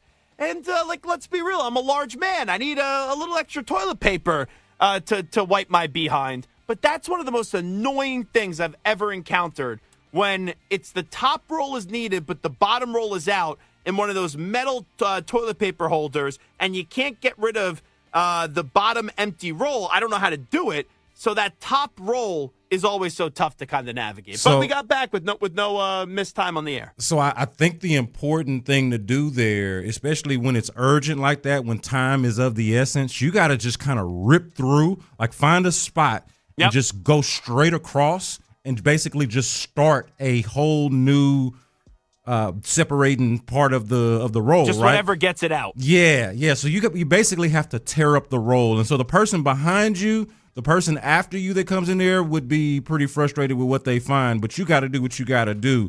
So it's not going from the bottom; it's finding a middle part where you just slice it and make a whole new roll there. So that would be my life hack. I felt like a raccoon that finds the trash. Yeah. Right. And you're just going into the bag, and everyone has had that where you leave the trash out and it's not in the bin, and you leave it out overnight, and an animal, let's say like a raccoon, gets in it, and it's not as if they're a human being and they just untie the bag and they take out what they want. The raccoon's just going to find any opening. So that's what I kind of felt like during the break. Yeah, you know what I would do if I were a custodian or somebody that was in charge of making sure that the bathrooms have the proper amount of toilet paper? I would just leave a single roll out, standing on top of it, just in case. You know what I mean? So here is the simplified, the easy way, toilet paper for dummies, if you will. And I'm not calling you a dummy, but just anybody. I'm a dummy in this situation. Anyone who can't figure it out. Any of us who can't figure it out, or if just time is of the essence, like it was for you. You didn't have time to figure it out. You just needed to handle your business and go. They need to just leave a roll sitting. That's what I would do. Leave a roll, a free roll sitting there for everybody. Talking about crappy situations, let's get back to the Texans preseason game number 1. Oh, that was a good transition very, very right there. Good. You're almost to get a radio out of a pro. Sticky situation. B. Scott's 3 ups for the Texans' first preseason game where they lost 27-7 was the offensive line, then Noah Whittington and his play, and then Marlon Klein and his play at the tight end position. B. Scott believes Marlon Klein's going to be a nice player for this football team. Now let's get to the negative. What's your first down here for the Texans preseason game number 1? I don't think we can even get into the list without mentioning the ACL injury to Graham Mertz. I mean, Graham Mertz goes out there, and it's not like Graham Mertz was going to be this super contributor to the team. In fact, if there was any situation where Graham Mertz actually had to play, it would have meant that something catastrophically wrong and bad was happening for the Texans. So we can acknowledge that, but also say, go out there and tear your ACL in a preseason game, and you're really fighting for a roster spot. You're fighting for your livelihood in the NFL at large. Guy goes out there and suffers a torn ACL, but not just that, Zach. And this has been gone over the last couple of days here at the station, but it was on a play that he shouldn't have even been trying to make. This has to be a down because it's both an injury and an injury on a play that he probably should have given up on to begin with, right? He's scrambling, and there was not really much of a play to be made there. The time and everything that was associated with it, with the clock and everything, he probably should have just gotten rid of the ball. There were a number of different things he should have done different from what he actually did. And then on top of that, it leading to injury just adds insult to injury, if you will, right? So he shouldn't have been making the play that he was trying to make, and then he gets injured on top of that. I don't think that there was a bigger loser, not that he is a loser himself, but a bigger loser in that moment than Graham Mertz suffering a torn ACL that's going to end his season on a play that just simply did not have to happen. So he's got to be at the top of the list. And no one, let's be clear, no one ever wants to see an injury happen. But in the course of a season, there's going to be a good amount of injuries. For a third or fourth string quarterback to go down in preseason, it's not an injury where it's like, oh my goodness gracious, they can't operate, they can't function. It's like it's some big loss for the football team. Stroud's your starting quarterback. If Stroud gets hurt and has to miss a few games, we know Davis Mills is more than competent enough to go on in and fill in. And Brett Rippon is a solid, third string quarterback in this league. So we'll see if they carry 3 quarterbacks. But it's one of those injuries where, yes, it's unfortunate and you never want to see it, but it's still one of those at the end of the day where you go, all right, if you're telling me there's going to be a certain amount of injuries, not the worst thing in the world. Not the worst thing in the world, but I would go a step further and say that this was a bit of a cautionary tale, Zach. You had a lot of people here in Houston, especially given the conversation around C.J. Stroud right now, who thought C.J. Stroud should have been playing in this game. And it looks like he's going to play in the upcoming preseason game against the Raiders. But they thought that the offense needed so much work that you should risk your starting quarterback out there and let him get as many live reps as possible. And then you see what happens to Graham Mertz, and you got to think, man, what if that was C.J. Stroud out there? It would be catastrophic. So I think on top of it being a down, it was also a cautionary tale unrelated to Mertz, but more so with Stroud. You don't want to see anybody get hurt, but like to your point, at least it was not your starting quarterback. So that's one down. And here's the other thing, too, just real quickly. Sure. It's like when you look at that decision, do you play CJ or do you don't? The preseason has become so irrelevant, and even the training camps are monotonous and irrelevant. The thing that I put stock in are these joint practices. Yeah. Like, that's when you could really learn, when you get other people in there and you're finally hitting against them and you're going up against them. Those are almost more important, what a lot of coaches tell me, than the preseason games, where that wasn't always the case 6-7 years ago when there was 4 preseason games and you were fighting to make the roster spots. Again, if you're a second or third string guy, they're always imperative for you because you're getting a lot of action in those games. But we're almost at a state where the training camp, it's so ho-hum now. The preseason game's so ho-hum. So I'm not going to crush a team for playing their starters in the preseason. And I'm also not going to sit there and praise a team for playing their starters in the preseason. I put a lot of stock, though, in those joint practices. 100%. And to that point, going to get a joint practice right here in Houston in a couple of days. On Tuesday, the Texans and the Raiders will be participating in a joint practice ahead of their Thursday game. So I'm right there with you. That's when we'll get a really good sense for what exactly this team is, or at least a better sense than what we've been watching over the last few weeks in training camp, watching them beat up each other. Max Crosby, by the way, at those joint practices, is probably going to be looking around at Danielle Hunter and Will Anderson, and he's probably going to be saying, man, I would like to be a part of this defense. Also, man, I really wish those 2 first-round picks weren't sent back to the Raiders and I was in Baltimore, because I understand the Raiders, they got some young talent. Fernando Mendoza, we also already did at Indiana. I love Ashton Genty. Brock Bowers, one of the best tight ends already in the NFL.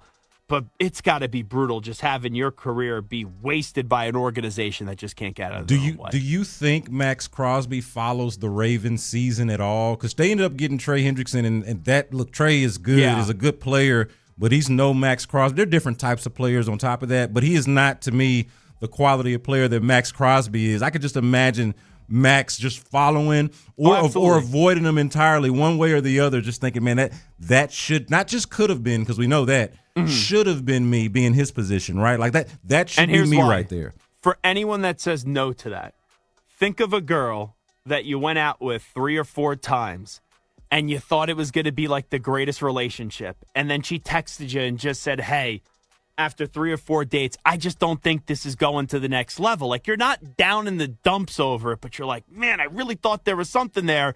And if you already followed her on Instagram, she may have unfollowed you, but you're not unfollowing her.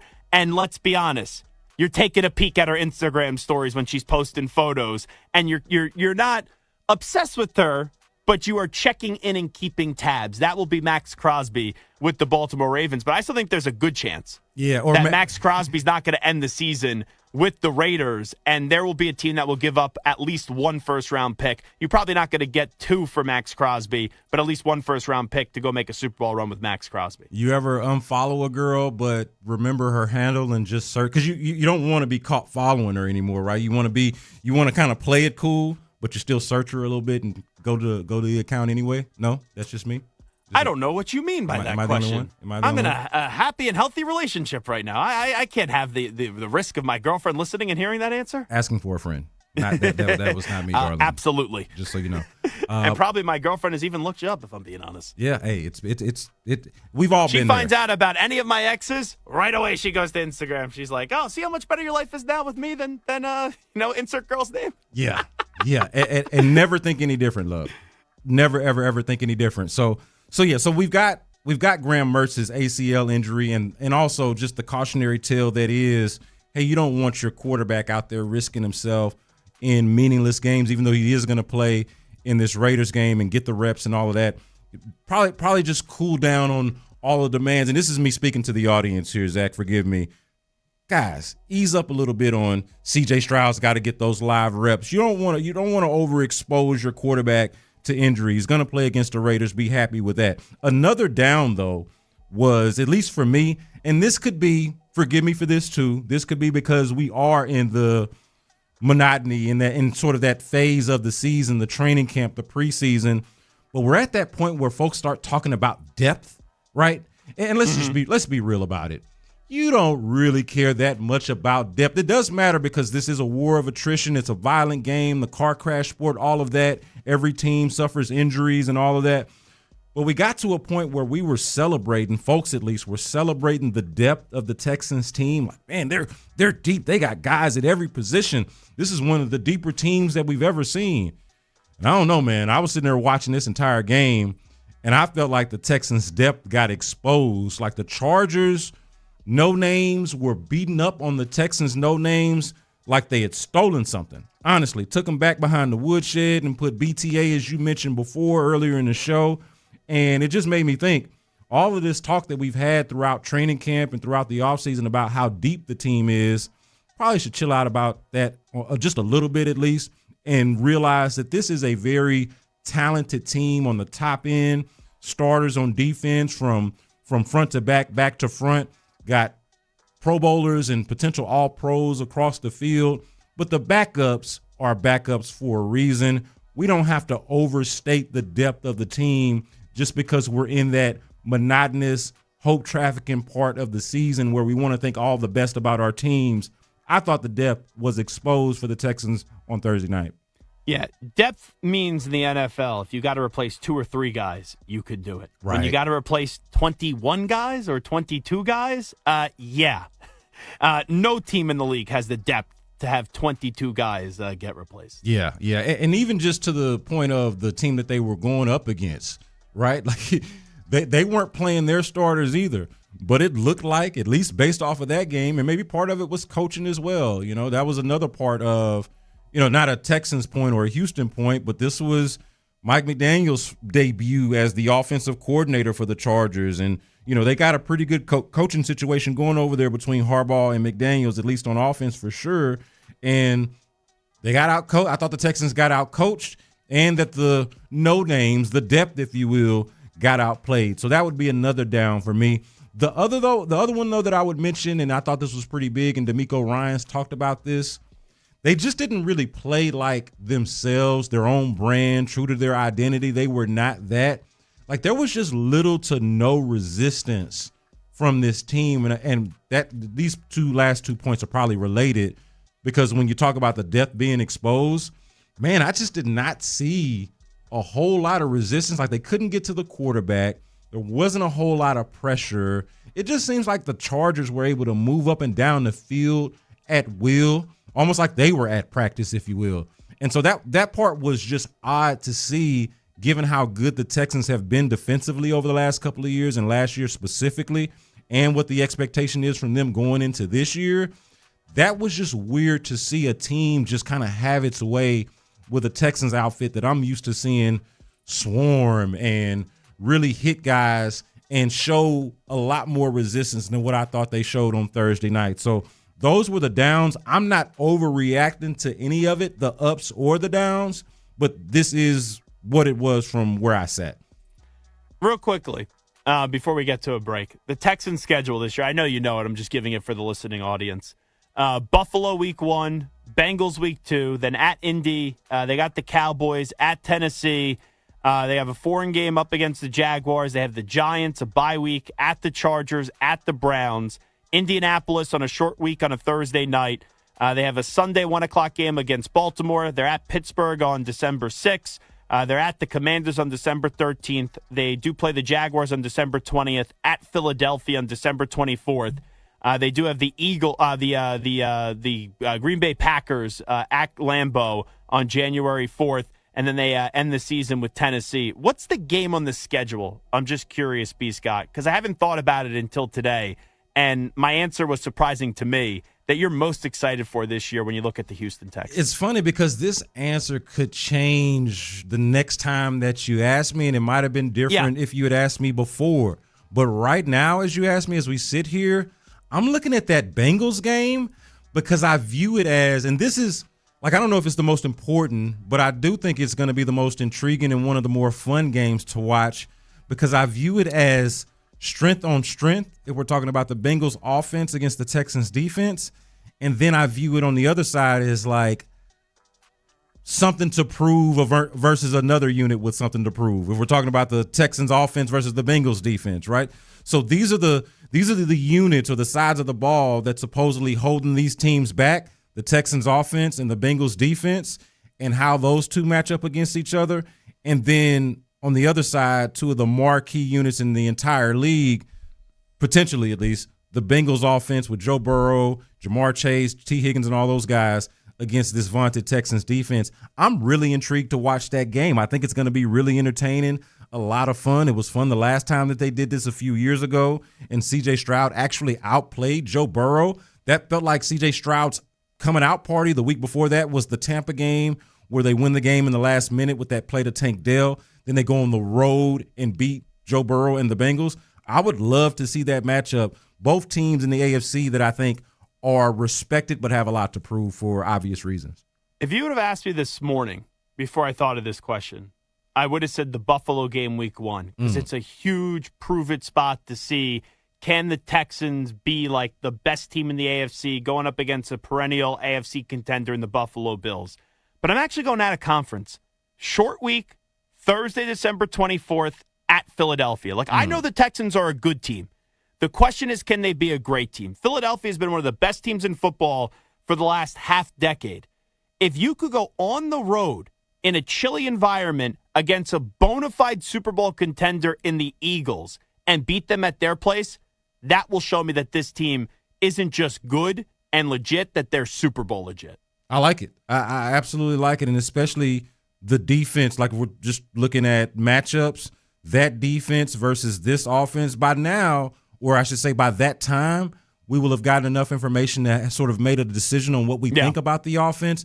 But that could really be nut-cutting time, if you will. That could really be when the rubber meets the road against a defense like that. And as you mentioned, on a short week on the road, in the elements by that time, the weather conditions, we'll see what that looks like. But obviously coming from Texas, inside from an indoor stadium to go out there and play in Philly, I'm intrigued by that matchup as well. I think that's a good pick.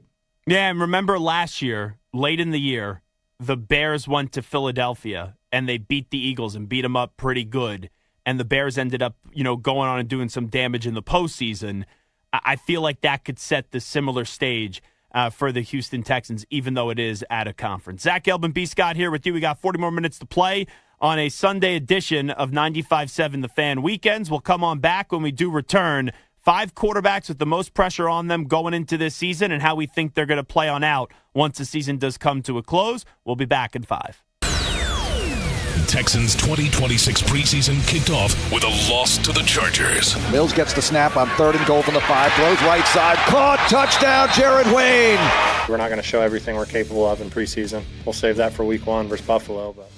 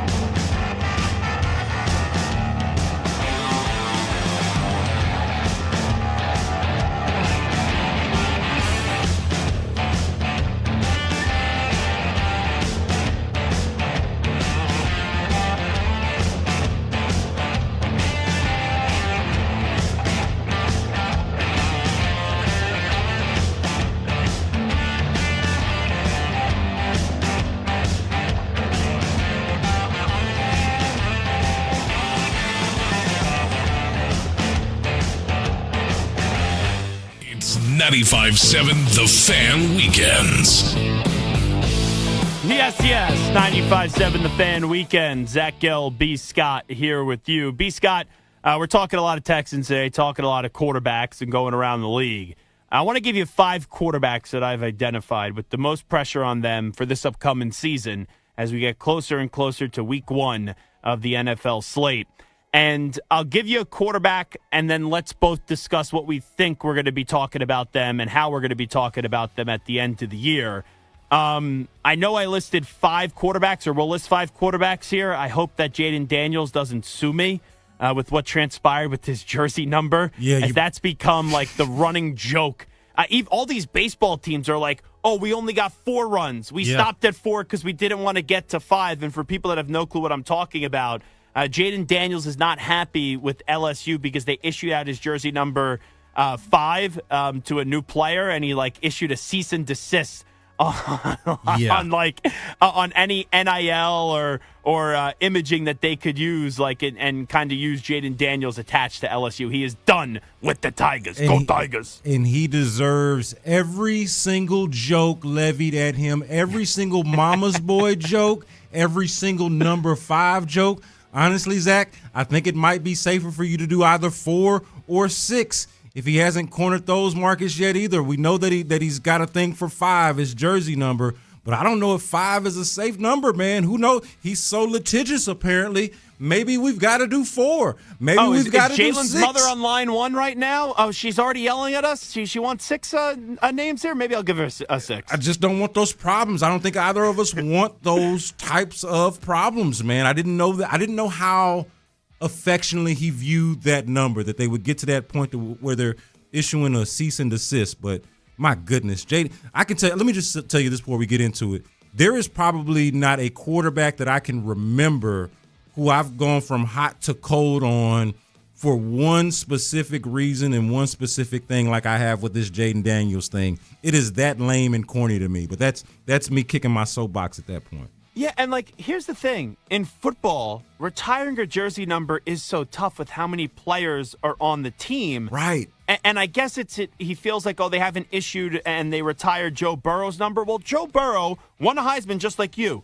He was also undefeated as a national champion. You've never, and I love Jaden Daniels in college, but you never made the college football playoff. Yeah, Joe Burrow was on arguably the greatest team of the century, one of the greatest college football teams that we've ever seen, period. So what are we even doing here? And also, keep your eyes on your own paper. Don't be a hater and be looking at what the next man is doing. And also, if you're with the Commanders now, you're going into your 3rd NFL season. Why are you worried about what the college is doing? Focus on having that bounce back year 3 after an injury riddled year 2. If you're gonna focus on anything like that, that to me is just really, really odd. And you mentioned how difficult and rare it is to retire jersey numbers in football. It's that way in the NFL where there are fewer players on a team than in college. They got 100 dudes on the team. What is he talking about? And I said this earlier, too. Yeah. I want to say I said this yesterday. If I were LSU, I'm this kind of petty, Zach. If I were LSU, I would every year have at least issue number 5. 2 players wear number. I want my best defensive player and my best offensive player wearing number 5 in perpetuity. And if we could, it would be too difficult to do, so it's not practical. But I wouldn't even mind if we went Jackie Robinson and everybody wore 5 a time or 2. That's how petty I am and how annoyed I am by this whole thing. I know you can't do that. It's not baseball, but I would love it if you could, just to go band for band on the pettiness here. It's annoying. I can't believe when you I did was that. at Temple University, if you were a single digit, they would award the single digits to the 9 toughest dudes on the team. They should come up with some award to kind of mock and poke fun at Jaden Daniels, because this is some lame stuff. And I'll just illustrate this for a point that I think everyone could understand. In the NFL, Rob Gronkowski, one of the best tight ends of all time, his number 87 isn't retired by the Patriots. Now, Romeo Doubs is wearing it this year. So if Rob Gronkowski's number 87 could be issued in the NFL, Jaden Daniels, your number 5 could be issued at LSU. Well, and also the Cowboys do a really cool thing with the number 88. right? Like they reserve. They don't legacy. They don't retire the number, but they reserve the number for the next big wide receiver. And that to me is reasonable. Maybe Jaden Daniels should have a conversation with LSU of, hey, maybe certain numbers y'all just give to special players. But the idea that they can't use his name, image, and likeness at all, get over yourself, dude. You know who they should give the number 5 to? And this would be a backhanded compliment to whoever the member is on that team, and I'm sure they wouldn't like it. But give number 5 to the most self-absorbed and least self-aware person on your team every year, and let that be your number 5 going forward. The biggest mama's boy gets number 5. Yes. But anyway, when we get to Jaden Daniels, I think he will be improved this year. I think, as long as he's healthy, he's going to be good. I just don't believe in that team, and I think the best version of probably Jaden Daniels with the Commanders was in year 1 when they found a way to get to an NFC Championship game. So I think people will be like, oh, Jaden Daniels is better. He's improved. He's more of the year 1 version than year 2. But I don't think we're going to see the team success. Yeah, as far as Jaden Daniels and the talent goes, I do think he is, year 1 was real. I thought what we saw from him was absolutely real and something that he can replicate.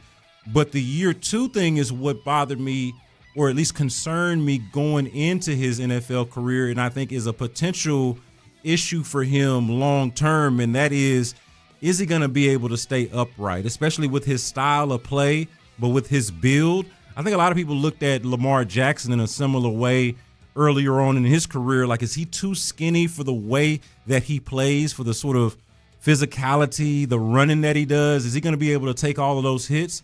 But Lamar Jackson is underrated bulky, underrated muscle there, whereas Jaden Daniels has none of that. He is about as frail as I am, if we're being honest about it.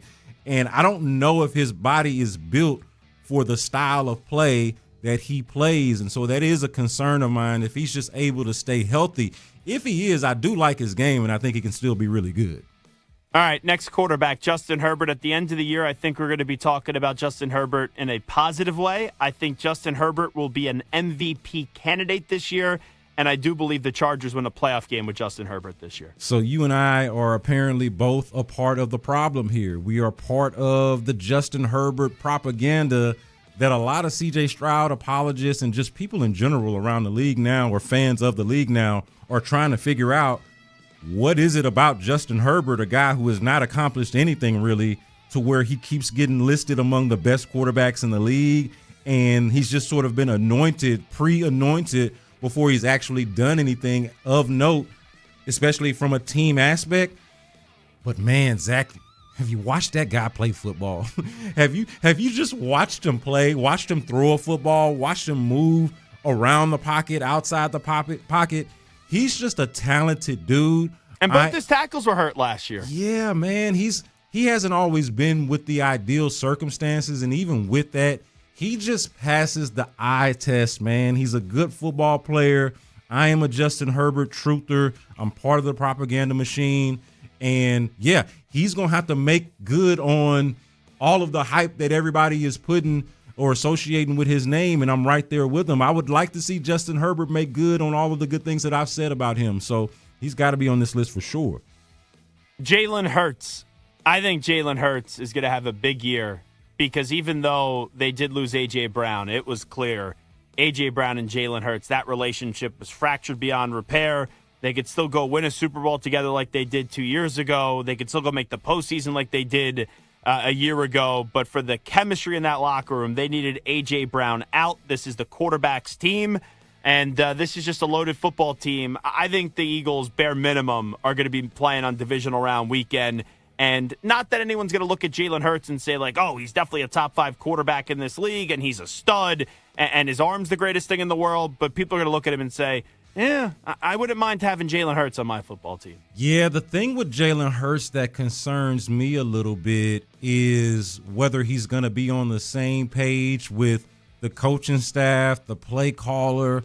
It seemed like by the time we got to the end of it, we were hearing and seeing a lot of just not being on the same page, difference of opinion on what they should be running, how they should be running it. Jalen Hurts going a little bit rogue, and you can certainly see why he might view himself as somebody that's in that position that can sort of make his own calls. But I'm more curious about that, if they're on the same page and if they're kind of moving on a string and pulling in the same direction, because that's an important piece of this. With me, Jalen Hurts, if I'm being honest, unlike Justin Herbert, he's much more circumstance and situation dependent than some of these other quarterbacks are. When the circumstance and the situation is ideal, I think he can shine much more so. So I'm curious about that. It's a loaded football team, but are they all on the same page? And does the exit of A.J. Brown help with all of that? I'm very curious about that. But Jalen Hurts, obviously, with an incredible resume up to this point, I think speaks for itself. But he's right there with the quarterbacks that have a lot to prove for sure. Josh Allen, I think people are going to talk about him as still being the best quarterback in the NFL, but I still don't think this team is going to get to the Super Bowl. And that's ultimately what's going to haunt him. You're going to be like, love him, but hasn't been to a Super Bowl or hasn't won a Super Bowl. And him and Sean McDermott, I was reading a Ty Dunn article a few months back, kind of said, yeah, McDermott and Allen didn't have the best relationship. I don't know how good Joe Brady's going to be as a head coach, but that's someone that has a very good relationship with Josh Allen. So maybe this is the year when you least expect it with the Buffalo Bills, that they finally do punch their ticket with this core to the Super Bowl. Yeah, and the thing is, it's like Josh Allen in a vacuum is great, is excellent. I've even rolled my eyes a little bit at folks, and I'm seeing here in our YouTube chat right on time, Rocky Soho is saying best QB is still Patrick Mahomes. I have been shocked to see how many people have just decided that Josh Allen is the best quarterback in the league, or at least, 1A, 1B with Patrick Mahomes. To me, that guy is still Patrick Mahomes. But at some point, the team success is going to have to catch up with his individual success and how impressive he is as an individual. And now would be just as good of a time as any. I thought, honestly, last year, with all those other AFC contenders having a down year, the Ravens, the Chiefs, the Bengals not being in the mix. Last year was the year. It seemed like that was the year, and it didn't happen then. This seems like it's going to be an even more difficult year for him to make it happen. But, yeah, he's got to prove that the individual success is going to be able to translate into team success for the Bills. Yeah, the way I've been saying it is Josh Allen is the best quarterback in the NFL. Still the most feared quarterback in the NFL is Patrick Mahomes. Like, if the Chiefs are in the playoffs, you are not going to want to see Kansas City, because it doesn't matter if they're up or down. Like, that game is never out of reach. And if the Texans have seen it, right? You could be up 20-something points, and you know that dude is never out of a football game. And finally, how about C.J. Stroud?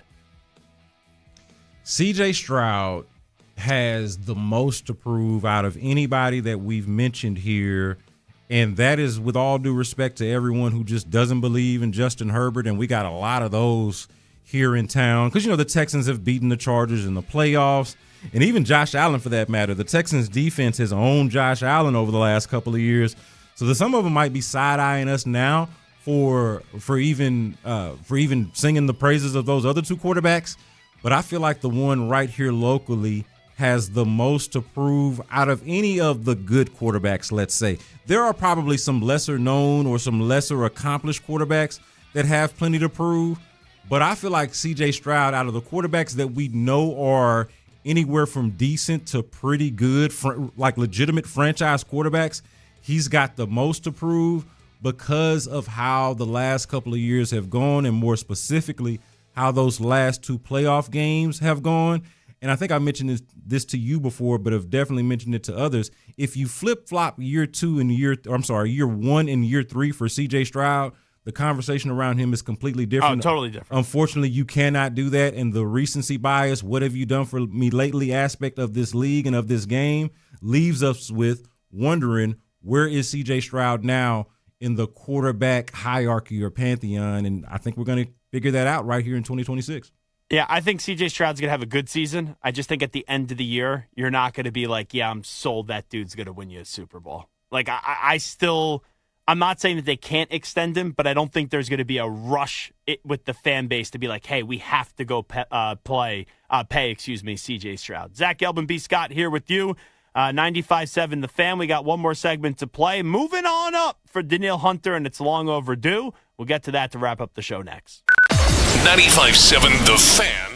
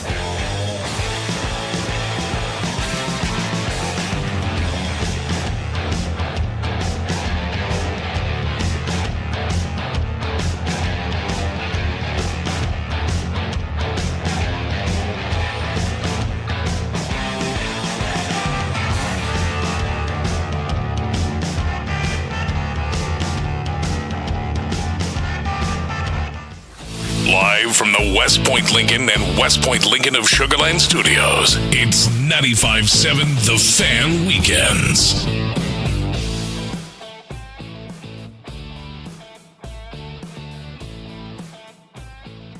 Going up against Hunter Brown. Jeremy Pena will lead off and play shortstop. Yordan Alvarez will be batting second and left. Isaac Paredes will be in the 3-hole at third base. Jose Altuve will be DHing and batting fourth. Dalton Varsho is going to be in center field and batting fifth. Christian Walker, the first baseman with the big stick, will be batting sixth. Lamont Wade Jr. in right field batting seventh. Diaz doing the catching, batting eighth, and then Nick Allen will be batting ninth to round out the lineup and be playing second base. So that is the Astros lineup tonight up against the Mariners. We'll see if the Astros could take 2 out of 3, or are they going to lose 2 out of 3 to Seattle. And that AL, I'll tell you, it is leaving a lot to be desired, B. Scott. Where Ugly. This Astros team, I don't look at them and say they're really good, but because of the state of the AL, they have a chance to do something this October. Not only do you not look at them and say they are very good, Zach, they are not very good. Just flat out, no ifs, ands, and buts about it. They are not very good. They are just fortunate enough that nobody is very good. And I said this before, the bar is the floor. Can you be the best of the worst? All of these teams are bad or flawed at the very least. Can you be the least flawed or the best of the flawed teams? That's all we're asking, is just to be the best of the worst, the tallest short person, however you want to look at it. That is all we're asking of the Houston Astros here in this city. And then you see where you can take it from there. The American League is a crapshoot right now. I don't think anybody in the American League really has a chance against any of the National League contenders, whether we're talking about the Dodgers or the Braves or whoever else it is that you like in the National League. I feel like that's who's probably going to win the World Series. But I wouldn't mind seeing the Astros be the last team to win the AL pennant before the lockout that seems like it's imminent. Yeah. Maybe you could be the last pennant winner for the next 9 months, 10 months, a year. Who knows how long this thing is going to last? Go ahead and shoot your part and shot, man, and make the most of it, especially with the kind of year that Yordan Alvarez is having, potential triple crown.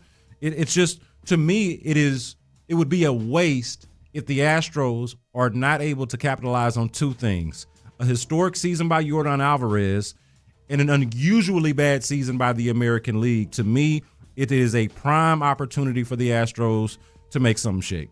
Yeah, I saw the first at-bat yesterday with Jacob Mizorowski up against Shohei Ohtani. 104, over and over and over again being thrown. And I was at a bar in Toronto with my buddies, and I'm sitting there, and one guy goes, "You think anyone's ever going to be able to throw 110?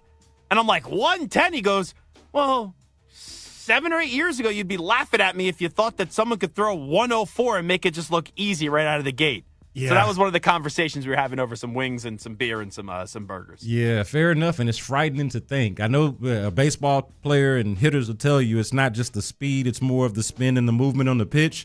But 110 sounds like, I don't know, that sounds like a bullet coming at you. You know, like you need to go up there. I wouldn't want to be in the box against that. You need to go up there with the helmet, with the usual gear, and a bulletproof vest on top of it. Like bench warmers. Goodness gracious, 110, and you better not lose control of that. You better have pinpoint command of that 110. That's a lethal weapon out there, man. Like I said, there was a lot of beers being consumed yesterday when that conversation was happening by that one individual. Maybe a few things that were getting puffed on as well. So this NFL Top 100 list, it keeps on coming on out. We're going to be down to the final 20 names. Sam Darnold was named number 21. I wasn't expecting Sam Darnold, even though he just won a Super Bowl this year and it's had a really good last 2 years, to be the 21st best player in the NFL, voted on by the players. But Danielle Hunter moved up 2 spots. He went from 25 last year to 23 this year. And also, Will Anderson's name still has not been revealed. And I'm just going to go out on a limb here, and I think it's safe to say that Will Anderson is going to be one of the top 20 names. I know, boom, sizzling hot take. But last year he was 46. So I'm curious to see how much further up on this list that he's going to go. But I look at Danielle Hunter. I know it's only a minimal movement, and he's up 2 spots. But this is one of the more underrated players in the league. He's a top 5 pass rusher in the league, and he's been going at it since 2015. And now to start seeing him garner more and more national respect and national attention for a guy that has 114 and a half career sacks. He has 3 more years of what he's done the last 3, 4, 5 seasons, and he's able to stay healthy. This is going to be a guy that he is absolutely going to have a plaque and a bust in Canton, Ohio. It is without question. This guy has played 10 NFL seasons. Out of those 10 seasons, he has only failed to record double-digit sacks in 3 of them.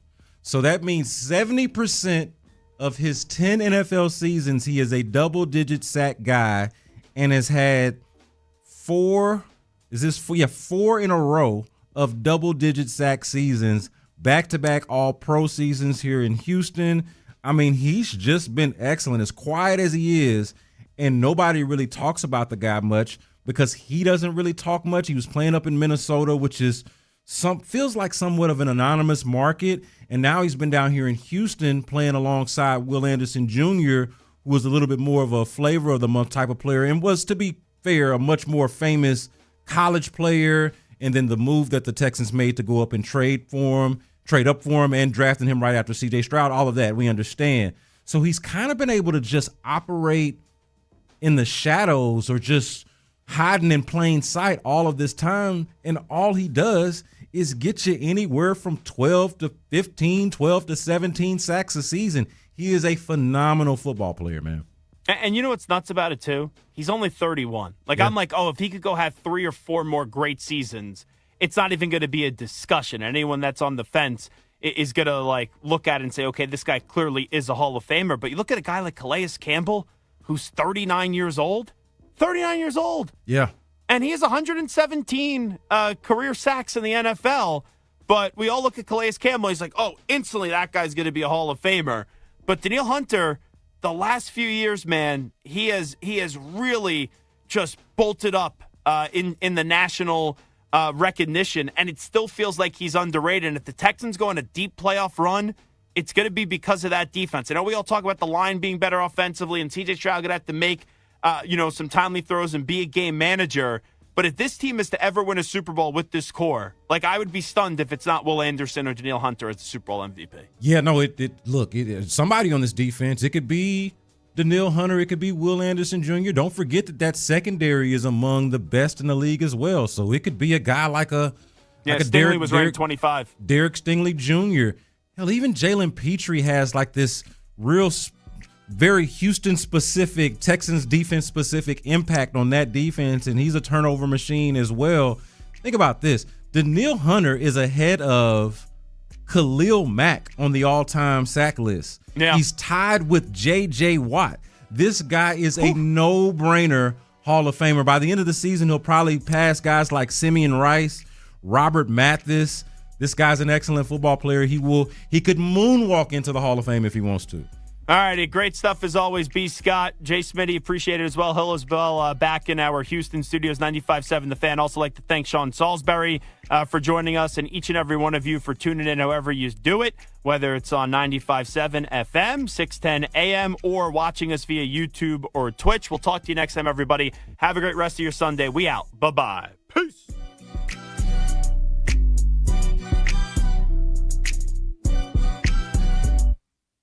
J.J. Watt is a fan of the new frequency. Thank you guys for all the entertainment, not just you guys, but everybody. Looking forward to hearing it on 95.7 The Fan now. Clear signals, no static and